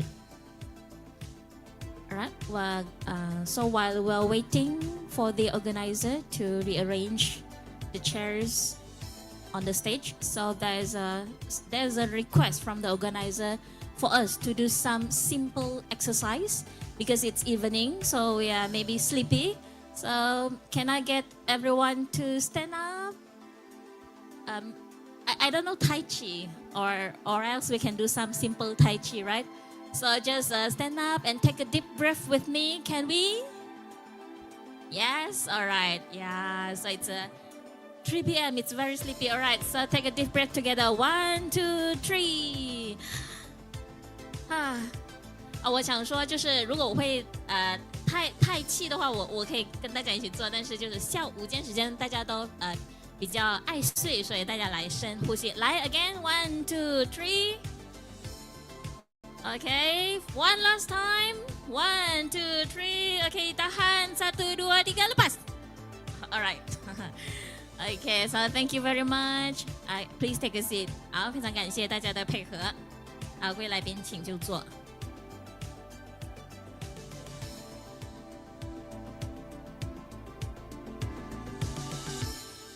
So, ladies and gentlemen, are you ready for Forum 3?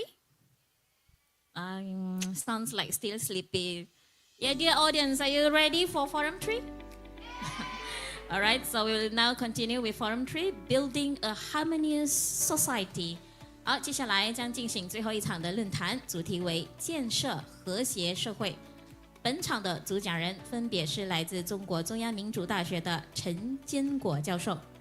Our speakers for these sessions are Professor Chen Jingguo from Minzu University of China and Professor Datuk Chemist Technologies Dr. Taufik Yap Yun Hin, President of the Malaysian Chinese Muslim Associations, 以及马来西亚华人穆斯林协会主席拿督叶永新教授。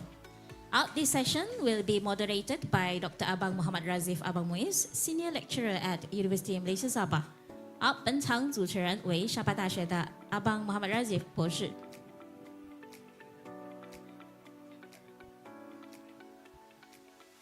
So, ladies and gentlemen, let us now hand the session over to the moderator.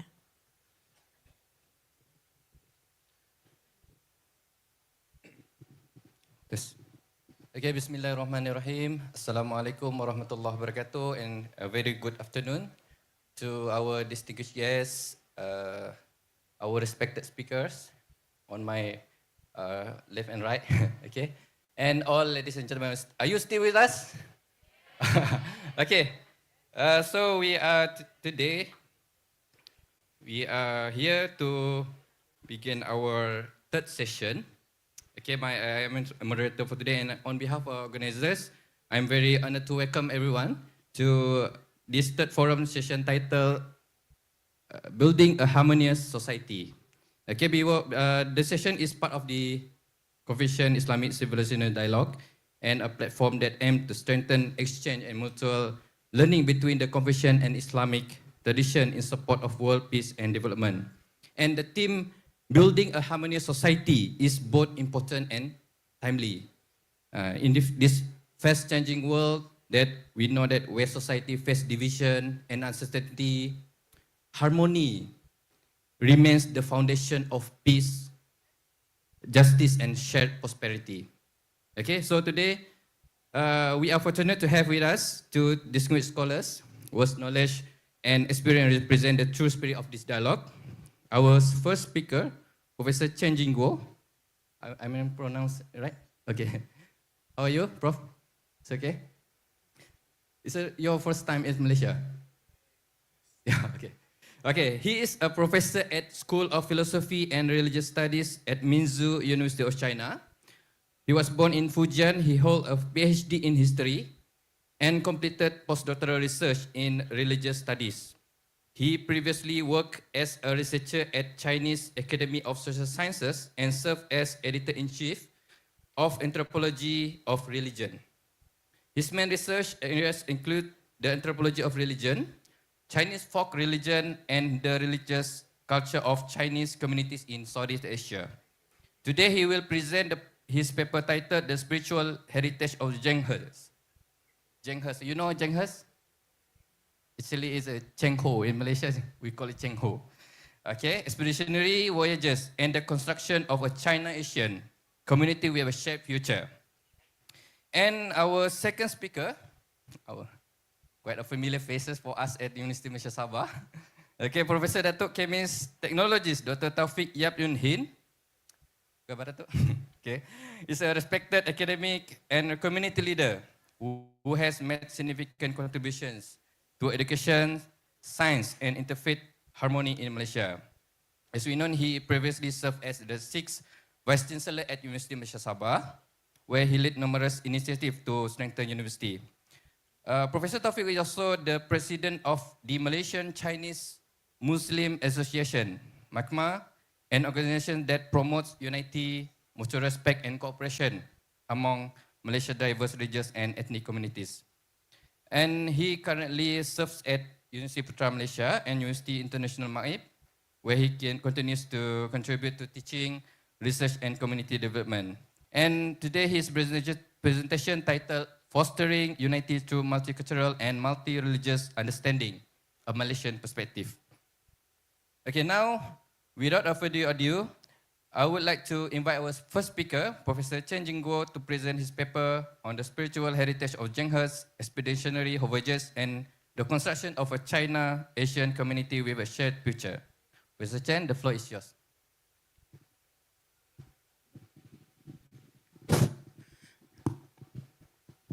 Ladies and gentlemen, I come from Minzu University of China. I have come to Malaysia many times. Today, I will say about Zhenghe. I will speak in Chinese. 600多年前，中国杰出的穆斯林的航海家、外交家、和平使者郑和，他曾率领当时世界最先进的船队七下西洋。那么首次航行始于公元1405年，末次航行始于1433年。他的足迹曾遍及东亚、南亚、中东乃至东非的沿岸。在使团郑和的领导下，船队航行于我们今天会议所在的婆罗洲以西的洋面，以及明代所谓的西洋。那么在这一跨越30年的这个航海传记中，它不仅是中国航海史的巅峰，更是世界文明交流史上的宏伟的篇章。那么今天的东南亚正是郑和船队往返的必经之地跟经贸重镇，成为践行这一和平交往和文化包容理念的重要的舞台。那这种基于和平、尊重和互利的这个交往模式，是中国积极倡导的和平共处5项原则的先声，奠定了中国东盟命运共同体的和平烙印跟合作的印记。郑和作为一个和平的使者，堪称15到17世纪人类早期全球化的伟大的先行者。郑和之礼是经贸之礼、和平之礼，也是文化之礼。那郑和下西洋播下的是和平、友谊与合作的种子，成为新时代构建更为紧密的中国东盟命运共同体的深厚的历史的根基跟宝贵的一个历史的借鉴。2023年，习近平主席在北京的文化传承发展座谈会上发表了重要的讲话。他提出中华文明具有5个突出的特性：连续性、创新性、统一性、包容性和和平性。那么回顾历史，郑和作为中华文明的这个践行者和传播者，他七下西洋其实所蕴含的3大核心的这个精神的遗产，一个是以和为本、协和万邦的这个和平的理念，一个是厚往薄来、互惠互利的共享精神，以及各美其美、美美与共的这种包容的情怀。那么我想郑和下西洋的3大的精神遗产，必然为中国东盟命运共同体的构建提供深刻的一个历史借鉴跟伟大的现实的推力。那我先讲第一点，以和为本、协和万邦的和平理念，以命运共同体的一个安全的基石。那我们知道，早在600多年前，郑和出使西洋的使命呢，他就是要先德化柔远人，就是建立一个稳定的、可持续性的区域的秩序。那郑和所展现的最核心的精神，就是以和为本、协和万邦。那么这一理念根植于中国的和为贵，以人为善、己所不欲、五十一人等等思想。那么郑和所持的不是利剑，而是橄榄枝。他的团队带来的不是恐惧，而是安宁跟秩序。那么郑和下西洋的过程中，他曾经化解了多次的区域的矛盾跟冲突，比如说在1405年、1413年、1431年，那么他都扮演了一个和平使者的角色，主动调解泰国跟马来西亚今天的马六甲之间的争端，那么为马六甲王朝的独立跟发展做出了一个积极的贡献。在1407年，郑和还消灭了海盗集团，那么并把它押回中国，那么从此海盗由此而清零。那么中国春秋时期的楚庄王曾提出说武有七德，那么武的核心的概念是包括制止暴力、消灭战争、施行德政、传承功业，那安定人民、团结友邦、充盈财富。那么郑和的这种以理促和、尽报安民的方式，贯彻的就是武德的精神。那么这是中华文明绵延不绝的人文智慧与宝贵的精神遗产。习近平主席指出，中华文化崇尚和谐，中国和文化源远流长，蕴含着天人合一的宇宙观、协和万邦的国际观、和而不同的社会观、人心和善的道德观。那么这一和平理念正是构建中国跟东盟命运共同体之区域安全的伟大的基石。那么通过对话协商和平解决争端，反对零和博弈和冷战思维，正是郑和下西洋以和为本、协和万邦精神的当代传承跟最好的一个体现。第二点，我谈的是郑和下西洋的第二个精神，就是说厚往薄来、互利互惠的共享精神，以命运共同体的一个精神的一个纽带。那我们知道，郑和的下西洋的贸易活动，它突出了一点就是厚往薄来。那么指的就是在官方的贸易中，明朝政府回馈物品的价值往往超过操控物品的价值。此外，郑和船队也进行了大量的这个民间的贸易，那么携带中国的丝绸、瓷器、茶叶等商品，换回东南亚的香料、珍宝、药材，从而推动了中国跟环南海区域的物资交流跟经济的繁荣。那么郑和的经贸让利活动同样体现了一以贯之的这种大国与强国的担当的精神，那代表了这种经贸的理念，正是儒家雅圣孟子所说的何必言利，必有仁义而已的精神，也是先秦儒家大夫公孙仪所讲的不与民争利，受大者不得取小的原则。那么中国古代有两个故事，那么一个是叫做事夷忌溃，一个叫做拔魁弃之，就是讲说公孙仪做鲁国的宰相的时候特别喜欢吃鱼，别人争先献鱼，那么全被他拒绝了，坚持自己买。或者是说公孙仪有一次回家看到妻子在织布，他就非常生气，把自己的妻子赶出家门了。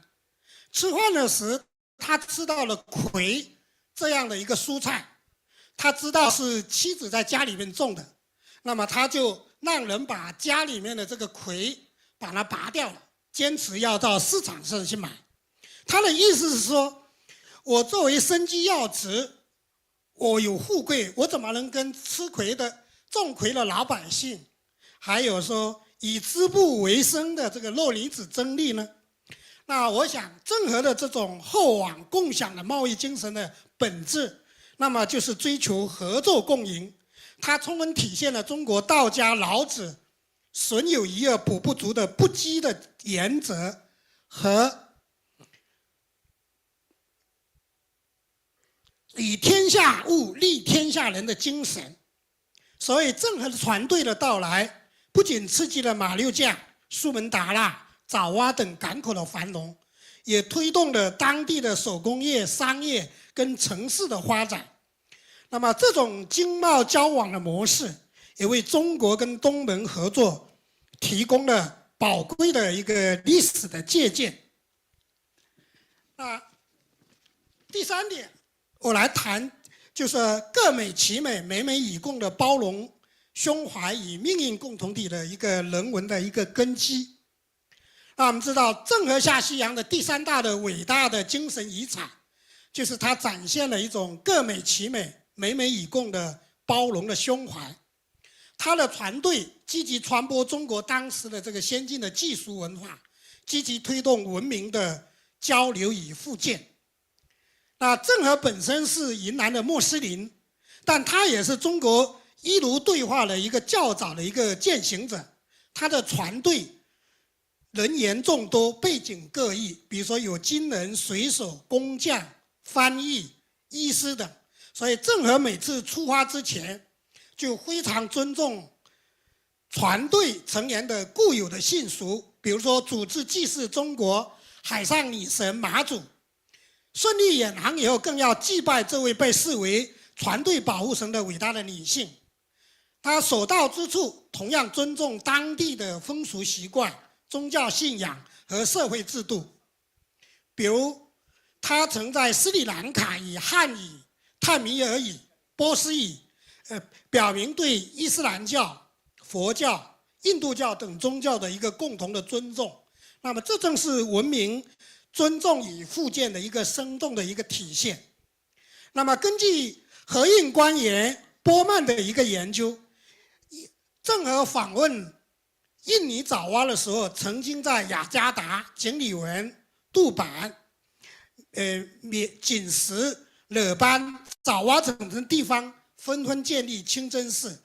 那么他曾任命伊斯兰穆斯林这个彭德庆、严英义，还有彭德庆的孙子这个彭瑞和等等，那么作为海外华人的总管，来促进明朝与东南亚各国的贸易关系。那么郑和下西洋的这种文明包容的精神，正是源于和而不同的中国哲学精神，即承认差异、尊重差异，讲究多元通和与多样性的统一。那么中国古代的思想家史伯提出了一个叫和食生物，同则不忌。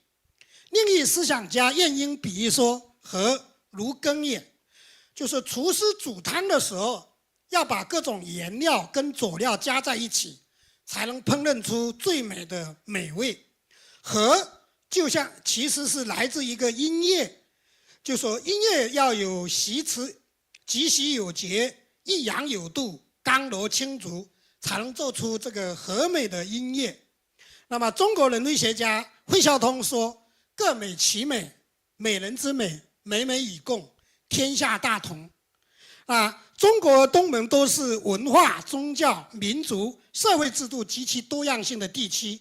那么构建中国东盟命运共同体，就需要在多样性寻求统一，在差异中创造和谐。那么郑和作为不同文明交流的使者，其尊重宗教跟文化多样性的做法，为今天的文明对话、保护文化多样性、推动文明互鉴提供了宝贵的精神的资源。历史的永恒回响启迪了未来的方向。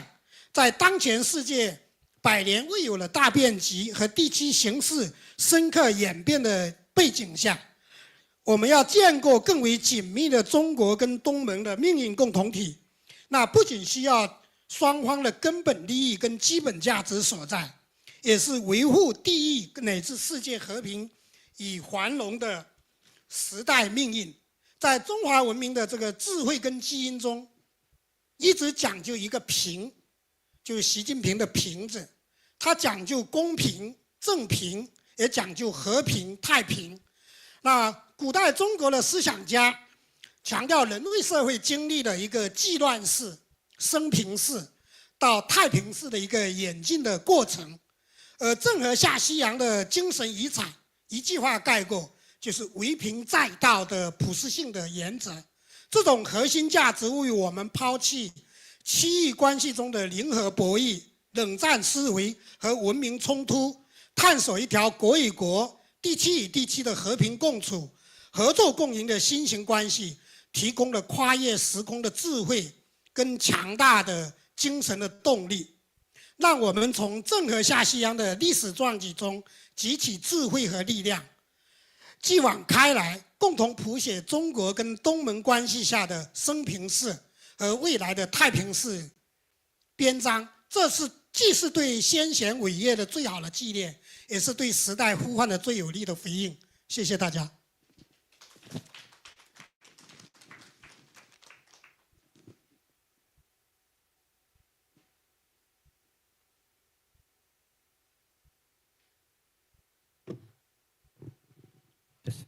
Okay, thank you very much, Professor Chen, for the enlightened presentation.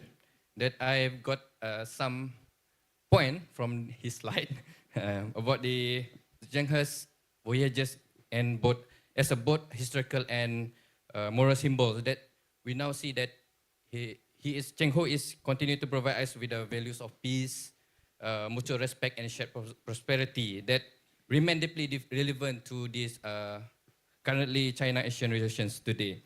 So without further ado, we are going to the next speaker, Professor Datuk Chemist Technologist Dr. Taufik Hin, to share his insight on fostering unity through multicultural and multi-religious understanding, a Malaysian perspective.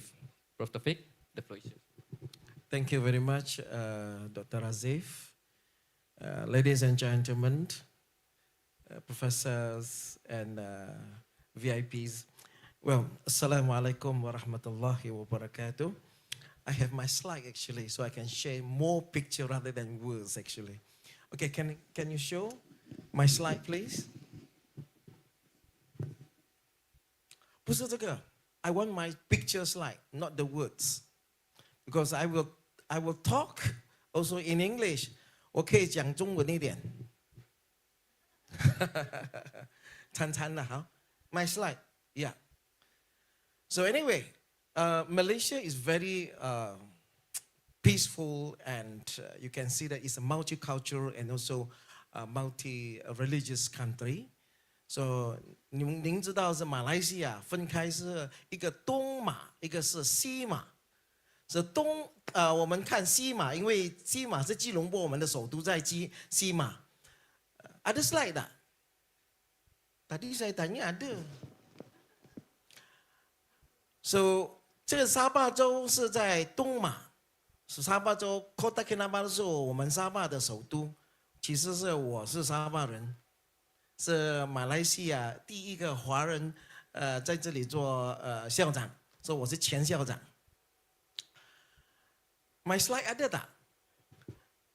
Ada Pak, saya ada slide. Saya ada bawa saya punya apa tu USB kalau mau. Dia baru nak transfer itu, saya takut lambat. So better I give you my USB. Pakai saya punya USB lah.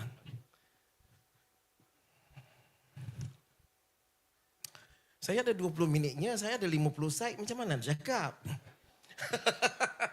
Actually I have more than 50 slides to tell you. I'm telling you the real story of how the Chinese Muslim community in Malaysia.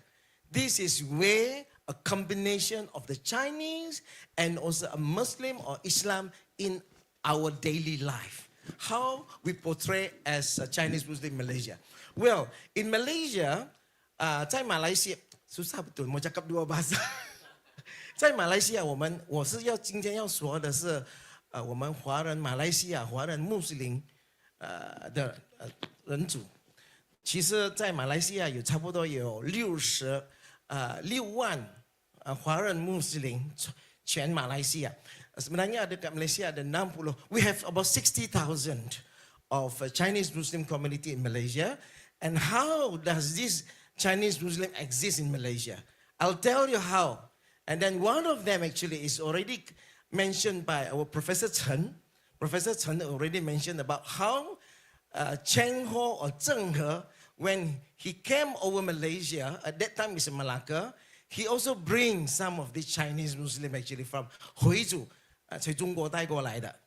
So some of them may stay in Malacca and become the population over there. And then they build up the community. That's why when we look at Malacca, when you look at Malacca, you can see that Malacca culture, and then in fact, their mosque actually was built according to the Chinese architecture. Yeah. Yes, please go. Next. Yeah. I have talked about Malaysia already, East Malaysia and West Malaysia, right? Next, please. So we are multicultural, you can see multi-colorful, isn't it? Next. So in terms of population, actually, Islam is about 65 currently, population, in terms of population.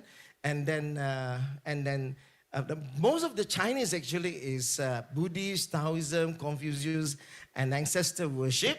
And then we call it as a Buddhist. Normally we say, I'm a Buddhist.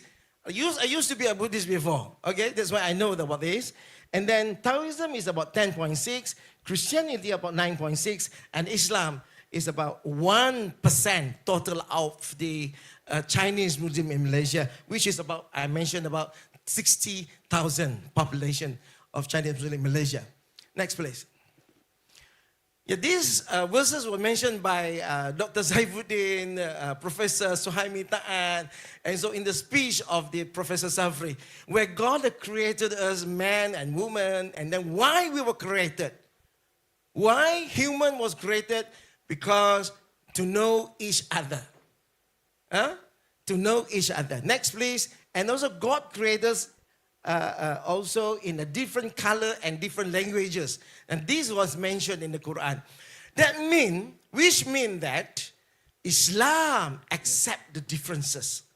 Islam celebrates the differences because we are created in different. We are not created everybody in the same faces, same color, speaking in the same language, isn't it? Next, please. When we talk about Islam in Malaysia, what do you think? When we talk about Islam in Malaysia, 在马来西亚有很多我们要分享很多东西，讲这个伊斯兰宗教。因为如果我们说穆斯林，我们在中国我们想到回族，因为在中国是很有差不多有10个少数民族是穆斯林的嘛，对不对？最大的回族还有乌伊格、卡扎、乌兹别。还有那个在新疆的是沙拉族，我去了沙拉族的新疆的家乡。OK， 在马来西亚 ，in Malaysia, can I have a water, please? I'm a bit dry actually. Sorry. Oh, I have that water over there.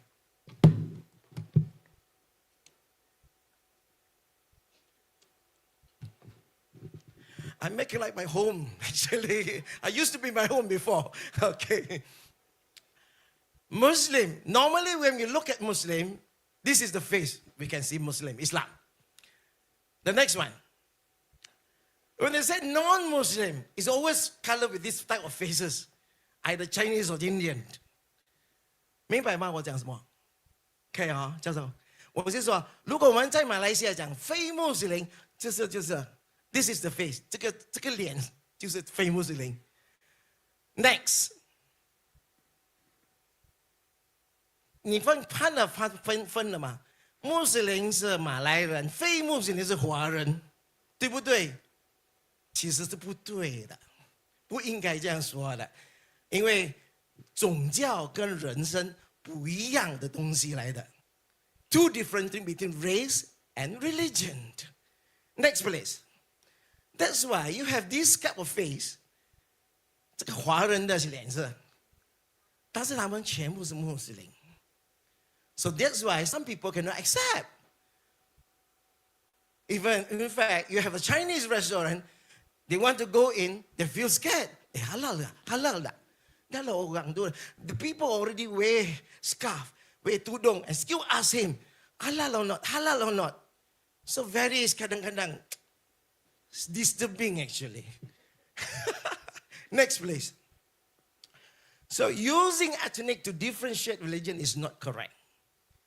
Islam is not an exclusive faith to any of the races in the world.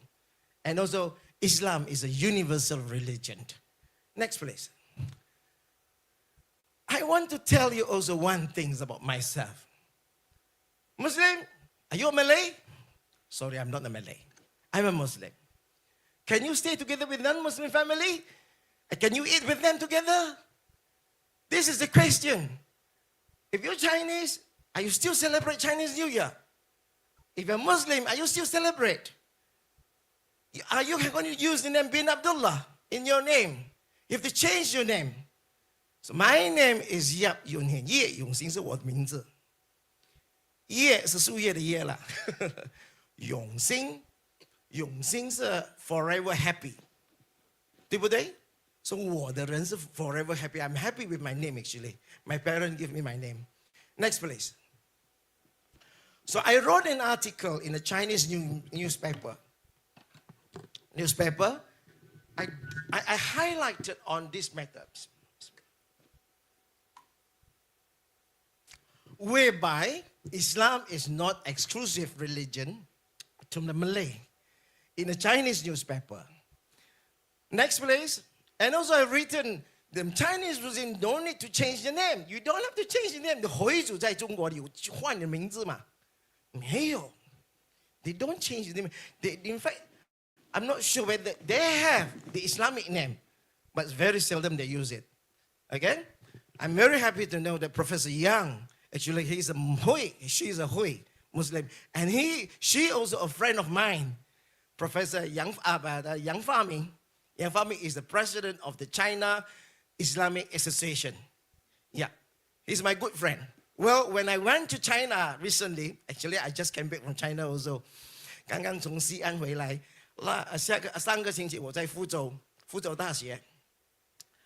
In July, I went to China for a conference, a chemical engineering conference. I was invited by Yang Faming, who is the president of CAA, to have lunch with him at the New Jet Street, which is a Muslim area actually in Beijing. Next please. Next please. So how does the Chinese Muslim present in Malaysia? So this is some of the theory. Next. During the early century of Ming Dynasty, which is the Zheng He, during the Zheng He time, when Zheng He 到马来西亚的时候，那时候没有马来西亚，那时候有马六甲。所以当来到马六甲，他带了回族穆斯林。Next please. Yep, this is the route. Okay. Next please.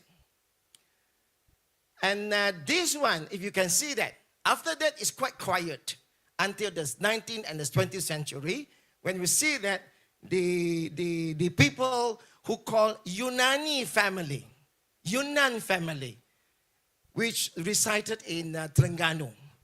其实他们不是云南来的，他们是广州来的。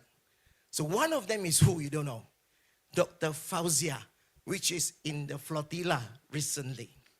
Yeah, she is actually from this Yunnan family. That's why her face look like Chinese actually. Yeah, the other one is Khoi or Ko clan, which is from Hoi An and the Fujian in Penang.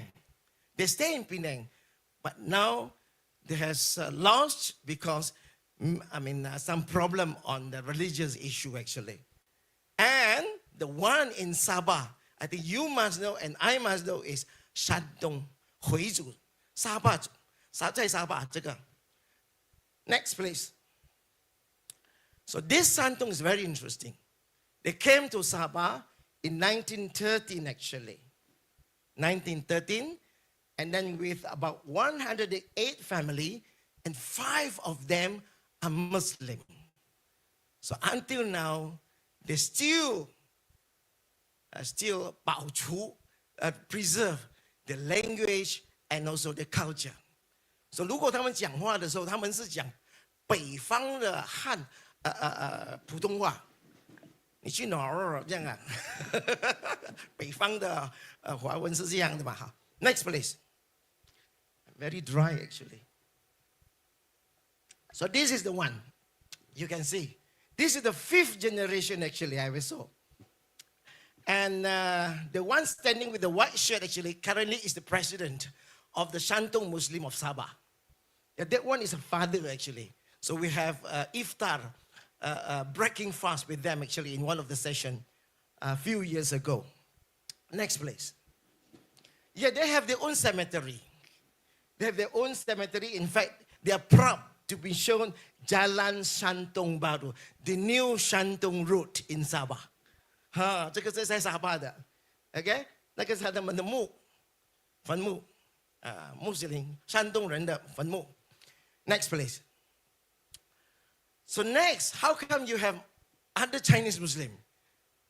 Because of the conversion and integration, the conversion of the Muslim, of the Chinese convert to the Muslim.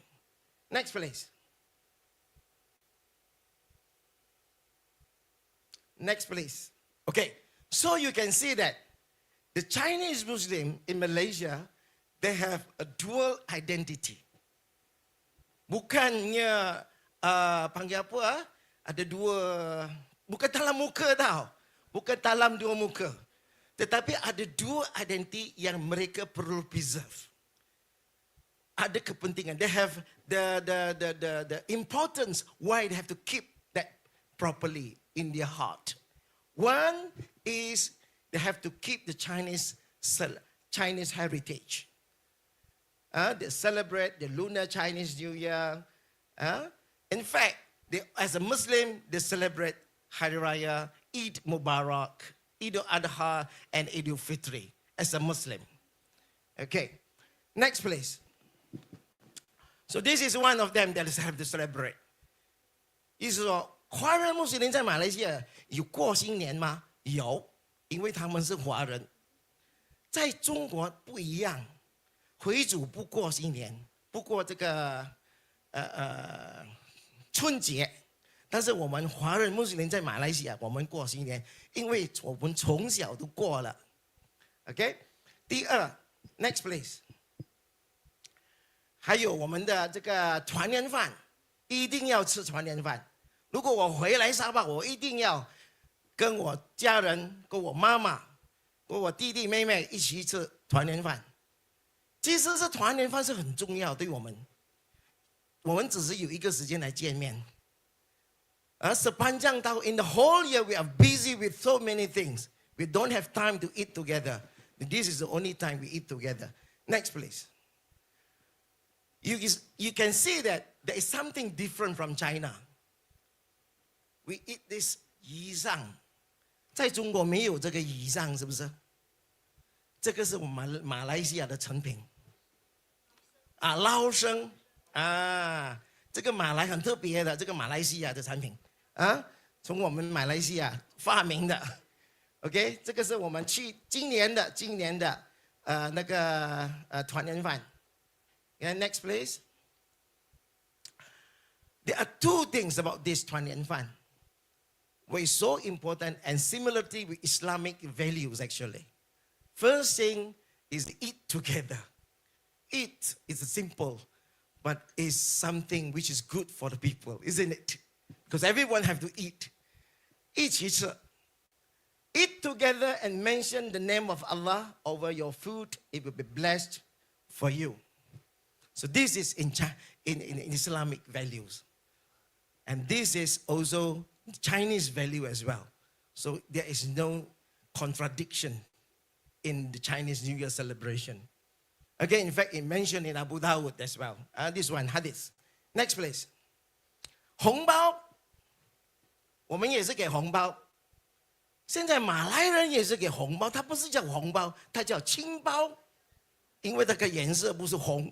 它是青色的，也是华人的文化。Next place， 这个是我的家人，我的舅舅，我的全部啦，OK 上面的啦。Next place，so 我们跟马来西亚华人穆斯林 ，our Chinese Muslim Association in Malaysia, we do a lot of program to celebrate Chinese New Year, but not only for the members, but for everyone in the society, including the Muslim and non-Muslim, because we don't count Muslim or non-Muslim, because we count that we are Chinese, we are Malaysian, we are Sabahan, that we celebrate together. In Malacca, we organize this. Show you very quickly. Next. Laju sikit. Terengganu, next. This one is Pahang, Muar. 这个是在太快也忘记了。那个是 Sungai Petani， 这个在沙劳越 Sarawak, Sabah, ya Sabah. Ya, this one Sabah punya. In fact, masuk dalam paper, masuk dalam TV, into TV and also in the newspaper. Next, please. Yep. So we want to contribute to the harmonies of the society by having celebration together. Okay? Regardless of religion. Next, please. So this is Yishang or Laosang. Okay? It's very special. It's become the heritage of Malaysia, actually. It's a Malaysian, if we look at this, the government website, it's one of the heritage of Malaysia because it was created in Seremban, actually. Next, please. So we have this Laosang. Yep, next, please. We have 年糕，我们也吃年糕，自己做年糕。现在不是华人不了做年糕，马来人也是会做年糕，他们也是卖年糕的。所以这个变成不是华人的产品，也是马来人，是马来西亚的产品。actually， 我们大家一起来吃。好，它是好像一个马来的糕 dodol， 差不多一样的。Next, please. So we have also 端午节。端午节我们吃什么 ？Next， 粽子。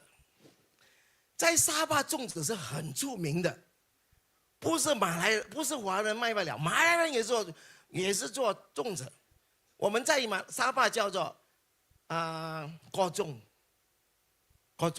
Melayu pun buat banyak. Saya beli dengan Melayu juga kadang-kadang. Sebab you know why? I want to get the halal one, isn't it? So yang Melayu jual, the Malays are selling this halal kocong. Next, please. Yep, but this one from Ipoh. Okay, this one from Johor. This one from Kedah Perlis. This one Malacca. Malacca is very different. You can see that 马六甲的粽子它是有蓝色的，不同。为什么呢？这个是爸爸娘娘的。娘这么人，我帮娘叫什么去了？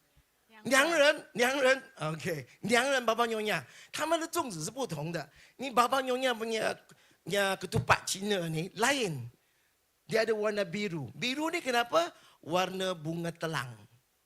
Tu bunga telang tu dalam nasi kabu tu. In one of the Malay food from Terengganu, they have the blue color. This one is from a type of flower actually. Next, please. Satu lagi. Balik. Satu lagi. One more thing is, 它的里面是 inti dia bukannya macam Cina biasa. Inti dia ialah rendang daging. Yes, different. 它的里面是牛肉的，好像马来人这样煮的rendang一模一样。就是我们看马来西亚，它那个粽子的变成不一样的。我们的马来西亚的粽子 normally is 好像是广州的粽子，还是有肉的有但是我们在这里，我从西安回来，我问他们卖很多粽子，我就问你们粽子里面有没有鸡肉？他们没有鸡肉，我们全部是那个叫什么去了？红枣。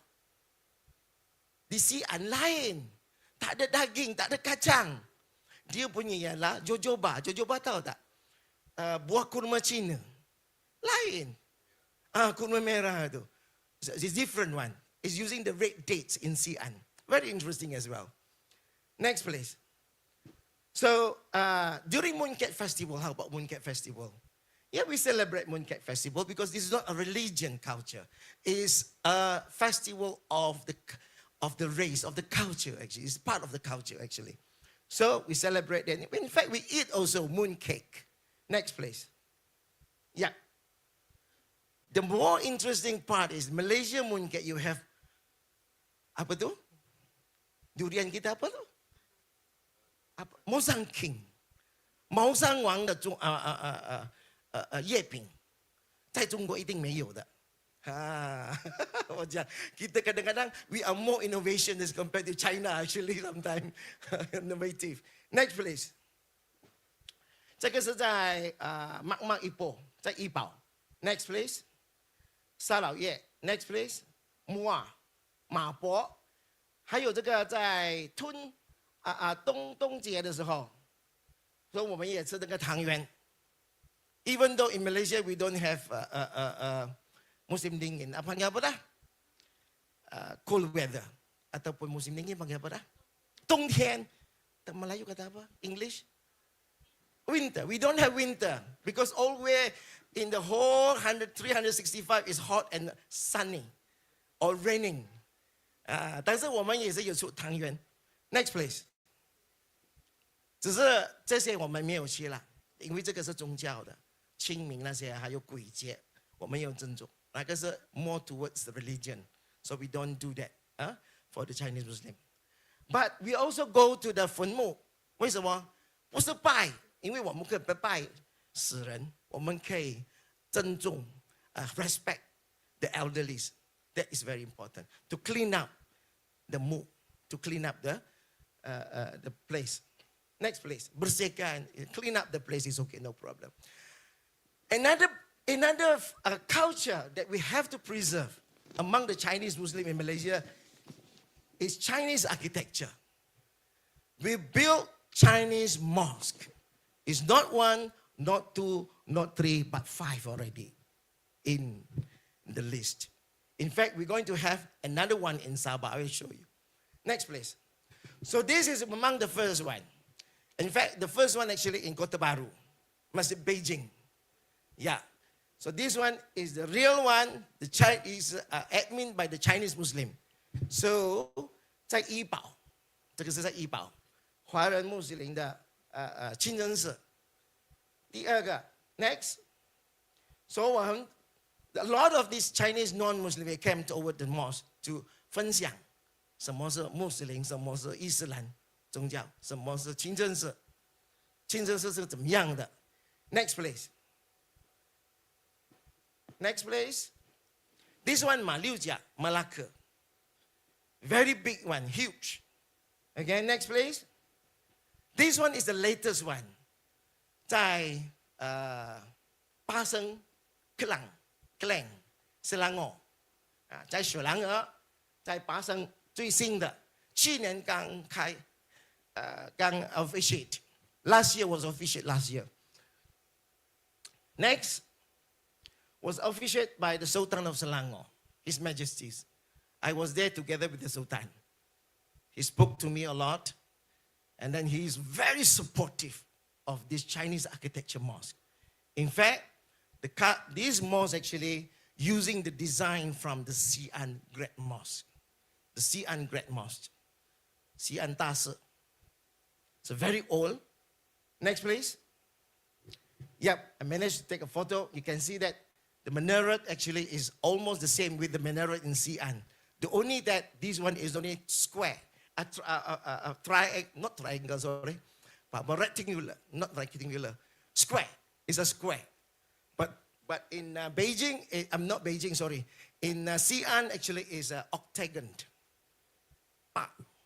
八角. Okay, 这个四角罢了. Okay, next please. So it happened when I have the chance to talk to the Sultan, when I sit in front of the Sultan actually, in 2016, before I came here. Next please. I mentioned to him, and straight away, he ordered the state of government of Selangor to see any possibility to build the mosque, and then the meeting was started in 2016. Yep. And then we have the meeting, next place, with the state government. A lot of meeting actually. At the end, the state donated about 16 million ringgit to build the mosque. And in fact, Magma have also contributed 1.3 million to top up for the mosque to be built. Next place. How about in Kuala Lumpur? We're going to have this in future, very close to TRX, very strategic area, this Chinese mosque. Yeah, this is only the drawing, not the real one yet. Next, how about in Kota Kinabalu? We have also planning for Kota Kinabalu.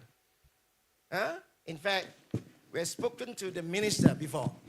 But we're going to call this as a Sabah Chinese Muslim Cultural Center. Very strategic also at near this, what do you call it? The Karamunsing area. Very strategic. Next place. So actually why we built this mosque actually, the Chinese architecture. One, we want to preserve the Chinese architecture to show that Chinese is not something which is alien to the Muslim.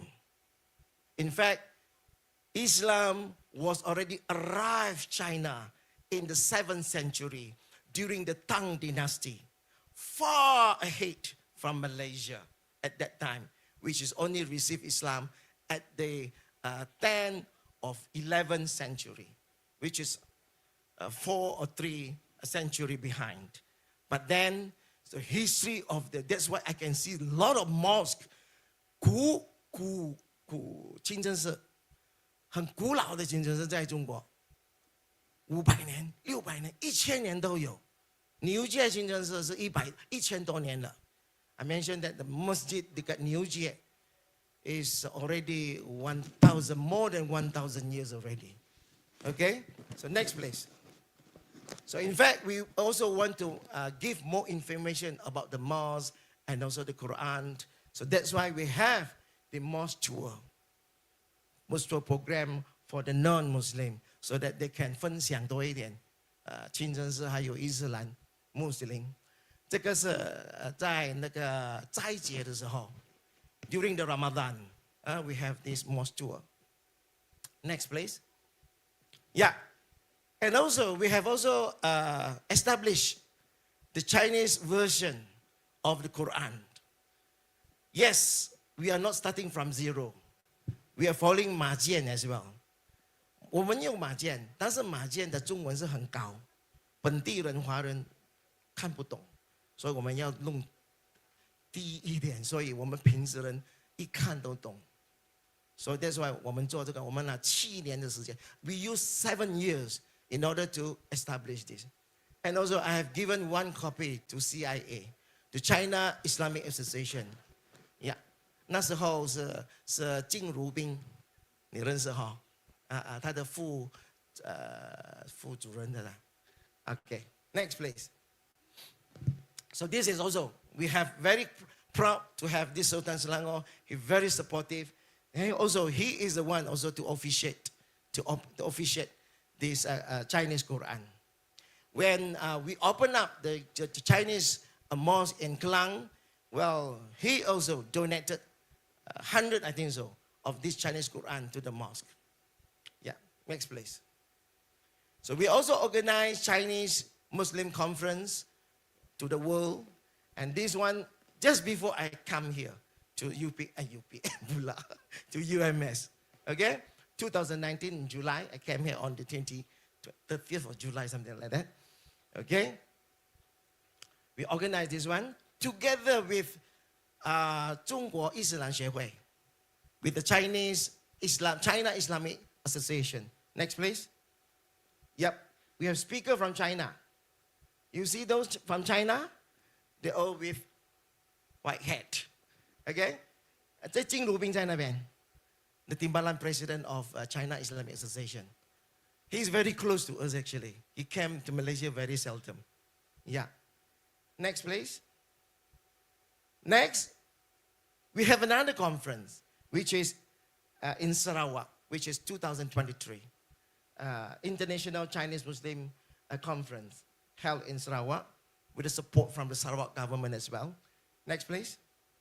And we have speaker 从 CIA 这穆可发 sorry 穆可发对在那边 okay we have next please participant from different country from China from Taiwan Singapore Thailand Singapore Hong Kong Taiwan we have Indonesia 这个全部是华侨穆斯林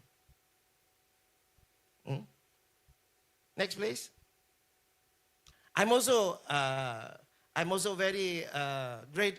My gratitude also to the Chinese embassy in Malaysia, because 那时候是白天 the first conference with the 白天 he is very supportive.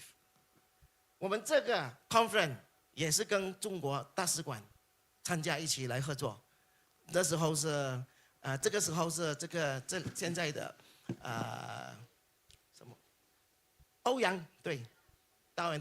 对，欧阳大使 with the Duta Besar China ke Malaysia support mereka sangat besar.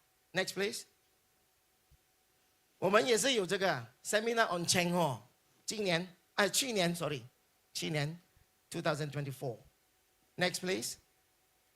这个也是去年我们有一个展览伊斯兰在中国在马来西亚这个展览是在马来吉隆坡 We have this exhibition on the Chinese Islam in China.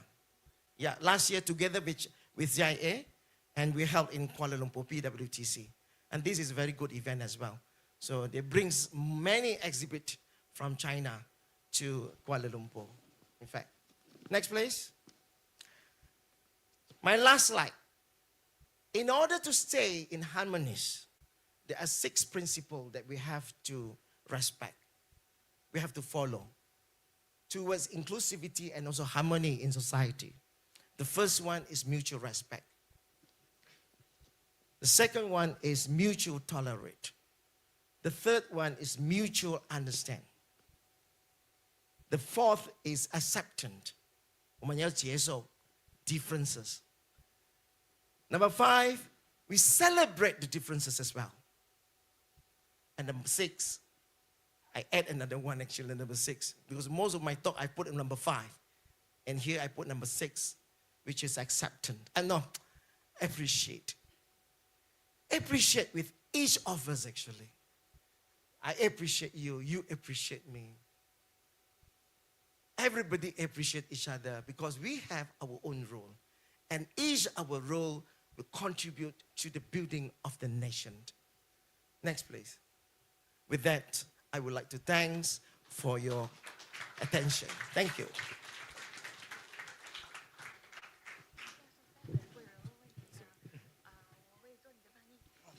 Okay. Thank you, Professor Dato' Taufik, for that thoughtful and practical presentation. I thought that he shared about the food, Chinese food. And then you have clearly shown how interfaith understanding and inclusive cultural that we see, sometimes we see differences only, but there are many similarities that we can get it, okay? And then sometimes we see that Prof. Taufik example on the Malaysian Chinese Muslim community and the focuses on the values such as mutual respect, tolerance, and acceptance. And he added appreciate, give us a strong and practical model for building a harmonious society. So ladies and gentlemen, it's now 4:11. So maybe we can go to the last session for this third session, Q&A session. We will now open the floor for questions from the audience. Kindly introduce yourself if there are any questions from the floor.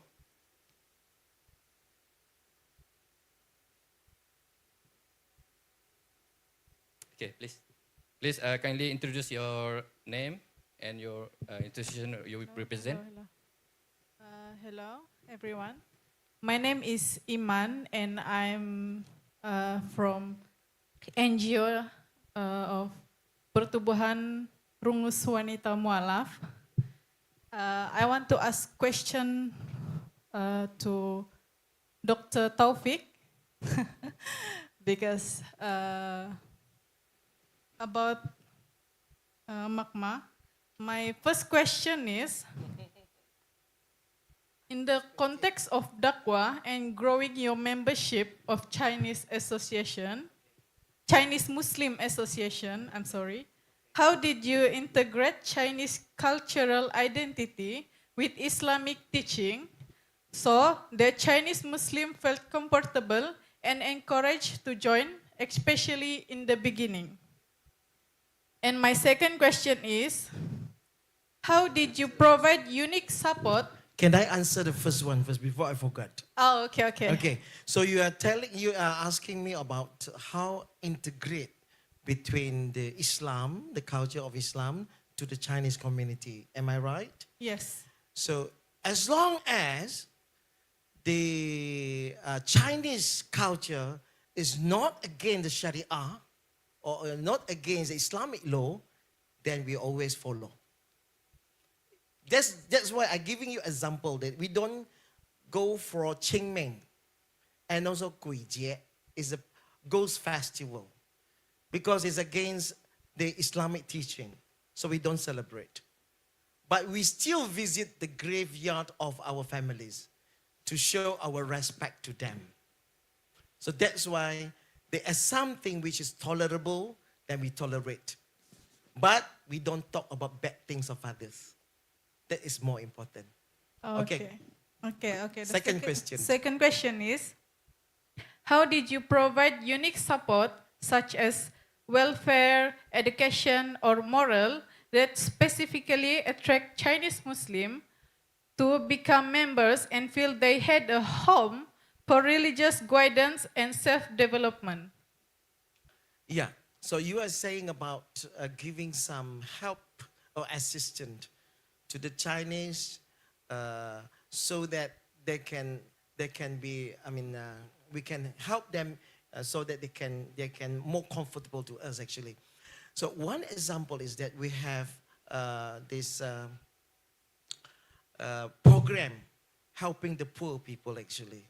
Okay? We have the list and always we engage with the Majlis Agama and also others agency with they have zakat provision, okay, so that we can use this zakat money to help them. Secondly, in fact, we have the Chinese malls in Klang. Just now I mentioned that. We have the second phase, where the second phase we are going to have a one-stop for these new converts, so that they are not being trouble because normally some of the family they don't accept them because of misunderstood actually.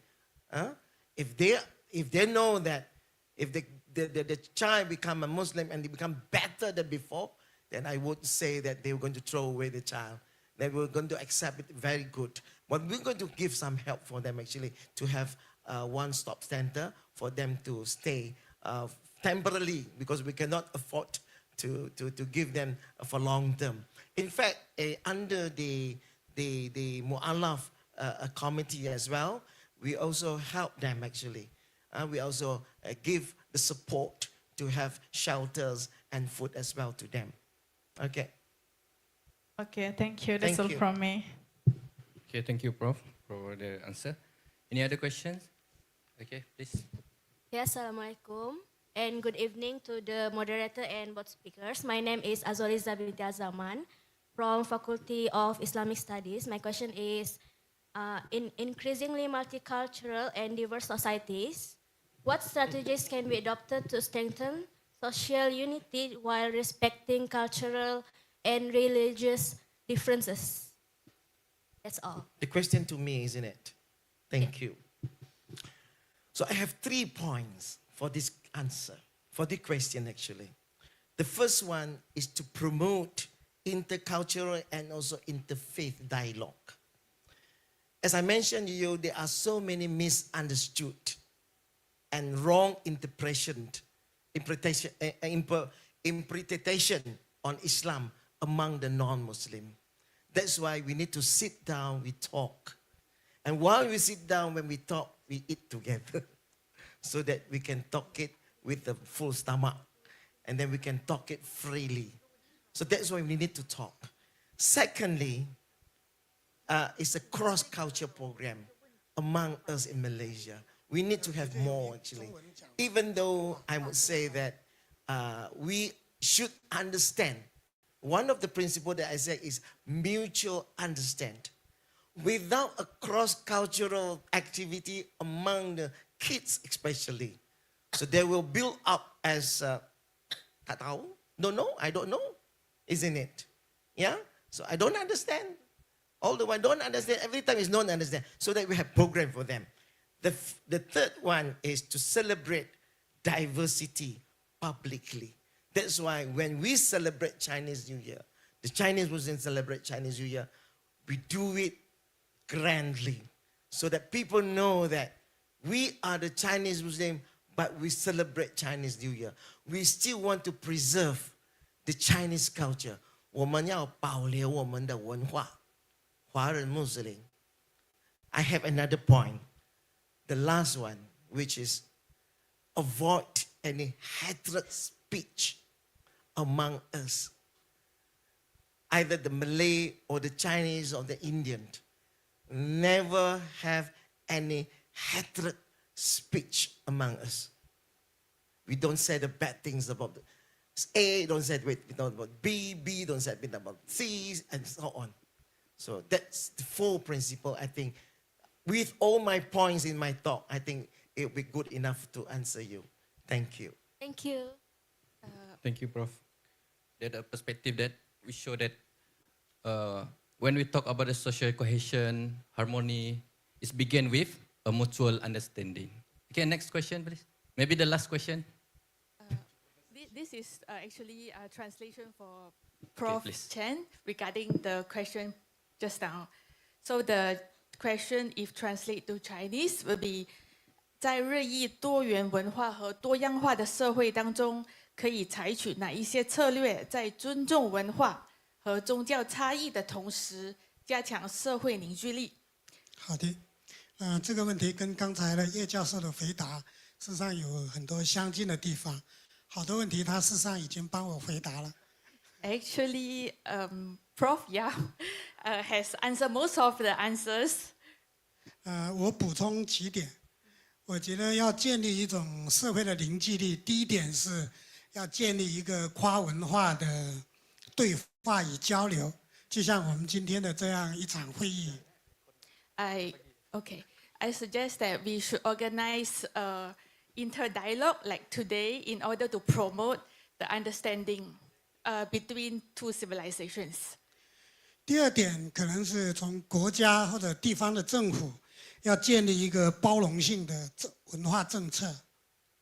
The second would be the political leaders of the countries should create 就是包容性的政策。should propose a tolerance policy. 第3条，我觉得就是在现代的这个 AI 跟多媒体的一个时代，那我们要允许媒体具有多样性的表达。In the AI era now, we should allow the media to have more voices. 第4点，我觉得应该加强一个社区的建设，从社区工作的角度来推动一个社区的文化的多元文化的建设。To strengthening in terms of social context. 那如果以马来西亚为例的话，马来西亚有这个华人、马来人、印度人，那在多元文化种族的一个地方。那对于马来西亚社会来说，我想是要建立一个国家的认同，就是说不同的种族都应该认同马来西亚。我是马来西亚人。In Malaysia, we have multi-races like Chinese, Malay, and Indian, and other races as well. All of us should respect that even though we are different, we will respect the difference between each cultures. 那刚好我正在研究被视为马来西亚华人的族魂的林连义。那么他在70年前他就提出了一个主张，就说我们一方面要坚持我们的中华文化，但是同时我们要认同马来西亚国家，认同这个国家作为马来西亚的公民。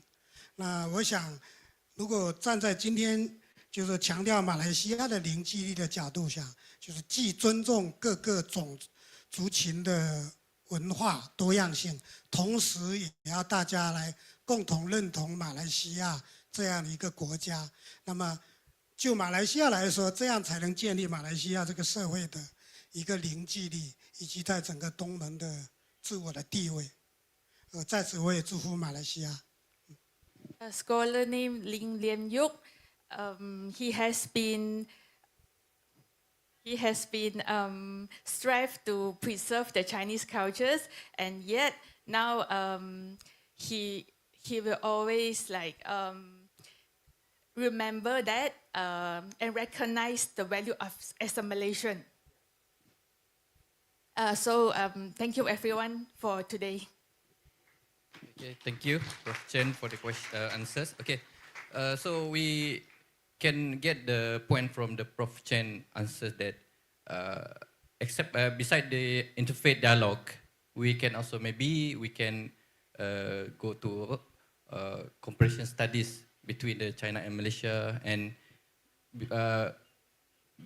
from that we can learn from each other. Okay, so as we come to the end of session, maybe you stay with us.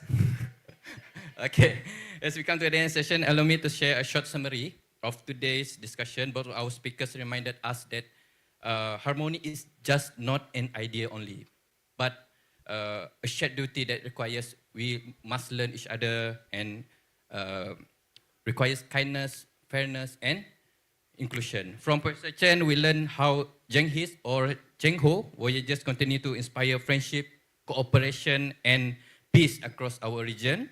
And from Professor Taufik, we were reminded that embracing multiculturalism and interreligious understanding is vital for maintaining unity and social strength.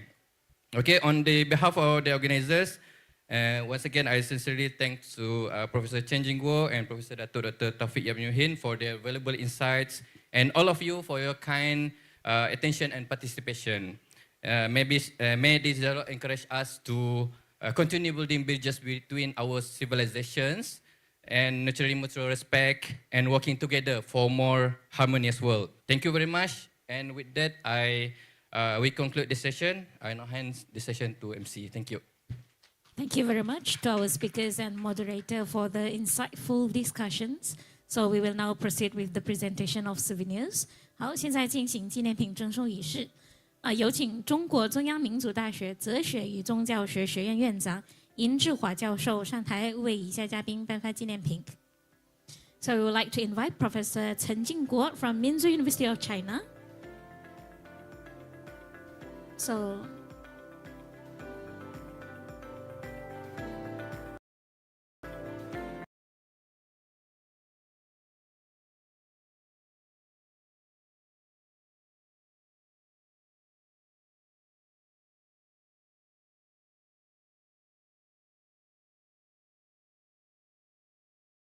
next, yang berbahagia Professor Datuk Chemist Technologist Dr. Taufik Yamyuhin, President of the Malaysian Chinese Muslim Association.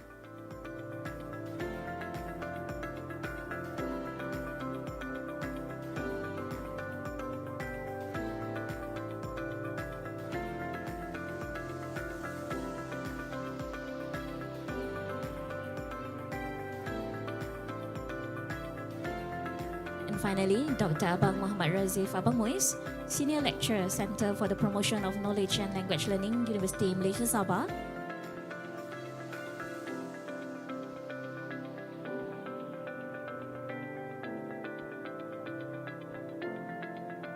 Thank you, Professor Dr. Yin Zhihua. So, ladies and gentlemen, this concludes our Forum 3, Building a Harmonious Society, and marks the end of today's Confucian Islamic Civilizational Dialogue. 好，尊敬的各位来宾，今天的如意文明对话到此圆满结束，感谢大家的积极参与，还有宝贵的分享。愿今天的交流进一步促进相互理解与合作，携手迈向和平繁荣的未来。请各位享用茶点，祝大家下午愉快。So, ladies and gentlemen, please enjoy the refreshment served, and we wish everyone a pleasant evening. So, wabillahi taufiq wal hidayah. Wassalamualaikum warahmatullahi wabarakatuh.